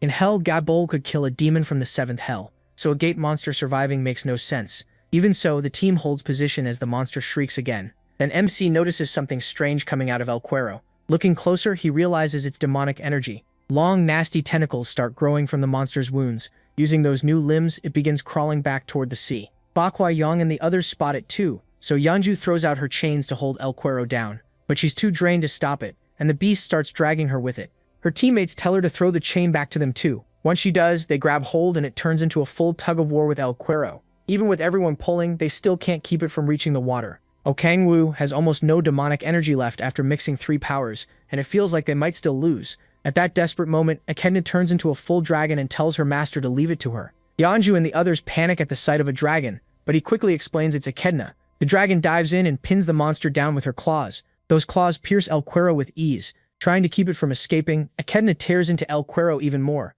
Yeonju and the rest can hardly believe what they're seeing as Echidna lifts the monster up and slams it back down. After a fierce struggle, Echidna stands over the monster as the winner. Then she happily asks her master if she did well. El Cuero is finally dead, and Oh Kang-woo gets most of the experience since he did the most damage. but his level limit is still active, so he doesn't level up. Echidna changes back into her human form and runs to him. Now Yeonju and the others finally get why that little girl is Kang Woo's familiar. She asks about the tentacles from El Cuero's body, but Baekwa Yeonju says she's never seen anything like that before. Kang Woo steps in and says it isn't some natural trait. He's seen something like it before, and says it looks like what happens when the demonic order transforms into demons. Yeonju guesses demonic energy caused it, and he says they'll know for sure after checking. So they climb onto El Cuero's body and inspect it. The protagonist Kang Woo finds the spot where the tentacles started growing, and reaches inside. To his surprise, he finds something hidden in the beast. The others are shocked that anything was in there at all. He pulls it out, a gemstone. Huomo says it's different from a magic stone, and Baekwa Yeong wonders if this caused El Cuero's strange change. Kang Woo says he isn't sure, but he can already tell the gem is packed with demonic energy. Unlike a normal magic stone, this gem looks man-made. Realizing someone created it on purpose, MC guesses the masked cardinal is behind it. Now the pieces start coming together, and he tells the team the demonic order is probably responsible. Yeonju looks worried when she hears that. Kang Woo tells them to look at the gem itself and where it was hidden inside the monster's body. It's clear someone planted it in El Cuero, and the demonic energy made the beast lose control. The demonic order is the only group that likely could have done this. It's still just a theory, but Baekwa Yeong starts to see his point. As he looks at the stone again, Baekwa Yeong orders Hyunmo to start investigating the demonic order from Pohang. Meanwhile, Kang Woo nearly drools, realizing the demonic order can produce this much demonic energy. Yeonju wants to take a picture of the gemstone, but the protagonist quietly uses his lightning power to stir the beast. While El Cuero suddenly causes a commotion, he secretly absorbs the gem's energy when no one is looking. When Yeonju turns back to ask for the gemstone, it's gone from his hand. Kang Woo plays dumb while she snaps at him. He keeps a clueless face even though he's nervous, then checks his stats. His demonic energy is increased by 3 levels. He's thrilled after hunting more than 100 ogres over the last 3 days. That stat hadn't moved at all. Echidna turns to ask if it's time for them to leave. When he doesn't answer, she gets worried, and after turning around, she sees a twisted look on her master's face. Later, they arrive at the Hwarangcore headquarters, and Echidna is already nodding off. They head inside, and Hwayeon gives them the remaining money, after repairs. Since El Cuero was captured for the first time, they earn a huge amount. She also says she'll investigate the gemstone with Humo's team and check if similar cases happened in other gates. They'll have to work hard to secure any stone before anyone touches it, because none of them know Kang Woo already made the first gemstone disappear. Yeonju and Kang Woo get curious when Yeon says she has good news. She explains that parts of El Cuero can be turned into legendary gear, and its tailbone will become a sword. Then she mentions the estimated specs, making them both tense. But their excitement dies when Yeonju says the weapon will boost either strength or dexterity. Still, she adds that she can't use it herself because the activation requirements are too tricky. Only a player with internal chi can use the legendary sword, a rare trait mostly found in warrior types, especially in China. Yeonju suggests selling it to China, but Kang Woo says he'll keep the weapon. If it needs someone with internal chi, he already knows the right person. The story then shifts to C and his party, who are exploring deep inside a B-rank gate. Even in the maze-like dungeon, they manage to find a new path. Kang asks Sivrik if he senses anything, and the swordsman says he just has a bad feeling. A second later, Sivrik picks up on something and tells everyone to get ready to fight. Then a wounded Minotaur suddenly comes running out from the dark passage ahead. Another Minotaur, even more dangerous, catches it at once. Sivrik and his party stare in shock as that monster gets ripped to pieces right in front of them. Kang rushes up with his shield to take the next hit, but Silas yanks him away just before the beast smashes him into the ground. He warns the big guy not to rush in so carelessly. Looking closer, they realize this creature doesn't look like a normal Minotaur. Silas tells Kang to make an opening. Once Silas gets buffed, Choi tries to distract the monster so their tank has time to prepare. She blasts it with lightning magic, but the beast recovers right away without a scratch. Sai moves in to draw its attention, and the Minotaur locks onto him with a deadly stare. Saiola buffs Kang, and he gets into place. Kang charges in, taunting the monster and making it rush straight at him. Saiola keeps the buffs coming, and he thanks her for the great support. The Minotaur lifts both arms to crush the tank, but Saio rushes in from its blind side before it notices. Focused on his opening, he uses his skill and cleanly cuts off the monster's head. Once it drops, the whole party starts praising Saio for pulling it off so fast. Then they check the body, and Sihun says this savage Minotaur isn't listed in any player guide. A closer look makes him freeze. Something red is glowing from the severed neck, and he starts wondering if it's what he thinks it is. The next day, Kang Woo arrives at the Hwarangcore headquarters. He's there to pick up the legendary sword made from El Cuero's tailbone. The blade's stats are amazing, and it even lets its user walk on water. MC looks it over and says he'd use it himself if he could. Ba Kwa-yong explains that the hardest part of legendary gear is getting the materials. After that, forging it is quick. Yong worries about the price, but Ba Kwa-yong tells her not to. She says Yong and Kang Woo are already bringing better results than the Hwarangcore expected. Yong enjoys the praise while he is more interested in absorbing demonic energy. Then Ba Kuayong says there's one more thing she wants to mention. Expecting bad news, he's caught off guard when she asks if he can start speaking to her more casually. Since he's already casual with Young, she says it feels strange for them to stay formal, especially now that they're comrades. Pa Kuayong is glad when he agrees. Sol has one more reason to be jealous. When Oh Kang-woo asks about the gemstone research, she says nothing useful has come up yet. Even Young's guild found nothing solid. That bothers him because he doubts the demonic side only hid gemstones in El Cuero. Elsewhere, the masked cardinal hears that El Cuero was defeated. His followers say they found battle marks but still don't know how it happened. When they add that the demonic crystal is missing too, he crushes the table in rage. The masked cardinal smashes what is left and demands news on the other monsters. They tell him most are still fine, and their enemies probably haven't figured out the plan yet. Even so, El Cuero's defeat clearly shakes him. They also report that the whole operation has been pushed back because of this. The cardinal suggests using another method, but his followers warn that it's too dangerous. They say it would let the plan move forward right away, but the risk is far too high. On top of that, the world rankers wouldn't just sit back if they did something so bold. That only makes the masked cardinal angrier, and he asks about the world rankers again. Right now, he doesn't care what they might do. His demonic aura pours out as he reminds them he isn't afraid of the world rankers. The followers quickly apologize while struggling under his killing intent. After a moment, the cardinal settles down and asks if they still have demonic crystals. When they say yes, he orders them to plant more inside other monsters. If the plan gets delayed again, he warns their worthless lives are over. Then one follower reports that Young was the one who killed El Cuero. The cardinal forces himself to cool down as he recalls that Young is the same person who got in Jae Yuan's way. Seeing her as a major threat, he tells them to prepare the shadows to deal with her. His men warn that Young is too strong and the shadows alone may not be enough. But he says Young isn't the real target. They're going after Oh Kang-woo. His plan is to capture the protagonist and use him as a hostage. Meanwhile, the Demon King enjoys a peaceful ride in his car. Later, Kim Si-hoon and his party come out of the B-rank gate, thanking him for carrying the run. As they leave, Oh Kang-woo waves them over. He shows up looking stylish as usual. The group is happy to see him after so long, and he notes that their hunting has been going well. Then he tells Kim Si-hoon he brought a surprise gift for him. At first, everyone thinks it's meant for C, but then he tells Kim Si-hoon to take it. He hands the sword to the young swordsman, while C quietly adds another name to her list. The party is stunned when Oh Kang-woo says it's a legendary weapon. Kang Tae-soo can't help wishing the gift had gone to him instead. Kim Si-hoon says he doesn't deserve something that valuable, but MC tells him he'll decide that. He adds that Kim Si-hoon is going to get much stronger soon, strong enough to stand against rankers. Those words hit hard, and Kim Si-hoon starts tearing up. He thanks Oh Kang-woo with all his heart. Then he gets uneasy when Kim Si-hoon says he felt strong resistance the first time they met. Things get even stranger when he says it feels like their souls are connected. A second later, Kim Si-hoon grabs his hands and drops to one knee like he's proposing. He swears to serve him for the rest of his life, and C is about ready to explode. Oh Kang-woo gently tells him to let go, but Kim Si-hoon says he has something to give him too. He reaches into his pocket and pulls out the gemstone he got from killing that monster, saying the protagonist Kang-woo might know what it is. MC quickly grabs his hands again and stares at him with sudden excitement. Now he really wants to keep this guy close. He immediately asks where the gem came from. Kim Si-hoon explains that while hunting in the gate, he felt something strange. Oh Kang-woo is surprised because it sounds just like the resistance Kim Si-hoon felt from him before. Kim Si-hoon says he followed that feeling to the savage minotaur and found the gemstone after killing it. He starts wondering if this prodigy can sense demonic energy, so he asks whether Kim Si-hoon felt anything from Echidna at the hospital. Kim Si-hoon thinks back but says he didn't sense that same resistance from her. Oh Kang-woo studies the gemstone,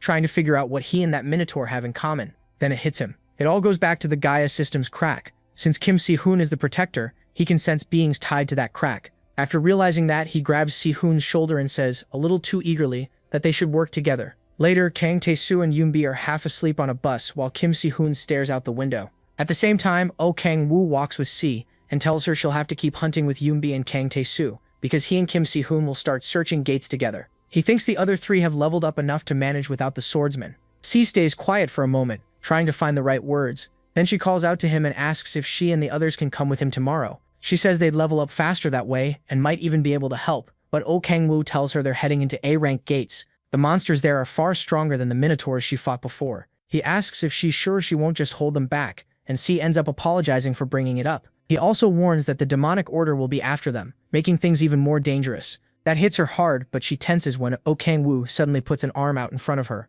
He has spotted followers of the demonic order looking for trouble. The protagonist asks if they're with the order, but they refuse to answer and simply tell him to obey. He laughs and tells them to stop acting tough and get away from his car. The idiots rush him at once, saying he's not as special as he thinks. Oh Kang-woo steps forward to shield sides as they close in. He doesn't waste time talking. Instead, he spreads his wings and takes off with her in his arms. After landing somewhere safer, he tells her to get far away while he handles the attackers. Flustered but trying to help, she casts a buff on him. Kang-woo notices how useful her skill is as she tells him not to get hurt. He assures her he'll be fine. Before City can even move, the cultists are already on them, threatening to tear MC apart. He jumps straight into the fight and tells them he has no intention of running from people like them. He slips past their weapons with ease, but they swing back in from behind. Kang-woo tracks their movements while dodging the chains flying at him. Even with all those chains whipping around, none of them get tangled, which tells him these guys are well trained. Still, compared to Young, they're nothing to him. Blue energy gathers in his hands and he fires off a shockwave. The blast knocks the chains away and throws the attackers back too. Realizing they're outmatched, the cult followers decide to report to their cardinal right away. Too bad for them.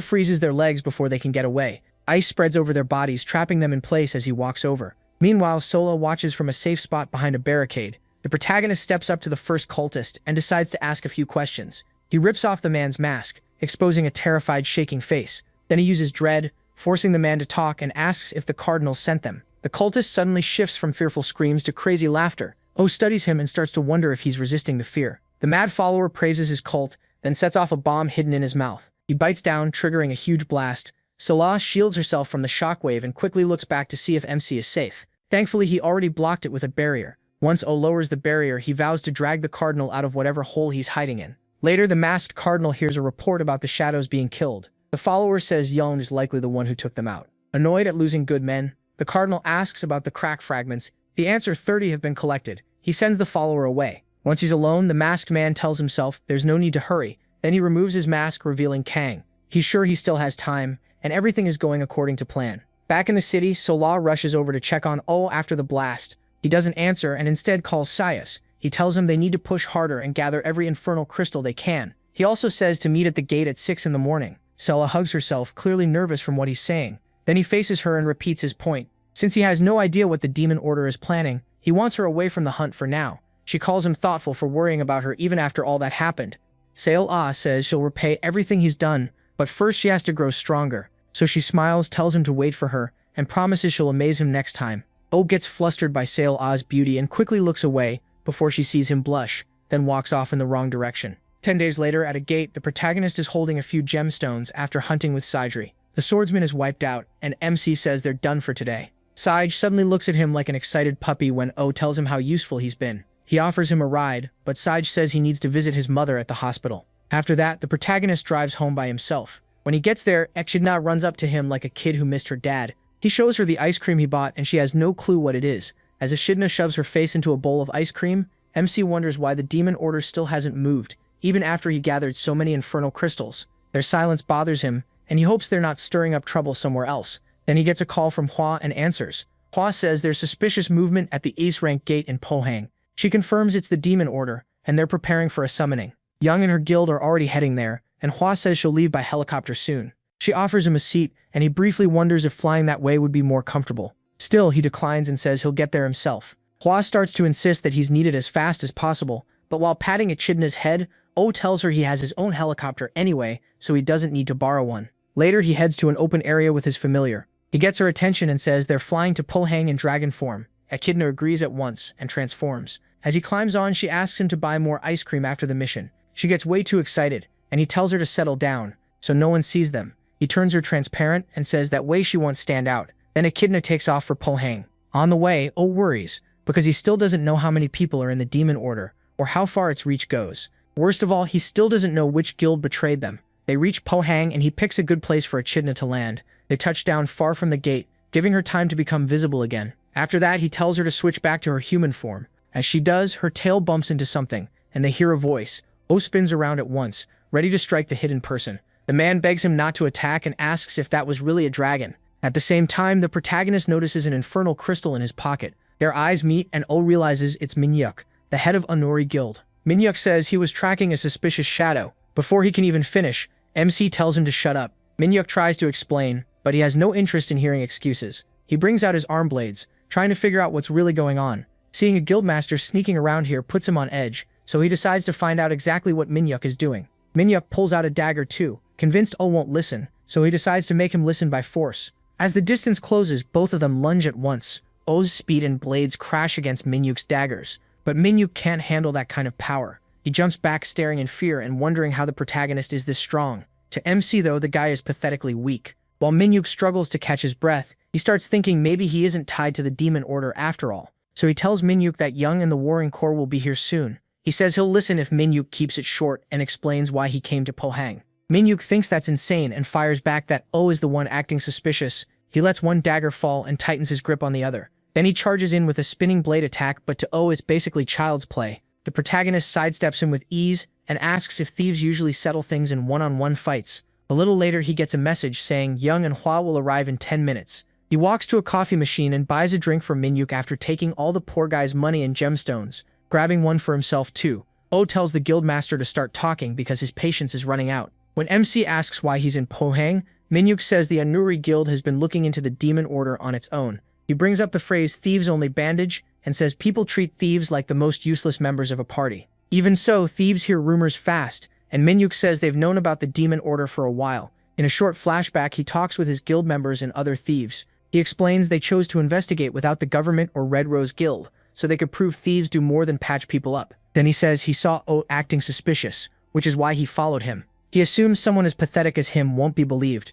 but he says he does believe him. Chugging his coffee, the protagonist can't figure out why Minhyuk looks so shocked. Then he tosses the cup and casually wishes him luck with his little vigilante mission. Still confused, Minhyuk tells him to wait. He steps closer and says O is stronger than Korea's 5 guildmasters. Then he asks why someone that strong is helping the government hunt the demon order. MC looks at him for a moment and says they're the same. Minhyuk still doesn't get it, so he asks if he really needs a reason to fight for world peace. What he actually means is kimchi stew, but he hides that pretty well. As the protagonist turns and walks off like a hero, Minhyuk starts thinking he's a better person than he first thought. Meanwhile, O's just happy to be done with the weakling. The real reason he's sticking with the government and Yong is the demonic energy he can gain. At least now he's sure the Thief Guild isn't part of the demon order. The ones he suspects most are the guildmaster of Samurai and Kang. Later, Kang puts his mask back on and speaks through an orb. In a creepy cave, he talks to someone named Yu Taesik and asks if he's ready for the ritual. This is the first move in their big plan, and it has to work no matter what. He tells Taesik to bring more sacrifices if needed. Then Taesik lowers his hood and praises the demon order. One of the followers reports that the blood from the sacrifices has been spread everywhere. With a disturbing look on his face, Taesik steps onto the demonic symbol. After checking the blood, he says it still isn't enough. Then he orders one follower to step forward. The poor man obeys and gets stabbed, and his blood splashes everywhere. The other followers stare at the body in shock and demand to know why Taesik did that. Taesik coldly says there still isn't enough blood, and if they want someone to blame, they should blame themselves for failing to bring more sacrifices. Then he snaps and starts butchering the rest, covering the area in blood. With the bodies piled around him, Taesik praises the demon order again. Once he's sure there's enough blood, he slams both hands onto the symbol and starts chanting a spell. The story then cuts back to Young, who's just arrived in Pohang. Oh asks her and Hua if they can enter the Su Frank gate yet. Hua tells him the situation inside looks bad. She explains that a demon order member is hiding somewhere in the gate, but there are too many caves to pinpoint where. She's also heard that anyone who enters feels something creepy from the gate. Then footsteps approach. It turns out to be Hyumo,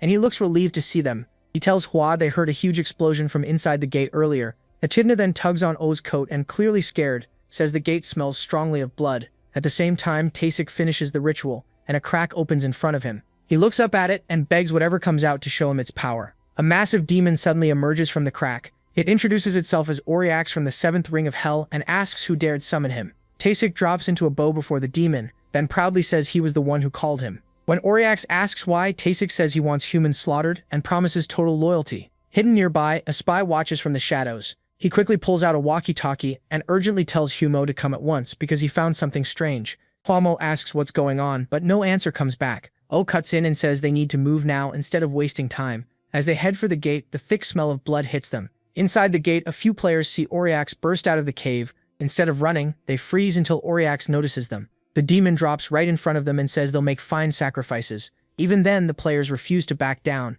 They throw everything they have at him, but it does nothing. Oriax seems amused by their pointless struggle, then wipes them all out with one swing of his weapon. Hyumo and the others arrive just in time to see the players being slaughtered. Meanwhile, Taesik trembles at the power of his first summon. He believes that as the dimensional gate weakens, he'll call up even stronger demons and the world will fall to the demon order. On the other hand, Oriax still isn't happy with how little he's killed. The look on his face alone makes the players afraid to go near him. Then they hear Hyunsmo shout for them to wait, and he rushes in to help. Oriax swings his scythe at Hyunsmo, and Hyunsmo blocks it, but the impact blasts him backward. A female mage catches him with magic and complains that he always ends up getting thrown around. Hyunsmo is relieved to see his allies and tells them to hold on. Oh, though is left speechless by what he's seeing. Hyunsmo says she wishes her guild members were there, but Hwa tells her to be thankful the demon hasn't escaped the gate. While the others get fired up to beat it, MC is still stuck trying to process all this. Taimi starts praising the demon again, and Auriax says he already plans to teach humans a lesson. Then the demon looks toward Hyumo and says he's not worth fighting. Auriax demands a stronger human.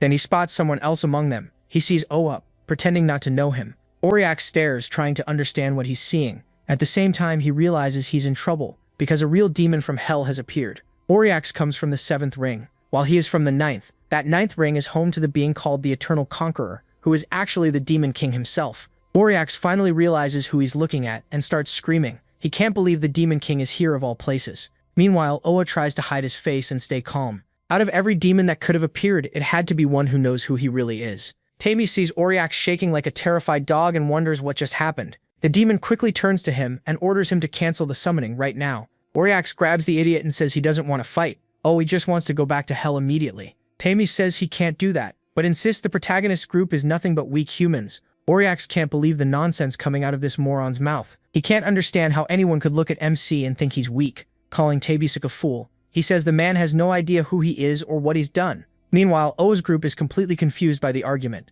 The protagonist steps in front of them and says he'll handle it. He explains that the demon has the wrong idea about him so he can use that. Then MC fires a shot at them to get Auriax's attention. He calls out to Auriax and speaks to him telepathically, ordering him to answer in a way only he can hear. Terrified, Auriax has no choice but to obey his king. He gives his name and asks Oa what he's doing on Earth. Seeing how scared Auriax is, he decides to use that fear. He tells the demon it's interfering with his plans, which makes Auriax tremble even more. When the demon asks what plans, Oa glares at him for daring to question his king. Auriax instantly apologizes before things get worse. The protagonist says he'll give him one chance to make up for being a nuisance. Since Auriax has zero pride left, he quickly agrees to do whatever his king wants. MC takes advantage of that and says if he obeys well, he might make him one of his subjects. Hearing that, Auriax's eyes light up. To him, that means standing alongside Balrog and using a share of the Demon King's power. The moment Auriax agrees, Oa orders him to throw away his weapon and fight the others, so he can test his strength. Auriax obeys at once and throws his weapon aside. Still, Young and Hwa have no idea why he's acting so weird. Even so, Hwa sees it as the perfect chance to bring him down. She activates her skill and aims her blade at the demon. As Auriax moves toward her, she jumps straight in. One slash from her blade makes the demon cry out in pain. Auriax flies into a rage, smashing the ground and hurling insults. That ticks Young off, and she whips out her chains. She drives them into Auriax and swings with all her strength. The chains wrap around him and start ripping into his body. Auriax realizes Young is far stronger than he expected, and even with his weapon this wouldn't be easy. Still, not wanting to look pathetic in front of his king, he breaks the chains. Then Hwatch and Hangmo rush in together and slash him so fast he can't even react. Auriax realizes this fight won't be easy, especially since he hasn't fought without his scythe in a long time. He decides this must be part of the test the Demon King gave him. Then he notices O walking toward him while holding his scythe, like an idiot. Auriax assumes he is about to fill it with demonic power and hand it back. Instead, his beloved king turns on him and uses the scythe against him. Confused and in pain, Auriax coughs up blood as he stares at the protagonist. O tells him not to hold a grudge, then cuts the demon's body in half. He even mocks Auriax for falling for such an obvious trick. A system message announces Auriax's defeat, and gives MC a huge amount of experience. But even that still doesn't remove his level restriction. At the same time, Kang Yun watches everything through his magic orb. Back inside the gate, Osuder's annoyed that beating Auriax still didn't break his level cap. Young and the others run over and ask what happened. While he turns and tells them the demon is dead, he secretly uses his authority of gluttony on the body.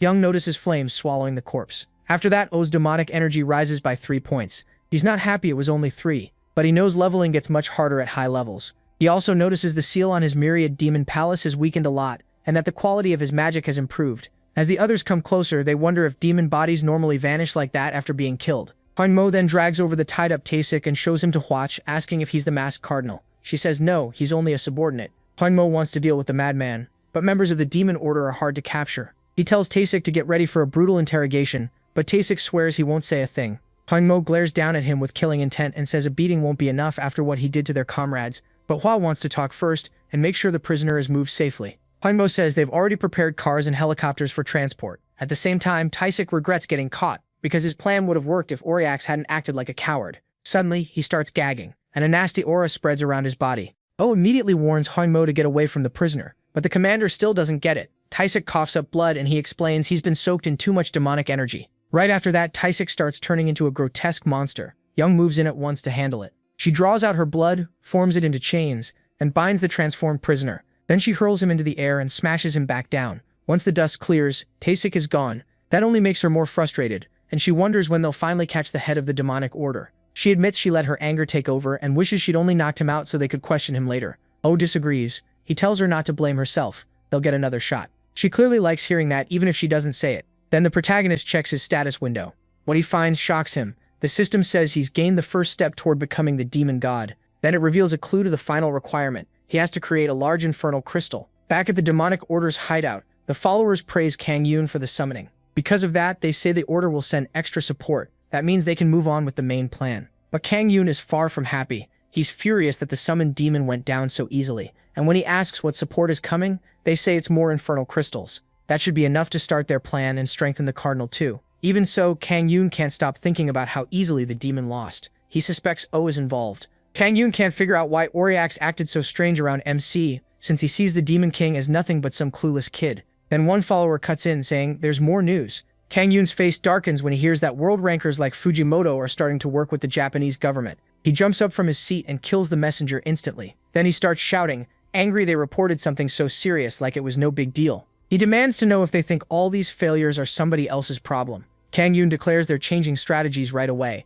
and when one lackey objects, he warns that this could make the whole world their enemy. Kang Yoon walks over and starts choking him. He says he knows the risk and tells them not to question him again. Then he orders them to prepare the thing at ISU Station. A few days later at ISU Station, while people go about their day, a bright purple light suddenly appears. Then a crack opens in the middle of the station. Meanwhile, Oa is enjoying a rare quiet moment at home. As he plays with Echidna, he starts thinking things have gotten a little too peaceful. Ever since Pohang, the demon cult has gone strangely quiet, and all he's done is gather demon stones with Sita. While they're in the car, he gets a call from Young. At the same time, a system window appears in Sita's face. He tells Oaz right away, and both of them panic as they try to make sense of the message. Meanwhile, Young is yelling at the protagonist for ignoring her calls. Then she tells him a gate has opened in the middle of ISU Station. Demonic monsters pour out, throwing the area into chaos. Fires break out, and people are being slaughtered everywhere. A mother and her daughter run for safety, but the little girl trips. When the mother turns back to grab her, the demons rush toward them.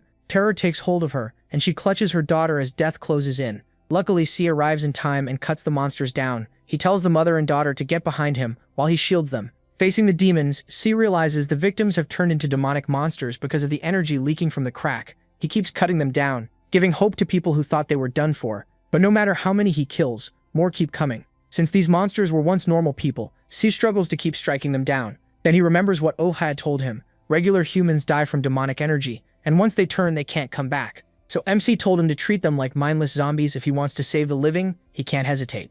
After recalling that, Sai charges straight into the horde. Then the system pops up with a message and gives him a guardian quest. It tells him to kill every demonic monster and the fissure fragment, and says he'll earn more experience if he does it with a party. It also warns him not to let an even bigger disaster happen. Sai charts with the monster right in front of him. As his sword swings, he checks the quest count and sees nearly 3,000 people have become demonic monsters. He forces that thought aside and keeps cutting them down one after another. Thankfully, they aren't very strong, which helps. Realizing that, he steadies his mind and unleashes Cloud Dragon's beam. Sai begins tearing through the monsters at incredible speed. With full focus, he pushes himself to move faster and faster, while the crowd cheers him on. Before long, he slips into a trance, and the system says he's gained a special attribute called Swordman Unity. It also says he's met one condition for transformation. Sai reads the messages, but the battle still isn't turning around. The monsters keep multiplying, and he knows he can't handle this alone. Out of nowhere, Kang Tae-soo shouts his name, and Sai turns toward the tank. There, he sees his party members with Young and Baek. He asks how they got there so fast. So tells him Echidna brought them. Young walks up and asks where Oh is. Sai looks grim as he says he went to the fissure. Beneath the crack, the protagonist looks over the bodies scattered around. Then he suddenly looks up and spots the culprit walking toward him. The man wonders if Oh already saw the news, then says they've taken heavy human losses. MC says nothing. He just glares back. Then he says he's glad to meet the protagonist, and adds that they still need to deal with the monsters and clear away the corpses. Without warning, the Demon King attacks, but Oh blocks it in time. The other man doesn't deny anything and asks when the protagonist figured it out. Before meeting Kang Yoon, MC had told Sai he had something else to do. After Sai ran off, he headed elsewhere to find whoever caused this mess. With demonic energy everywhere, he knew the person had to be nearby. Using his observation power, he searched the area and found Minyak fighting demonic monsters. He was surprised the Anuri guildmaster got there so fast and impressed by his information network. When he sees Minyak moving with purpose, O decides to follow. Minyak tracks a signal on his phone and finds the culprit near the fissure. There, he sees the protagonist using demonic energy to kill someone, confirming his suspicions. But O notices him right away, and even knows Minyak had only been pretending to be his ally. Before Minyak can escape, MC grabs him by the neck. When Minyak asks how he knew, the devilish cardinal says the road of evil leads to power beyond his understanding. O tells him he should have stayed in his place instead of trying to play hero. Minyak shoots back that he is drunk on power too, and reminds him he lost to Fujimoto. He says the protagonist is losing it because he never became a world ranker. That makes MC snap Minyak's neck and throw the body aside. He instantly regrets it, wishing he'd made the thief suffer more. That's when O jumps into the scene and attacks him. When he's asked how long he's known, he raises his middle finger and says he won't waste words on trash. That sets the other O off, and demonic energy surges around his fists. The protagonist summons his dark weapon, and both of them charge at each other. Just before they collide, he adds ice power and unleashes Leviathan. Kang-hoon's fists begin to freeze, but he still blocks the blow. He can't overpower his enemy and realizes O is stronger than expected. The Demon King brings out arm blades and slashes wildly, but his opponent stays on defense. At the same time, Sola and the others notice a huge explosion in the distance from the fight. O then picks up a truck and throws it at the Demon King. As it flies straight at MC, he cuts it in half just before impact. Then he bursts through the split space and calls him a sneaky freak. Kang-hoon jumps up too, and starts stacking multiple powers at once. Mixing divine power with destructive void, he drives a punch at Kang. Their attacks collide, and the explosion tears through part of the city. The blast throws Kang-hoon back hard. As Kang-hoon approaches, Kang-hoon finally realizes it wasn't Young ruining his plans. He demands to know who Kang-hoon really is. The Demon King plays dumb, and asks what he's talking about. Even though Young is one of South Korea's strongest, Kang-hoon thinks it makes no sense that she could ruin his plans all by herself. So he demands again that Kang-hoon tell him who he really is. Kang-hoon just gives him a wild smile and says he already answered that. He brings his scythe back out and tells Kang-hoon he isn't worth another word. But Kang-hoon has no plan to let him off easy. Kang-hoon charges in, and the brutal fight keeps going. Every hit tears up the area around them. Kang-hoon wins the next clash with his scythe and clips Kang-hoon's shoulder. When Kang-hoon looks at him, he suddenly sees Fujimoto Ryoma, the man who once beat him. Being humiliated again makes him laugh at himself. Then he decides this is perfect. Kang-hoon will be his next test subject. Kang-hoon says nothing, as Kang-hoon lifts his hands and starts a summon. Looking at the fissure, he says there are enough fragments now. Inside the crack, a gemstone breaks apart, and sinister laughter comes from within. Kang-hoon notices the fissure slowly changing. Then all the demonic energy in the area begins rushing toward Kang-hoon. By the time Kang-hoon figures it out, he's already too late to stop it. As more demonic energy pours into Kang-hoon, his body starts changing into something else. Wings burst from his back, and a tail follows. Horns rise from his forehead, and he starts looking like a real demon. Kang-hoon's is completely stunned. Kang-hoon's actually managed to put a demon inside his body. He even suspects there may be more than one soul in there. A split second later, Kang-hoon's attack barely misses him and blows apart the building behind him. Kang-hoon can only stare at the monster in front of him. Meanwhile, Kang-hoon enjoys the power flooding through his body. His new aura completely dwarfs Kang-hoon, and he's ready to keep fighting. Kang-hoon's fists begin to freeze, but he still blocks the blow. He instantly flies clear, and Kang-hoon's blow slams into the ground. Looking down at the monster, Kang-woo swears he'll finish Kang-hoon in under a minute. Using Kraken's rage with divine power, he dives in and attacks. But even after taking the hit, the demon doesn't budge, and Kang-woo starts wondering why his attacks aren't working. Their deadly fight drags on, with more explosions bursting around them. Kang-woo pours a huge amount of demonic energy into his next strike, but the monster still shrugs it off. Kang-hoon laughs, mocking how useless it looks. Then he grabs both of Kang-woo's hands, and the Demon King's weapon vanishes at once. Kang-woo feels his demonic energy draining away, and wonders what just happened. Kang-hoon keeps taunting him, saying he knew the Demon King would fall for this trick. He boasts that this is what a demon's true power looks like. Still holding Kang-woo, he uses the power of sealing on him. The moment Kang-woo hears that, fear and confusion start creeping in. His player powers are being sealed, and not just those. He can't feel his demonic energy either. He tries to break free, but it's useless. Kang-hoon braces himself and hurls the Demon King into a wall. Kang-woo is in worse shape than ever, and the ceiling leaves him wide open. Kang-hoon mocks how pathetic he looks, and says he knows rude punks like Kang-woo very well. In his eyes, people like Kang-woo think the world belongs to them and have no morals. Looking at him only brings back Ryoma, which makes him even angrier. After ranting for a while, he grabs Kang-woo by the face and says it's time to pay the price. Then he starts crushing his face with all his strength. Suddenly, Echidna rushes in to save her master. Kang-woo is scared for her the second she appears, but right now she's his only chance. She gathers power to blast Kang-hoon away from him, but her magic suddenly cuts out. Since Kang Woo's demonic energy is sealed, she can't use her powers either. Kang Hyun recognizes the little brat and notices how close she is to Kang Woo, so he lets go of Kang Woo and turns toward her instead. He quickly grabs Echidna, wanting to see how Kang Woo will react. At the same time, Kang Woo picks up a blade from the ground and tells the monster to hurry up. Echidna can't believe her beloved master would say that. Then Kang Woo points the blade at Kang Hyun and tells him to stop acting so cringe. With his powers sealed, the demon thinks Kang Woo can't do anything. But to both their surprise, Kang Woo lifts his blade and cuts off his own corrupted arm. As blood pours out, he says he'll finally tell Kang Hyun who he really is.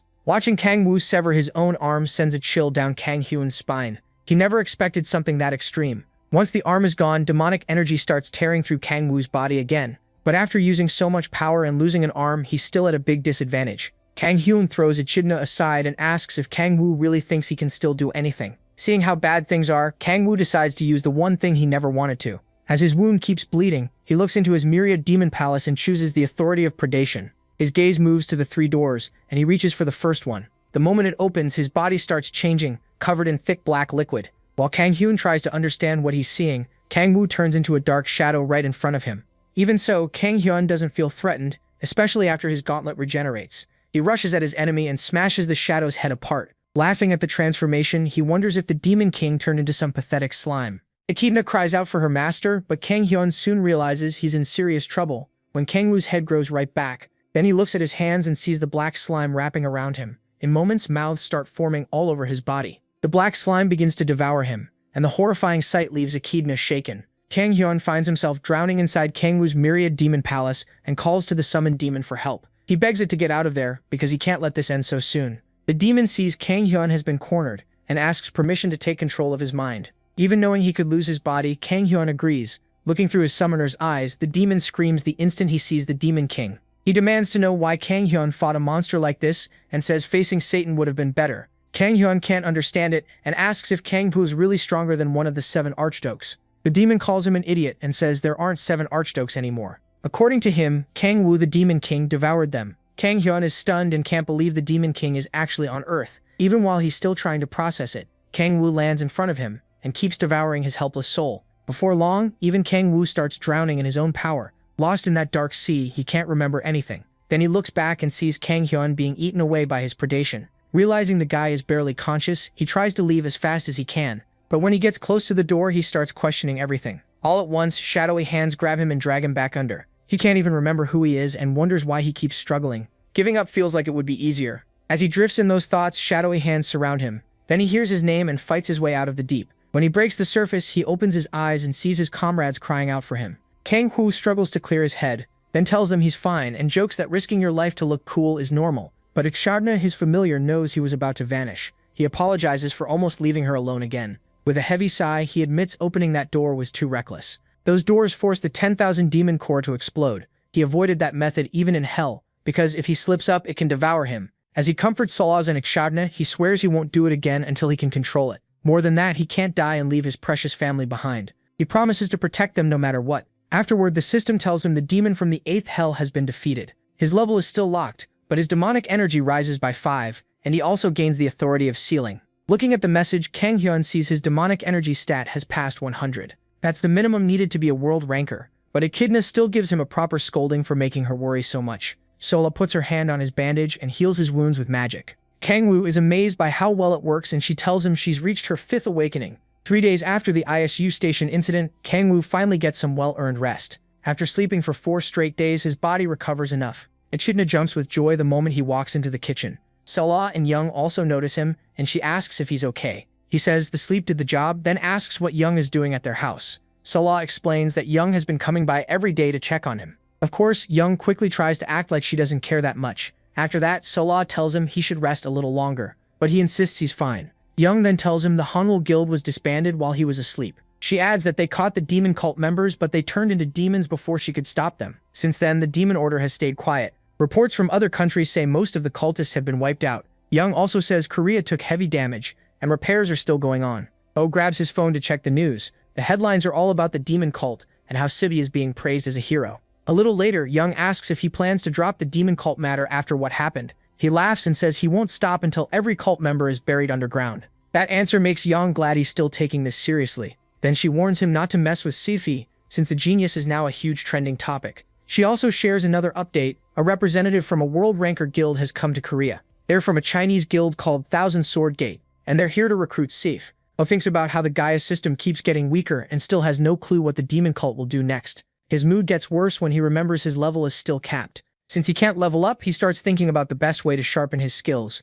Then he thinks of City and wonders if the martial god's descendant can be useful to him. Later, at the Red Rose Guild headquarters, City is happy to see him. While they talk, a crowd of City's fangirls is losing it over him. City says all the attention has made hunting hard lately, and he doesn't like how things turned out. He says he doesn't deserve to be called a hero, since O was the one who solved the ISU station incident. But the protagonist tells him to enjoy the spotlight because he has no interest in being the one everyone watches. To him, attention is just a pain if it gets you nothing. After that, the new hero asks why MC called him over. O says he wants Sai to teach him martial arts. They head straight to a training room to start. When Sai asks what weapon he mainly uses, he says he just grabs whatever fits the situation. Then he brings out his arm blades and asks if those will work. Sik ignores that and hands him a sword instead, since most of his techniques are built around one. Alfie takes the sword. Sika begins by showing the basics of the sleeping dragon sword style. He suddenly rushes in and swings his sword, releasing the 8th form of the dragon sword style. The strike explodes and smashes through the training room wall. Once the dust clears, Sika says he used the 8th form first to catch Ope interest.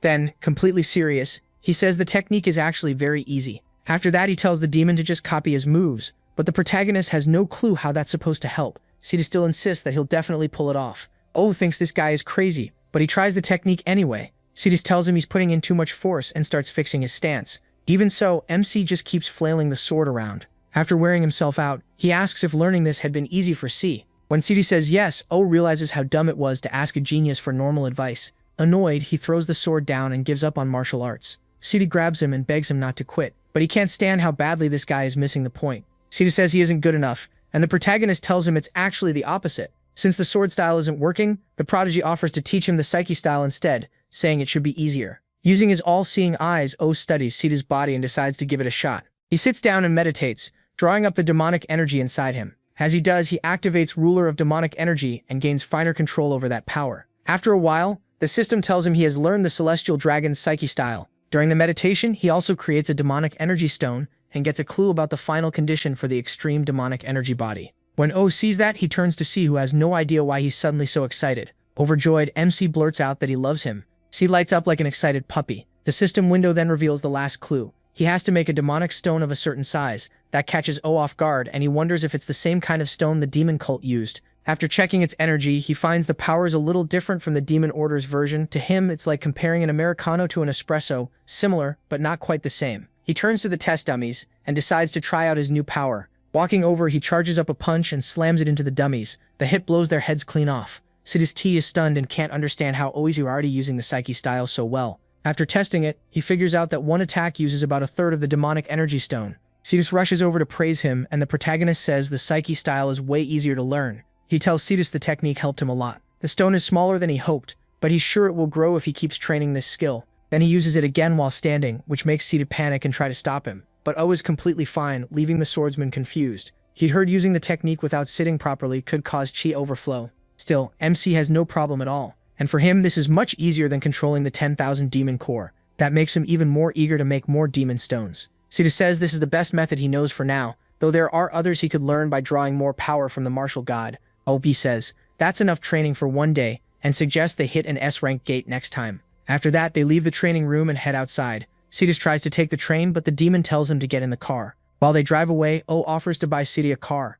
Sida politely refuses, saying he already helps with his mother's hospital bills, but he insists, since having a car would make things easier for both of them. Hearing that, Sido gets emotional and stares at the protagonist a little too intensely. Then MC senses a strange power outside. He spots two big men standing near a building. He quickly gets out with Sido, and the swordsman asks who they are. The man with the scarred eye introduces himself as Nam Goong Jin from Thousand Sword Gate. He says the Sword King wants to see Sido, and orders him to come along. Sid is shocked and asks if he means Chain on Mujin. The moment Goong Jin hears the Sword King's name, he warns Sido not to say it so casually. Then he tells the genius to be quiet and follow him. He adds that a plane is already waiting. O immediately stops him and steps in front of the bald brute. He asks Goong Jin where he learned Korean. The big man instantly gets irritated by his attitude, but the protagonist calmly warns him not to talk so casually. Fuming, Goong Jin demands to know who he is. O says he's Sido's brother. The brute assumes he means Yong, but MC says some bonds are stronger than blood. That hits Sido right in the heart. Then Gungjin tells him to move, saying he doesn't care about him. The protagonist pushes him further by saying he doesn't care about the Sword King either. A heavy aura pours out of the brute as he warns Oda watch his mouth. Then he tells Sido come quickly if he doesn't want MC getting hurt. That only makes Sido angry, and he warns Gungjin not to talk to his brother like that. Seeing both of them refuse to budge, Gungjin decides to teach them a lesson. But before he can draw his sword, O stops him and warns him not to try it. The protagonist says that if he does, he won't be going back. Still, Gungjin only gets angrier when he feels himself being pushed around. As he steps back, the man yanks out his sword in rage. He mocks O as just a player from a small country, but he's about to regret that. The protagonist instantly rushes in and crushes the man's hands. As Gungjin screams, he realizes even he can shake with fear. MC, meanwhile, makes a note of the Thousand Sword Gate name. Then he asks Sia if there's a good place nearby for kimchi stew. He decides to feed Gungjin a proper meal before sending him back peacefully. So they go to a restaurant where O orders 10 bowls of kimchi stew. After beating some sense into the Chinese players, he tells them to eat and says he's letting them off because he's in a good mood.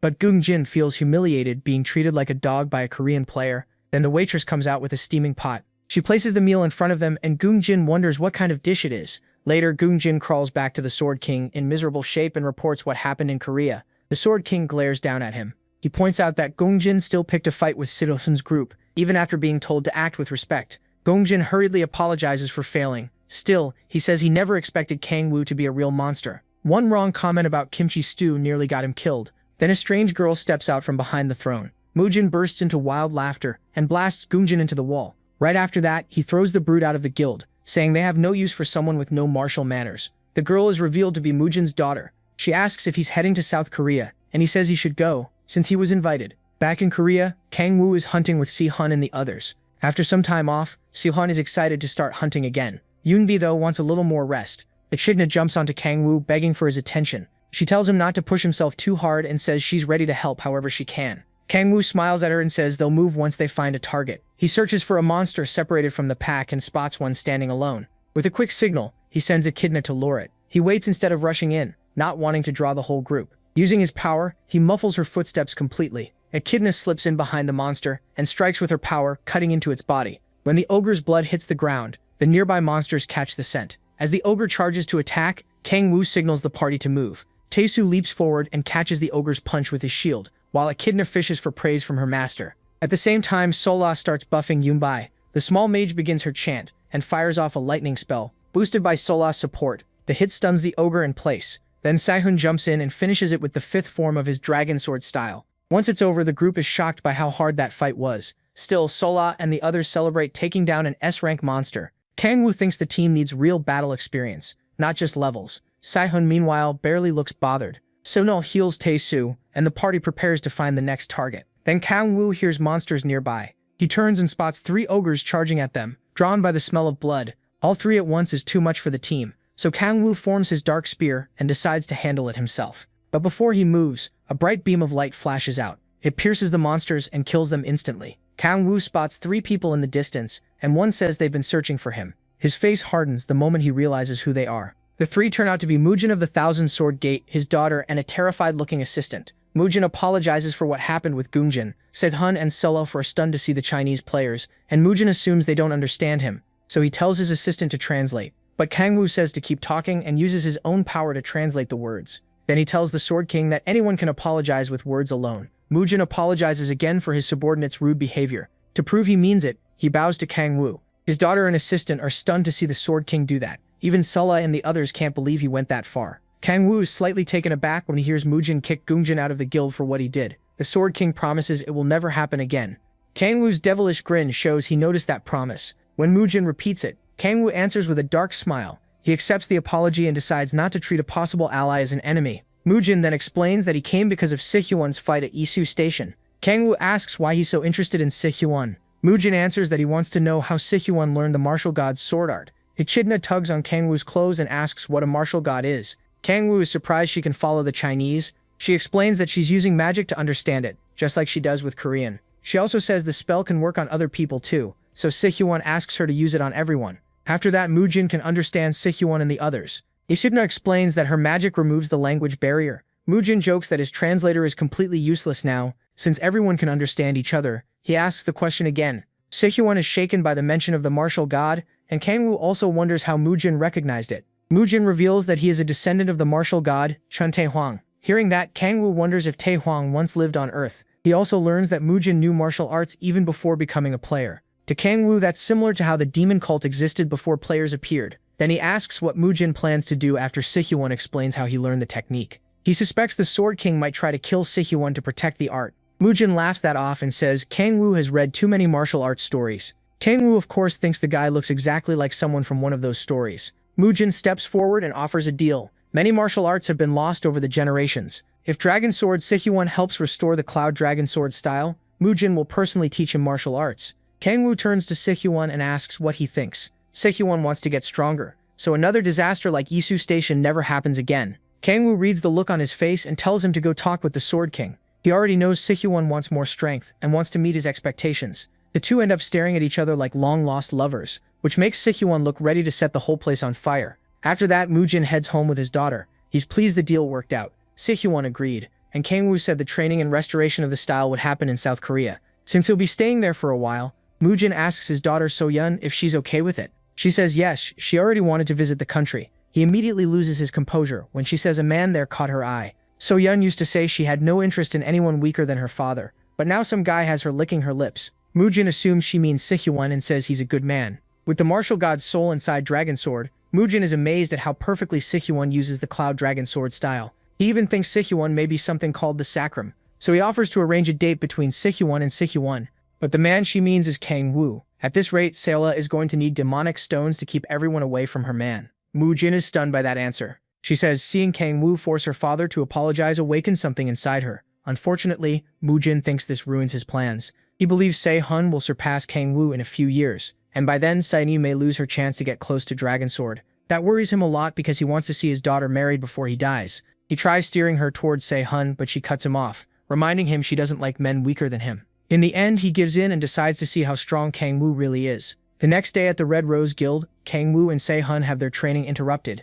Mujin and So-yeon walk in, and the old man says he wants to spar with the Demon King. When Kang Woo asks why, Mujin says he wants to test his skills. In exchange, he offers Kang Woo a favor from the Thousand Sword Gate. Kang Woo sees it as the perfect chance to try out his new demonic energy stones, so he accepts. He asks to start right away. The fight explodes into action at once. Kang Woo attacks with his Leviathan spear, but Mujin blocks it with his sword. Then the Sword King notices his blade starting to freeze, so he shoves Kang Woo back before it gets worse. As Kang Woo is thrown backward, Mujin instantly closes the distance. Kang Woo is caught off guard by that speed, but he still dodges the thrust. When Mujin swings again, Kang Woo grins and summons another spear between them. Mujin barely slips away before the spear can skewer him. The impact blasts the floor apart, sending chunks of stone across the room. Kang Woo says that almost got dangerous, but the demonic energy stone is working great. Holding the bident, he notices he can use his authorities much faster now. Kang Woo tightens his grip on the spear and braces himself before throwing it like a javelin. He also realizes his body adjusts better now even without body-strengthening powers.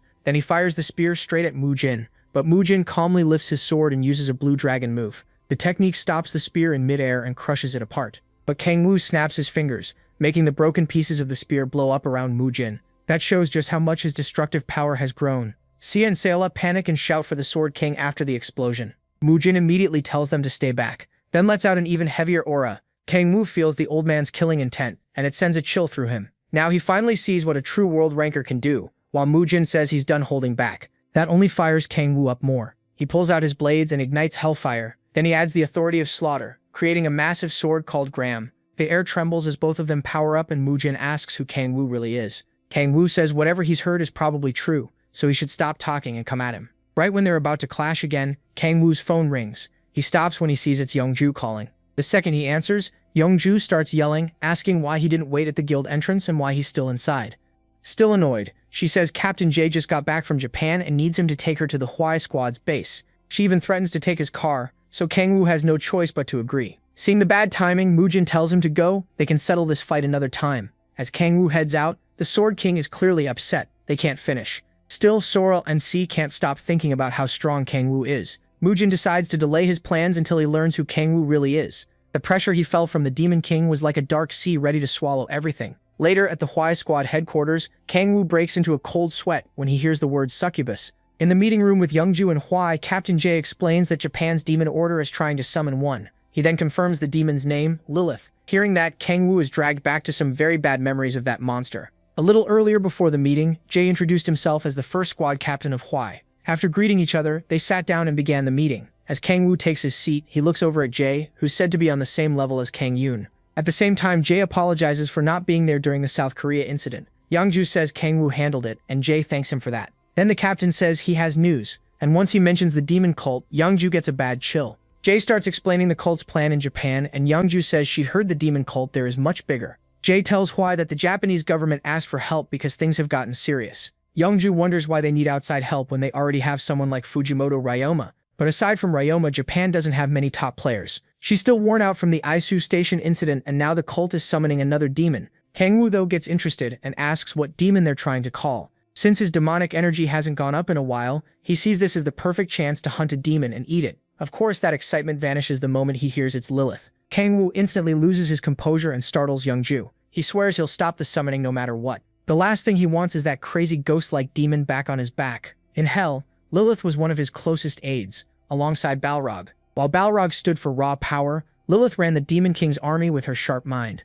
She was also his official wife. After his faction was crushed fighting an archduke, Lilith helped him survive the mess, and he ended up marrying her. After that, she kept chasing him every night for tentacle fun, and he had to run from her non-stop. Kang Woo swears he's never going through that again, so he tells everyone they must stop the summoning at all costs, leaving Youngju confused by how weird he's acting. Then the Demon King asks Jay to explain Japan's situation in detail. Jay warns them to keep this secret, then reveals that a girl named Kurosaki Yuri was kidnapped by the demon cult. The girls are stunned and immediately ask if that's really true. Kang Woo meanwhile quietly asks Youngju who Kurosaki Yuri is. She explains that 5 years ago, on the day of the cataclysm, an SS rank gate opened at Sapporo Station. Monsters poured out and killed countless people, nearly bringing Japan down. Then Kurosaki Yuri, the Maiden of the Skies and granddaughter of the Japanese emperor, appeared to help. She boosted Japan's players enough for them to push the monsters back to Hokkaido. Hokkaido is still cut off, but that feat made her Japan's symbol of hope.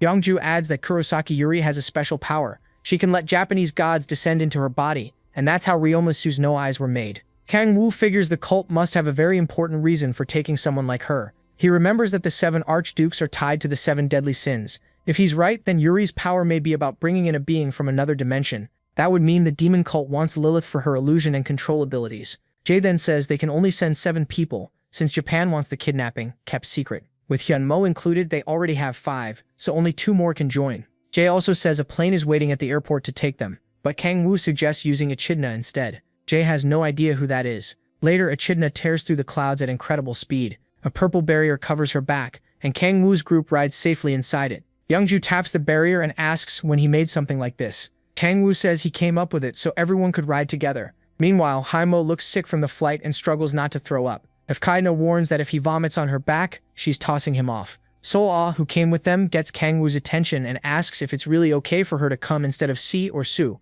He says she'll be more useful than either of them, and she starts blushing hard. His plan is to use her buffs to raise his demonic energy trait. After a while, Echidna tells her master they've arrived. Sola goes pale with fear when she sees what happened to Sapporo Station. The whole area has been wrecked, and all sorts of demonic monsters are wandering through it. At the center stands the SS rank gate that still hasn't been cleared. Kang Woo scans the area and senses demonic energy spread all over the station. He asks Jay if the summoning is happening there, and Jay says that's what the Japanese government believes. Since time is short, Kang Woo decides they should meet up with the Japanese team below. At the Sapporo base, soldiers are guarding a helicopter landing zone. An older man and a younger one look up as Kang Woo and the others land on the pad. The soldiers panic and aim their guns, demanding answers. But the older man quickly recognizes Captain Jay. Jay calls him Prime Minister Yamada and says it's only natural for them to come to Japan's help. Kang Woo then tells Echidna to cast translation magic on everyone. After that, Jay introduces the rest of the team to Yamada and assures him they're strong enough to help crush the demon cult. The younger man then steps forward and asks if he may greet the captain too. He offers a handshake and introduces himself as Ryoma. As he talks with Jai, Kang Woo wonders if this really is Ryoma. He quickly notices Ryoma's Susanoo eye. After that, the ranker comes over to greet him, but Kang Woo skips the small talk and asks about the plan since they still don't know where the summoning will happen. A virtual map appears behind Ryoma, and he starts laying out the strategy.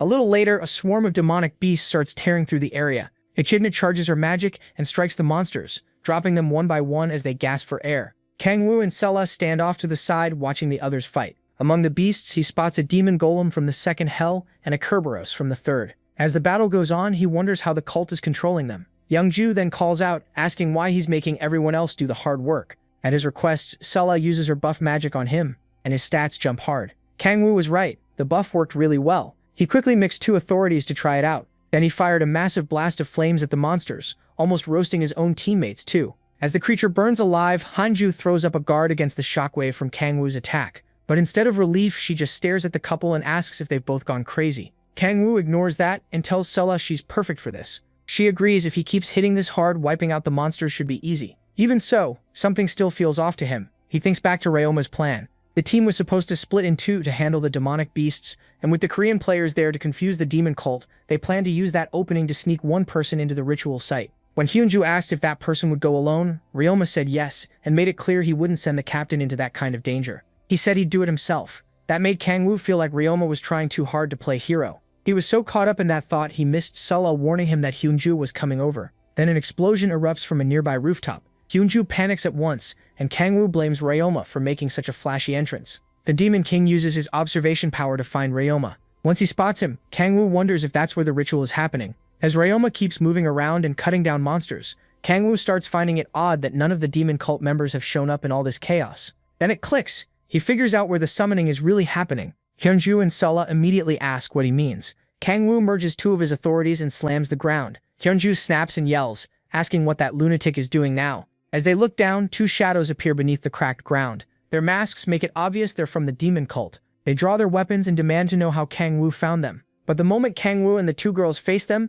the cultists look more scared than any demon. The next thing left behind is blood and broken masks. They were way too weak, never a real match for the Demon King. After that, Hyunju and Selas rush over to him for help. Since he found the cult's hiding place, both of them decide to go with him. But he shuts that down right away. He says they need to stay up top and keep the monsters busy. Echidna appears then and reminds him he can't let the same thing happen again. She makes him promise, and Kangwoo gives her his word. He's sure this time he won't need the power of 10,000 demon cores. Then he spreads his wings and speeds toward the ritual site. Some cult members spot him coming and jump in front of him to block the way. Kangwoo brings out his arm blades and cuts through them in an instant. He notices these cultists are much weaker than the ones in Korea. Seeing how desperately they're trying to stop him, he starts wondering why. As he moves through the area, he hears loud chanting coming from a hole in the wall. Inside, the cult's obsession with Lilith is on full display. Their leader is using Yuri's body for the ritual and tells the others that the time to serve their god has come. The whole group chants back, saying their faith will rise beyond this dimension. As demonic energy pours from the crack, one cultist notices someone strange. The second he sees Kangwoo, he warns the cardinal about the intruder. Kangwoo tells them to keep going while he tries to process what he's even looking at. The cultists get ready to attack, but the designs on their robes are so ridiculous. Kangwoo can barely take them seriously. Even their weapons have cute Lilith keychains hanging off them. Still, the cardinal won't just stand there after an intruder barged in. Kangwoo's face turns even darker when the cardinal walks up. Just like a rotten fanboy, Cardinal Ichiro looks like a lazy, out-of-shape slob. The Demon King tries to figure out why they want to summon the succubus queen so badly. Ichiro openly spills his disgusting reason, and claims every man feels the same. Kangwoo's expression hardens when he realizes these idiots only see a succubus as something to satisfy their filthy desires. Before Ichiro can keep talking, Kangwoo lunges at him and drives his knee straight into the man's mask. The cardinal goes flying back, and Kangwoo calls them fools who think with nothing but their lower halves. The other cultists are stunned. Their cardinal went down that easily. Kangwoo warns them not to look down on hell. It's far beyond what their tiny minds can grasp. Even then, the cultists charge him together and try to bring him down. He drops them fast, but they still keep coming while trying to protect their cardinal. Then Ichiro orders them to run, saying they can't beat the Demon King. He says he'll buy time, but his followers refuse to leave him. The cardinal tells them not to worry, their faith and wishes will live on forever. They get emotional over that speech, but Kangwoo only finds them pathetic. He calls their whole act trash because no matter what they believe, they still kidnapped people and use them as sacrifices. Ichiro shouts back, telling him not to mock their faith. As Kangwoo summons his Gramsword, he tells Ichiro that if those beliefs matter so much, then he can die for them. The Demon King hurls the sword straight at the fisher and Ichiro jumps in to stop it. Instead, the blade pierces the cardinal. That makes him cough up blood. Some followers rush to check on Ichiro, while another tries to stall Kangwoo so the rest can escape. Kangwoo answers with a killing glare that scares them off. As the losers flee, he steps toward the fisher. He'd rather kill every last one of them. But stopping Lilith from appearing matters more. So he combines the demon stone with the authority of divine power to seal the crack. He grabs the fisher and starts forcing it together to close the gap. Everything is going fine until a tentacle suddenly slides out of the crack and grabs his arm. It locks onto him tight, and Kangwoo knows that feeling right away. More tentacles push out and Lilith says she's coming to see him. Terrified, Kangwoo begs her not to come near him. As he struggles against the tentacles, the demonic stone starts draining fast. He considers using the demonic energy sea, but remembers the promise he made to Echidna. He really doesn't want to meet Lilith again, but it's not worth dying over. Still, he needs a drastic move. Kangwoo activates the authority of predation to absorb the fisher's demonic energy and make another demonic energy stone. Luckily, he also meets the final requirement. The stone has reached the needed size. That gives him all 3 conditions for the extreme demonic energy body, and the system announces that his body is beginning to transform. Kangwoo is not happy about it, but he decides to use it to his advantage. He focuses the overflowing power from the energy stone and uses it to shut the crack. Once he succeeds, the backlash slams him into the ground. The Demon King lies there gasping after the brutal struggle. When the change finishes, the system says all his stats went up by 5 points, but Kangwoo doesn't notice any major change in his body. Then another system message appears telling him he unlocked his 6th awakening trait. That gets him excited, because now he can finally check what this 6th trait does. His status window shows an SS rank skill that lets him create gear using the power of an authority. But to make myth rank equipment, he needs material of the same rank. Right now though, the best thing he has is only legendary rank. Then he looks back at Kurosaki Yuriti and starts thinking about a myth rank item. Walking to the table, he wonders if her possession ability could make one. He remembers she created Ryoma Sasano's eyes, so for now he decides to save her and think about the rest later. Suddenly the ceiling explodes and Ryoma drops down through it. He asks Kangwoo what happened and why he's there, since that area wasn't assigned to the Korean team. Holding Kurosaki Yuri in his arms, Kangwoo answers that he came to save the kidnapped maiden. Ryoma takes that as Kangwoo leaving his post without permission, but Kangwoo says this is exactly the kind of chaos Ryoma wanted him to create. Ryoma doesn't like his attitude and says he should have been told before Kangwoo acted on his own. Kangwoo brushes that off. He wasn't going to call Ryoma over a hunch. Then he turns and heads back to the surface. As he leaves, Ryoma hears him wondering how many myth rank items he can demand as payment. Kangwoo suddenly stops when Ryoma starts shouting that this is an emergency.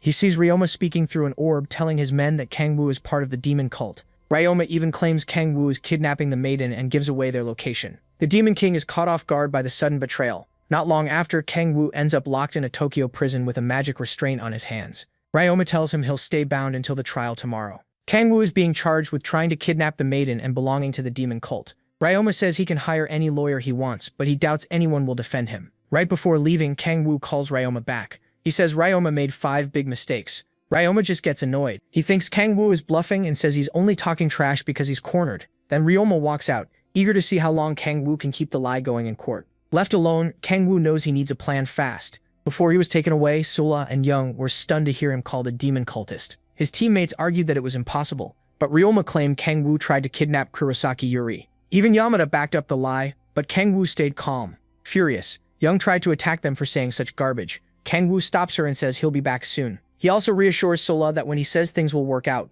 they usually do. Even so, Sola and Echidna are deeply worried and can only hope he's right. Kangwoo promises Sola he'll return, then asks her to watch over Echidna until he does. Back in his cell, he sends his soul out of his body. His spirit slips free, then forms a full body outside the prison. Since magic and demonic energy are different, the restraints can't stop him. Above the city, he decides to move fast and make Ryoma pay. The next day, Korean players and Japanese citizens gather in a Tokyo courtroom for Kangwoo's trial. Ryoma sits there looking irritated, not expecting it to start this late. Still, he pictures himself coming out as a hero and marrying the maiden. For a world ranker, he's weirdly pathetic. He glances across the room and sees Kangwoo's teammates glaring like they want to tear him apart. He figures they still can't do anything. Then he checks on the judge, pleased because he paid the man well to handle the case. The judge, Wakabe Nobuhito, is shaking like he's seen a ghost. Soon, the first prosecutor is called to testify against Kangwoo. The moment he starts lying about the mission, Yang snaps and scares half the courtroom. Jake quickly pulls her out before she goes too far. At the same time, the judge asks Kangwoo if he wants to defend himself.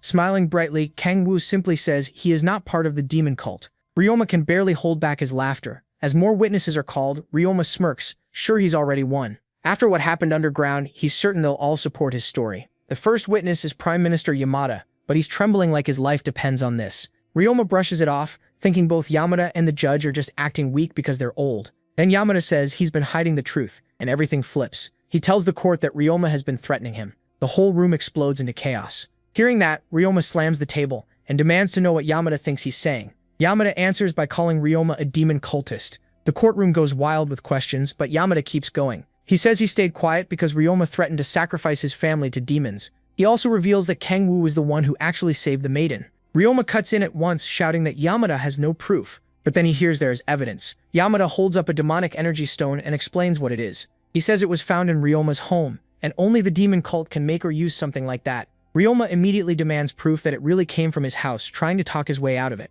Then Seola suddenly enters the courtroom and says she's been investigating Ryoma's ties to the demon cult.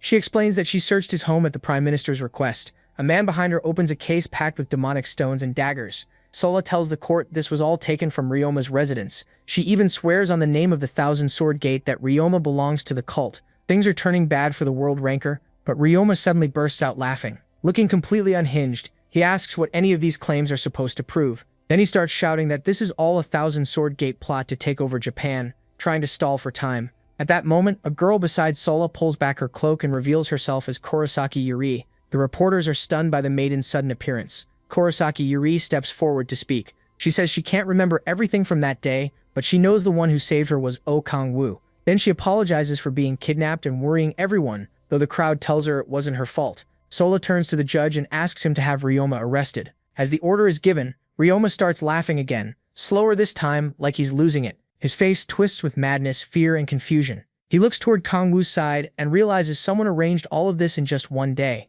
Kang-woo answers with a dark, devilish smile. Ryoma slowly rises from his seat and suddenly bolts out of the courtroom. Kang-woo's teammates instantly try to figure out how to stop him before he gets away. Young turns to Kang-woo and says they should go after him, but then she notices his broken handcuffs. Kang-woo's already gone. Meanwhile, Ryoma races through the night sky over the city and curses his ruined plans while thinking about how to escape Japan. Then a bright flame appears beside his face and blasts him out of the sky. Kang-woo watches as he crashes down in flames. When the fire dies, Ryoma looks up, shocked that someone dared attack him. Then he sees Kang-woo standing there with fire in his hand. Kang-woo asks if he finally understands those 5 mistakes. Burning with rage, Ryoma admits his plan may have been rushed, but says there weren't 5 mistakes. Kang-woo starts with the first one, trying to imprison him. Magic restraints don't work on the Demon King. As the fire in his hand fades, he adds that he can make demonic energy stones himself. The third mistake, he says, was using ordinary people as witnesses and judges. They aren't protected from skills, so of course they were terrified. Kang-woo says it was stupid to trust normal people with no power.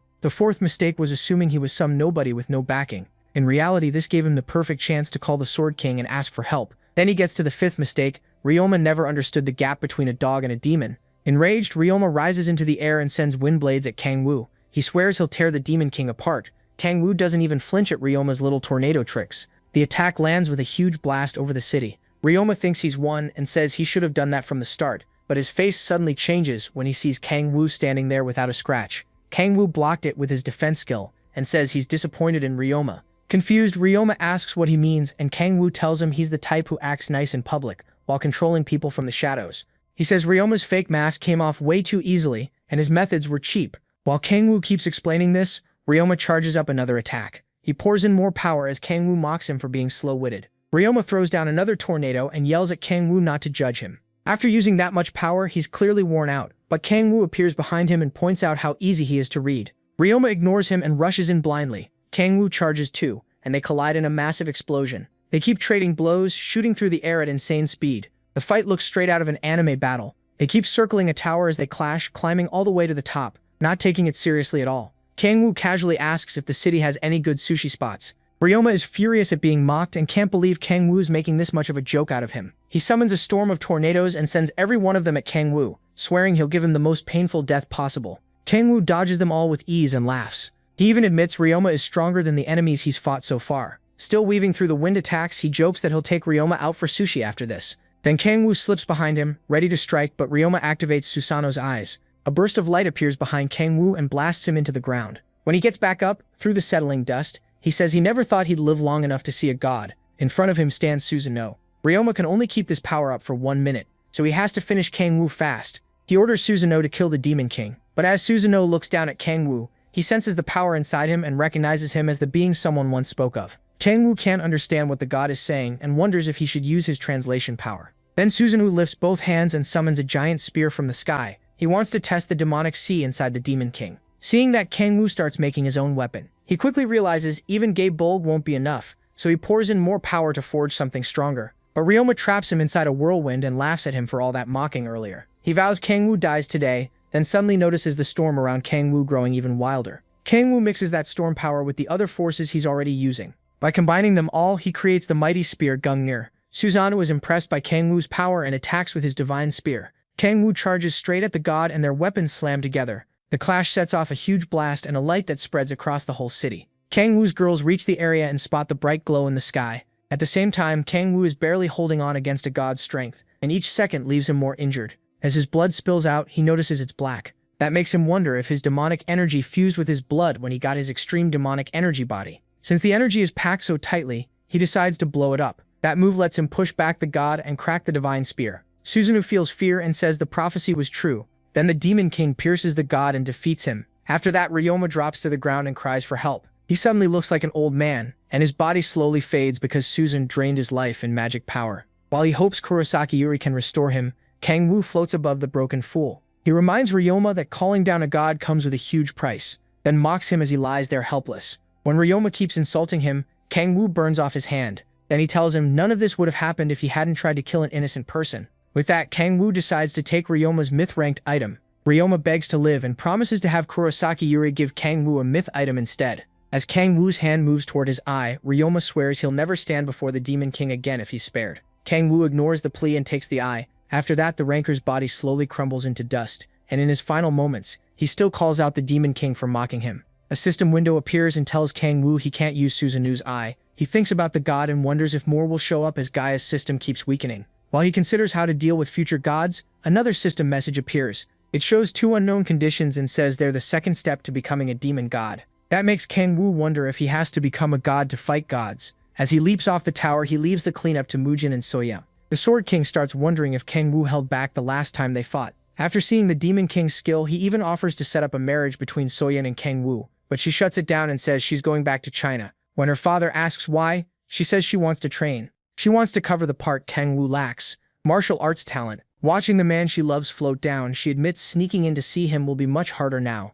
Kang Woo meets up with his friends, and they immediately ask where he's been. Yeonju is clearly furious that he left without telling them anything. She also scolds him for not saying Ryoma was part of the demon cult. Trying not to meet her scary eyes, he says he only found out recently, even though Ryoma was never in the cult. Kang Woo tries to calm Yeonju by saying everything worked out, but that only makes her angrier. Shiola steps in to calm her before she burns the place down with rage. Still, she tells Kang Woo they were really scared things would go wrong. Kang Woo gets nervous when he sees how upset Shiola is. She looks close to tears. Then he suddenly hugs her and calls her his darling. Her whole face turns red. He tells her he wants to go back and eat his favorite food. As the two slip into a sweet little moment, Yeonju is ready to snap, and poor Echidna gets squished between them. While Kang Woo holds his girl close, a thought crosses his mind. He can't figure out why Kurosaki Yuri helped him when he never used his power on her. It also makes no sense that she said she regained consciousness. He would have noticed that. His thoughts get cut off when Yeonju pinches his cheeks. She tells him to come with her because she knows a good sushi place. While Kang Woo struggles through the pain, she drags him along and tells the others to follow. Meanwhile, Kurosaki Yuri watches from a distance until her assistant arrives to escort her home. As she leaves, she says she'll keep watching Kang Woo from afar and visit him herself soon. As she walks away, her shadow takes the shape of a certain demon obsessed with Kang Woo. A week later, Kang Woo returns home with his family and friends. He and Echidna are excited, but Yeonju is desperate to finally rest after everything that happened in Japan. Giola tells her to get home safe, though Yeonju can barely walk straight. Both she and Kang Woo are worried about the Red Rose Guild master. Kang Woo feels bad for her after all they went through in Japan. Japan lost its hero after he and Mujin were announced as the ones who defeated Ryoma. Because of that, a lot of hate got aimed at Korea, and Yeonju took all of it instead of Kang Woo. While he's thinking about that, Giola calls him so they can head back together. But instead of going home with her, he says she should go first because he has something to do. They just got back, and he's already staying away from home. When Echidna asks to come too, he lets her and says they're heading somewhere quiet. When she asks why, he says it's nothing major. Then he pulls out Susanoo's eye and says he's going to make a piece of equipment. After that, they fly to a wide grassy field and land. They check around for a while to make sure no monsters are nearby. Then Kang Woo opens his status window to look over his skill. He reads about his 6th awakening trait, which lets him forge equipment using the power of an authority. The more authorities he adds, the stronger the item becomes. Kang Woo thinks back to when he made Gungnir and confirms his current limit is 4 authorities at once. Using more than 1 authority makes the cost jump fast. 2 need 4 times the energy, and 4 needs 16 times the amount. Since he's not fighting right now, Kang Woo thinks he might manage 5. Echidna then asks if she can help with anything. He tells her to keep people and monsters away so he can focus. Echidna happily runs off to set up a barrier. After that, Kang Woo decides to practice a little and start with what he knows best. He activates the demonic art of creation. Black flames rise around him, markings spread across the ground, and the fire gathers into one point as a ductile furnace is formed. With no materials at all, Kang Woo tries making equipment from his powers alone. Using the power of 3 authorities, he creates a Gaebolg spear, but this version is only unique rank. Kang Woo quickly sees it's weaker than the spear he directly makes with his authorities. He tests it on a nearby boulder. After smashing the rock, he figures the spear only holds about 20% of the original power. Even so, he says he can make up for the missing strength with his body-enhancing authorities.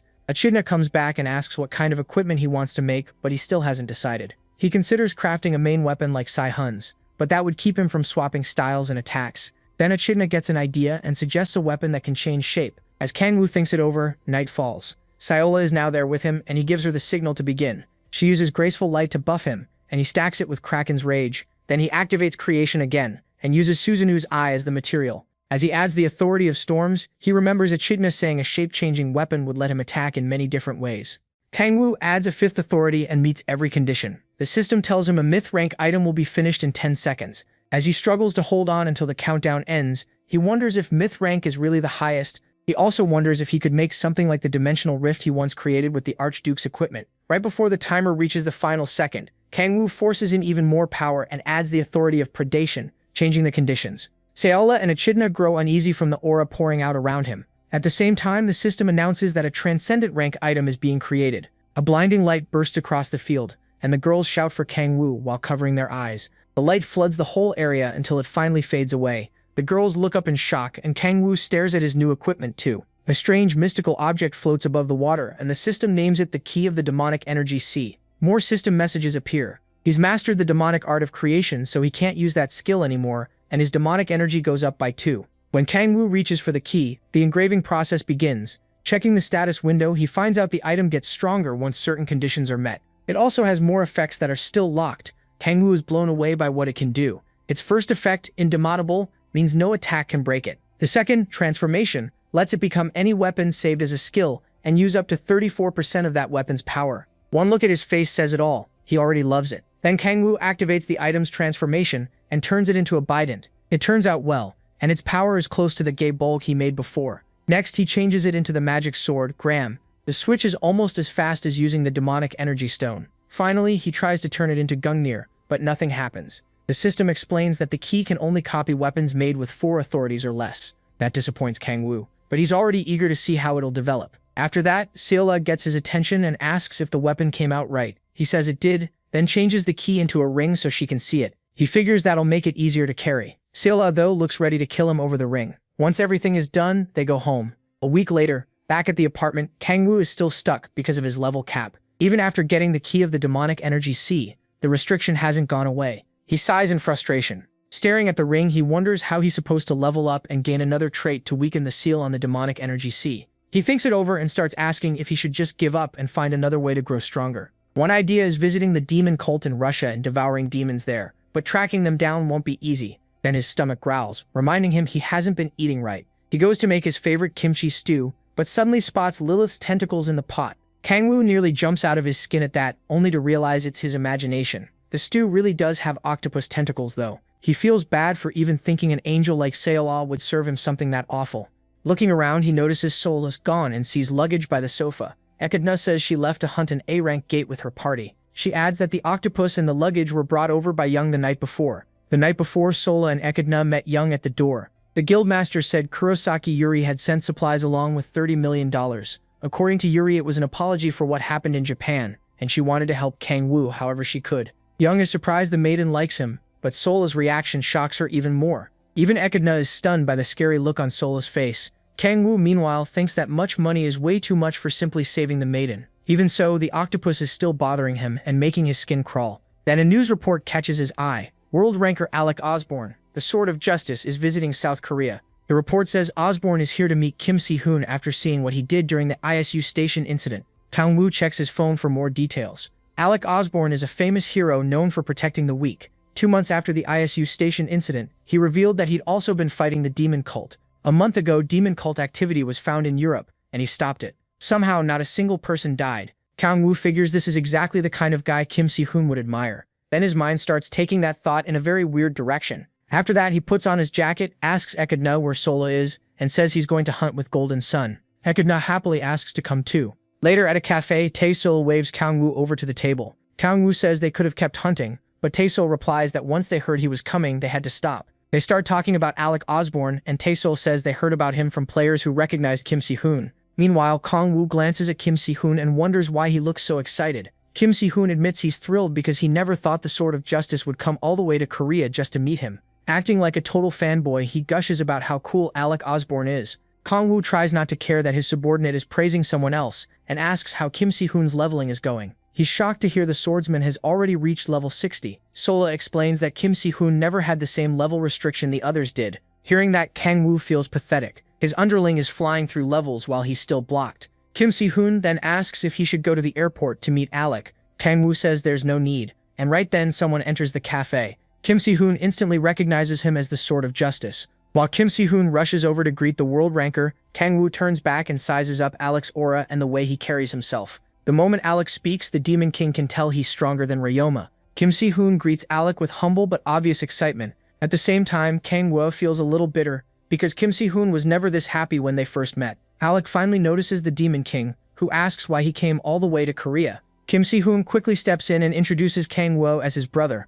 Alec notices the women too, but only Seola really acknowledges him. When he asks to be introduced, Kang Woo cuts in and asks why he came to see Kim Si-hoon. Alec pulls his attention back and says Kang Woo has every right to be cautious since he hasn't explained himself yet. Then he turns to Kim Si-hoon and asks if he knows about beings called guardians. That word instantly grabs both Kang Woo and Kim Si-hoon. Kang Woo remembers Kim Si-hoon saying the Gaia system chose him as a guardian. Alec then reveals that he's one too, meaning Kim Si-hoon isn't the only one. Kang Woo asks if Alec came to recruit Kim Si-hoon to save the world with the other guardians. Alec admits that's exactly why he's here. He wants Kim Si-hoon to join an organization called Guardians. They may not be well known, he says, but they are humanity's best hope. He promises Kim Si-hoon that if he joins them, he won't have to feel that same despair again. He means what happened at ISU Station. Since those demonic monsters used to be human, Kim Si-hoon felt helpless and crushed while fighting them. Alec believes that if they become stronger, they can save everyone. He says they'll reach a point where they can subdue people without harming them. When Kim Si-hoon asks how that's possible,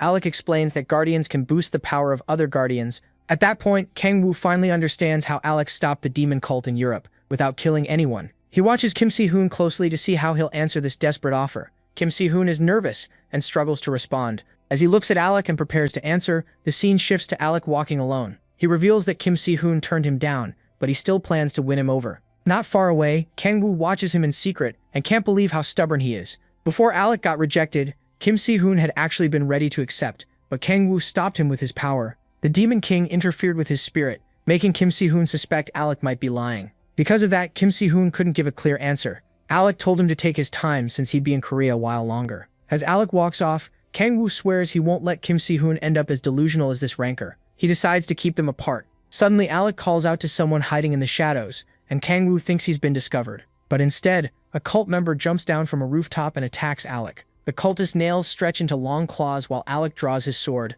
As they collide, Alec asks if the cult followed him all the way from Europe. He tells the man to surrender, but the cultist only wants to tear him to pieces. The fight turns fierce, and neither side backs down. Kang Woo stays hidden nearby, careful not to reveal himself. Even with the cult member's efforts, the battle ends fast because he's nowhere near a Guardian's level. The follower asks Alec to kill him, but Alec refuses. That mercy annoys Kang Woo, who can't believe this guy is still saying such naive nonsense. Even so, Alec tells the cultist to repent and start over. Realizing he's dealing with a soft-hearted fool, the cult member throws a smoke grenade and makes a run for it. Alec moves to stop him, but sees the cultist rushing straight toward a random passerby.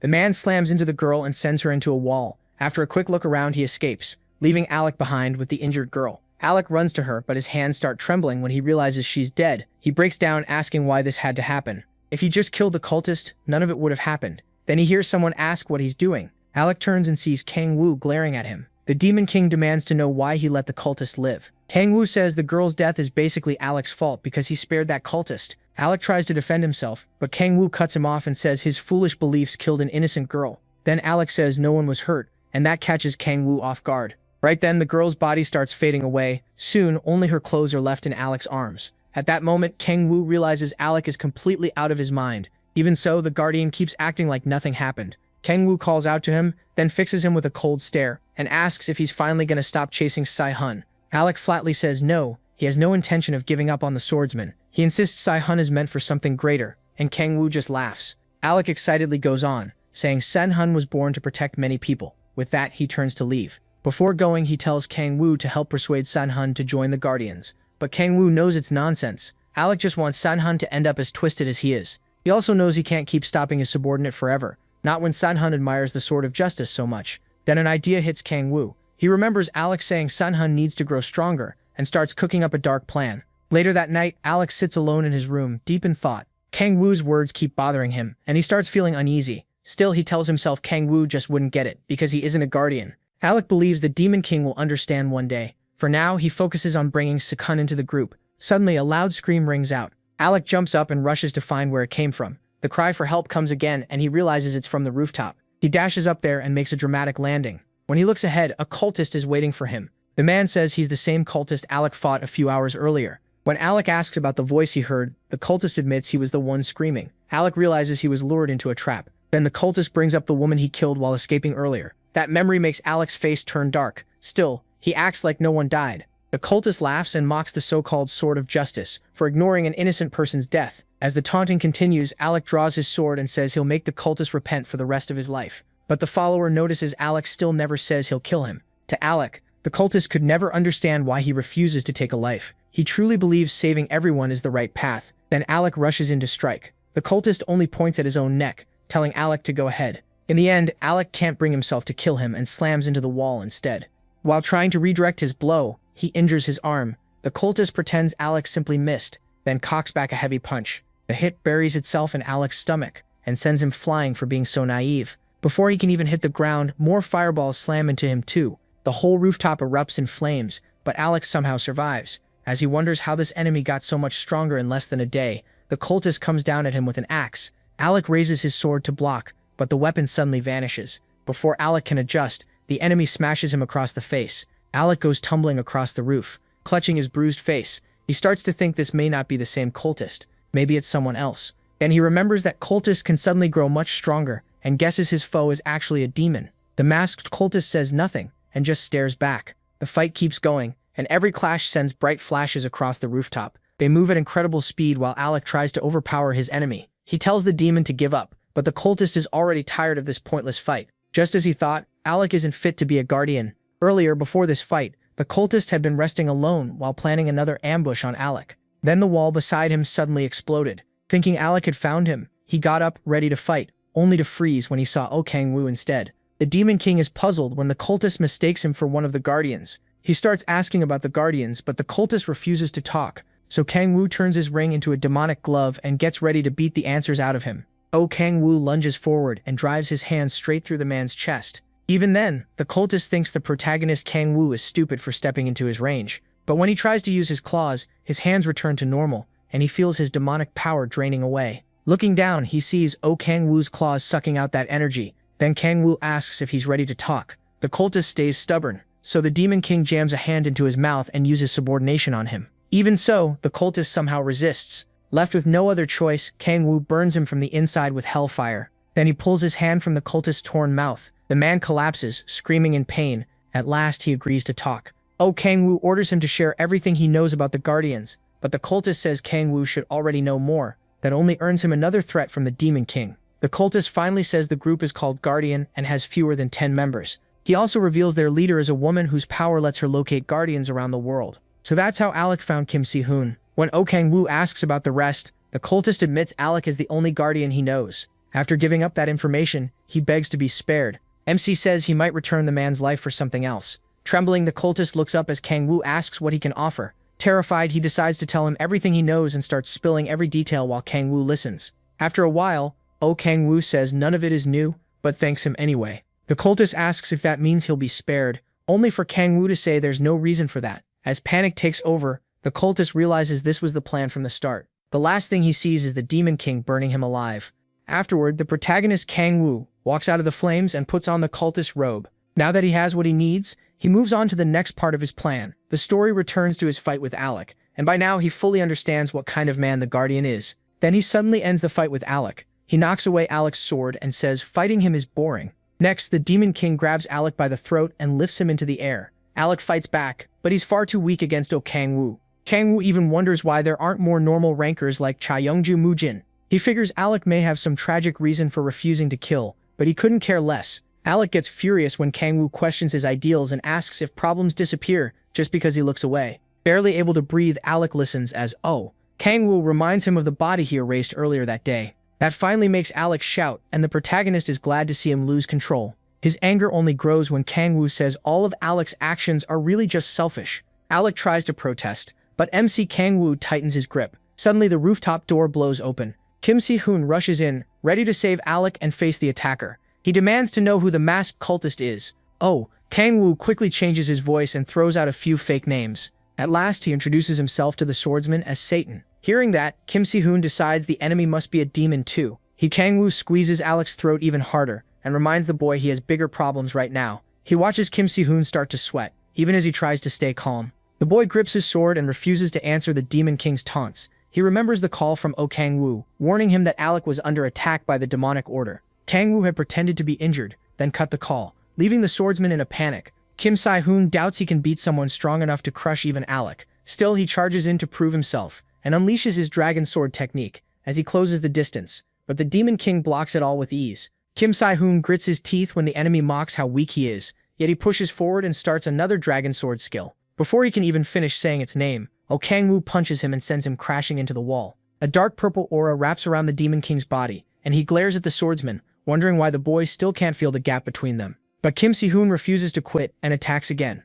Kang Woo asks why he's trying this hard for Alec, who means nothing to him. Kim Si-hoon keeps swinging with everything he has, and the protagonist enjoys every second of it. The fight keeps going, and his demonic aura blocks Si-hoon's blade. Kang Woo can tell his subordinate is far better than Alec. Si-hoon isn't trying to hold back or capture him anymore. Every swing is meant to kill. At last, he lands a small cut on Kang Woo and cracks the mask. Kang Woo uses the purple power under his feet to shove Si-hoon away. Then he strikes back at the swordsman, but Si-hoon dodges right before the spears can hit him. The gifted boy aims for Kang Woo's blind spot, but the Demon King blocks it with ease. He keeps circling and attacking again and again, but Kang Woo stops everything. As he defends, he thinks about what Sim-hun still lacks. Sim-hun steps in for another blow, and the Demon King crushes him without trouble. Kang Woo grabs him by the face and hurls him into a wall. Sim-hun coughs up blood and his eyes lose focus. Even then, Kang Woo says his effort wasn't bad and keeps mocking him. Sim-hun is tired of hearing it, but his fear gets worse when Kang Woo says he wants the fight to keep going. The Demon King starts draining Alec's life force while praising Sim-hun's resolve and spirit.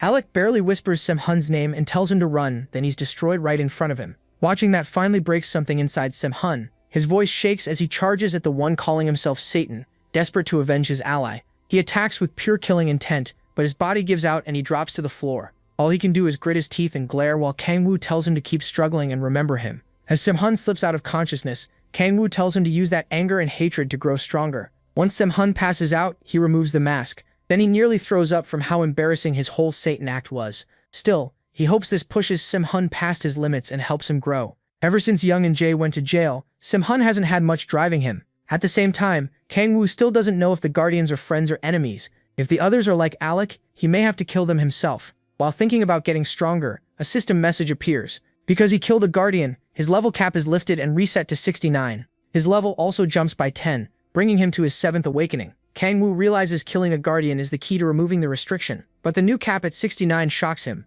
Normally the next one shouldn't come until level 89. Seeing that the only way past it is killing another Guardian, he looks down at Sim-hun with temptation in his eyes. For a moment he wonders if he should kill the Guardians one by one, but he drops the idea and takes off the cultist robe. He decides not to thin out the Guardians yet since he still doesn't know what threats Earth will face later. After that, he checks his 7th awakening trait. The status window shows a new SS rank skill called Reaper of Souls. It's tied to the authority of predation and lets him absorb demon souls to improve the quality of his own soul. That authority already takes a target's life force, demonic energy, and other power, but Kang Woo has always thought it was inefficient. Then he checks the second step to becoming a demon god. The conditions are still hidden, but he feels this new skill is tied to them. Just like his 6th awakening was used to make the key to the demonic energy C, the idea of hunting demons puts a dark smile on his face. He also realizes he'll have to bother Young again. At that moment, she's in bed shivering from a cold. Kang Woo begins meditating and enters his demonic energy C. His 7th awakening weakens the seal on the 10,000 demon core, and he uses the celestial dragon psyche method to condense demonic energy. Thanks to his demonic energy body, he absorbs it more easily. He keeps taking more in and notices the quality is still poor. He goes deeper and deeper, risking his whole body turning into the 10,000 demon core. At the last second, he stops before the power swallows him. Pulling himself back takes a heavy toll, but he still raises his demonic energy stat by 8 points. That makes him happy, but when he checks the window, something is wrong. His demonic energy should be 121, yet it only shows 120. Then he figures it may be because of his coat. The system confirms it. His legendary gear can't support demonic energy above 120. Kang Woo stares at the coat, wondering why the system didn't say that sooner. Then he realizes no one has probably ever pushed a stat this high. Next, he turns to Alec's body and sets it on fire. As he thinks about going home, he realizes it took 6 months to reach this level. He watches the smoke from Alec's body rise into the air. A few days later, at the Red Rose Guild, a hard fight is happening in the training room. Sai-hun and Mu-jin are going all out, but the match is clearly one-sided. Mu-jin wins by knocking the sword from Sai-hun's hand. He tells the young prodigy to stop for the day.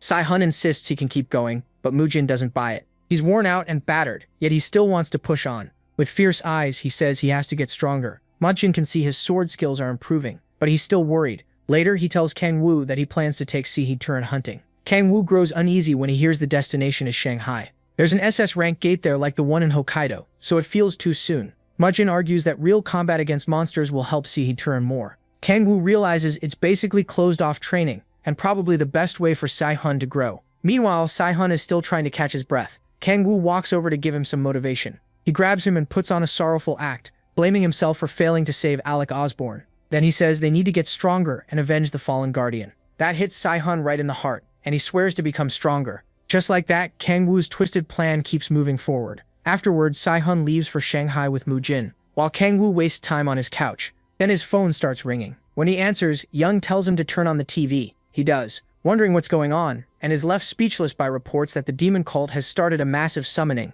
They brought in thousands of demons, and the creatures are causing chaos across the country. Most people would panic, but the Demon King is practically drooling. To him, this is the feast he's been waiting for. The next day at the Red Rose Guild, Young heads into her office and notices someone coming in. It's Kang Woo with his family, and he asks what's happening. He says everyone looked on edge on the way in. Young explains that the mass demon summoning happened in Vladivostok, Russia. They still don't know the exact number of demons, but she estimates over 100, along with demonic monsters. Meanwhile, Kang Woo tries hard to hide how happy he is at the thought of devouring them. Kang Woo and Echidna sit down as Young says civilian losses have been low so far. Echidna points out the real problem is the demonic monsters moving out, and Young agrees. They're moving through Manchuria, and Young fears a major war if they reach South Korea. Kang Woo asks what China said. She explains that they asked South Korea for an alliance to stop the disaster in Manchuria before the death toll rises. A strategy meeting will be held in Harbin, and each guild is expected to join. That's why her people are rushing to get flights. Then she asks if Kang Woo will go with Echidna.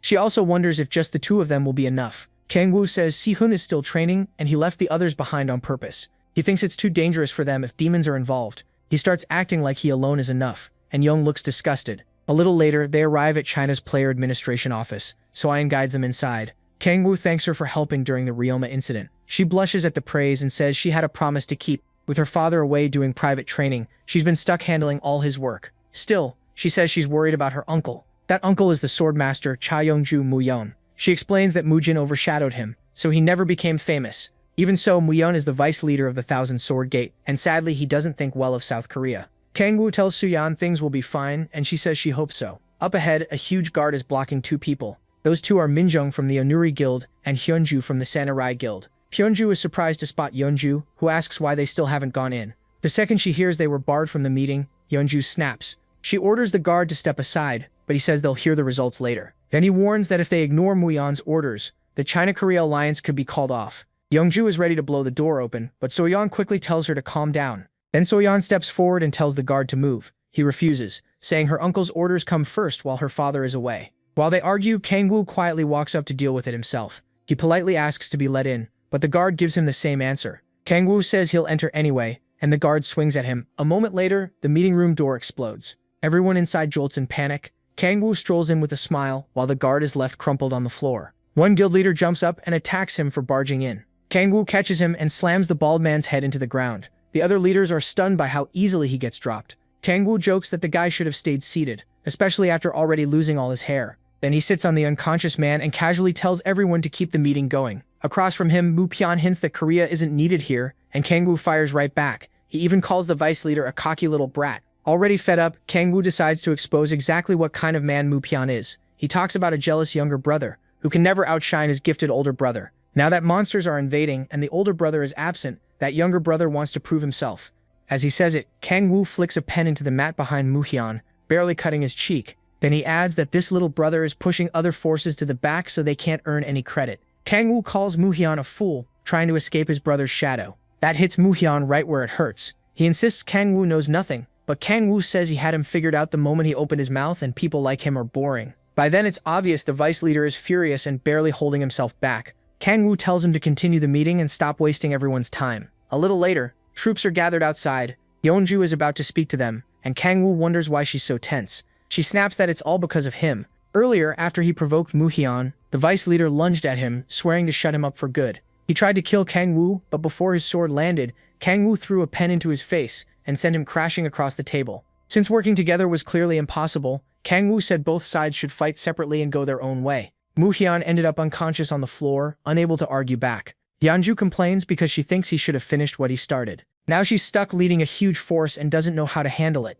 Meanwhile, Minjung is trying to lift his guild's spirits, while Hyunju is already tired of Yunju's complaining. Even the Hwarang squad leader is sick of hearing them bicker like siblings. Kang Woo tells Yunju he has something else to do, and she asks what could matter more than this. He just says it's a secret, hiding that he really wants to devour demons. Then they all stop when someone shouts that the demons are here. A massive wave of monsters is charging straight at them. Hundreds of crazed beasts rush forward, ready to tear through everything. Their numbers shake the players, and no one knows what to do. Luckily, Yeonju takes control fast and snaps them out of it. She reminds them they can beat these monsters. She orders the mages to ready their spells while the tanks brace for the charge. But her directions get too complicated, and the players start losing focus again. Embarrassed, she falters, but Kang Woo cheers her on. Even so, she admits leading like this isn't her thing, and hands command over to Hyunjae. Once that weight is off her shoulders, Yeonju gives the players one more message. Don't overthink this fight. Just treat it like a chance to earn as much experience as possible. That fires everyone up, and the panic disappears. In the end, Hyunjae doesn't even need to say anything. A few words from Yeonju were enough to rally them. She draws her blood chains and tells everyone to remember 3 things. First, no one gets hurt. Second, no one dies. And third, every bit of experience belongs to her. With that, they charge the monsters. Just as both sides are about to collide, a mark appears in a giant demon's eyes, letting a cultist watch through it. The one behind all this is finally revealed, the Apostle of Evil, Anton Sidorovich. Anton says the weakening Gaia system has made demons stronger. While he thinks a demon walks up to him, and Anton tells him it still isn't time to show himself. That demon is from the 5th hell, Utar. He says his followers want to fight and hates hiding, wanting to prove humans are no threat. Anton tells him to wait.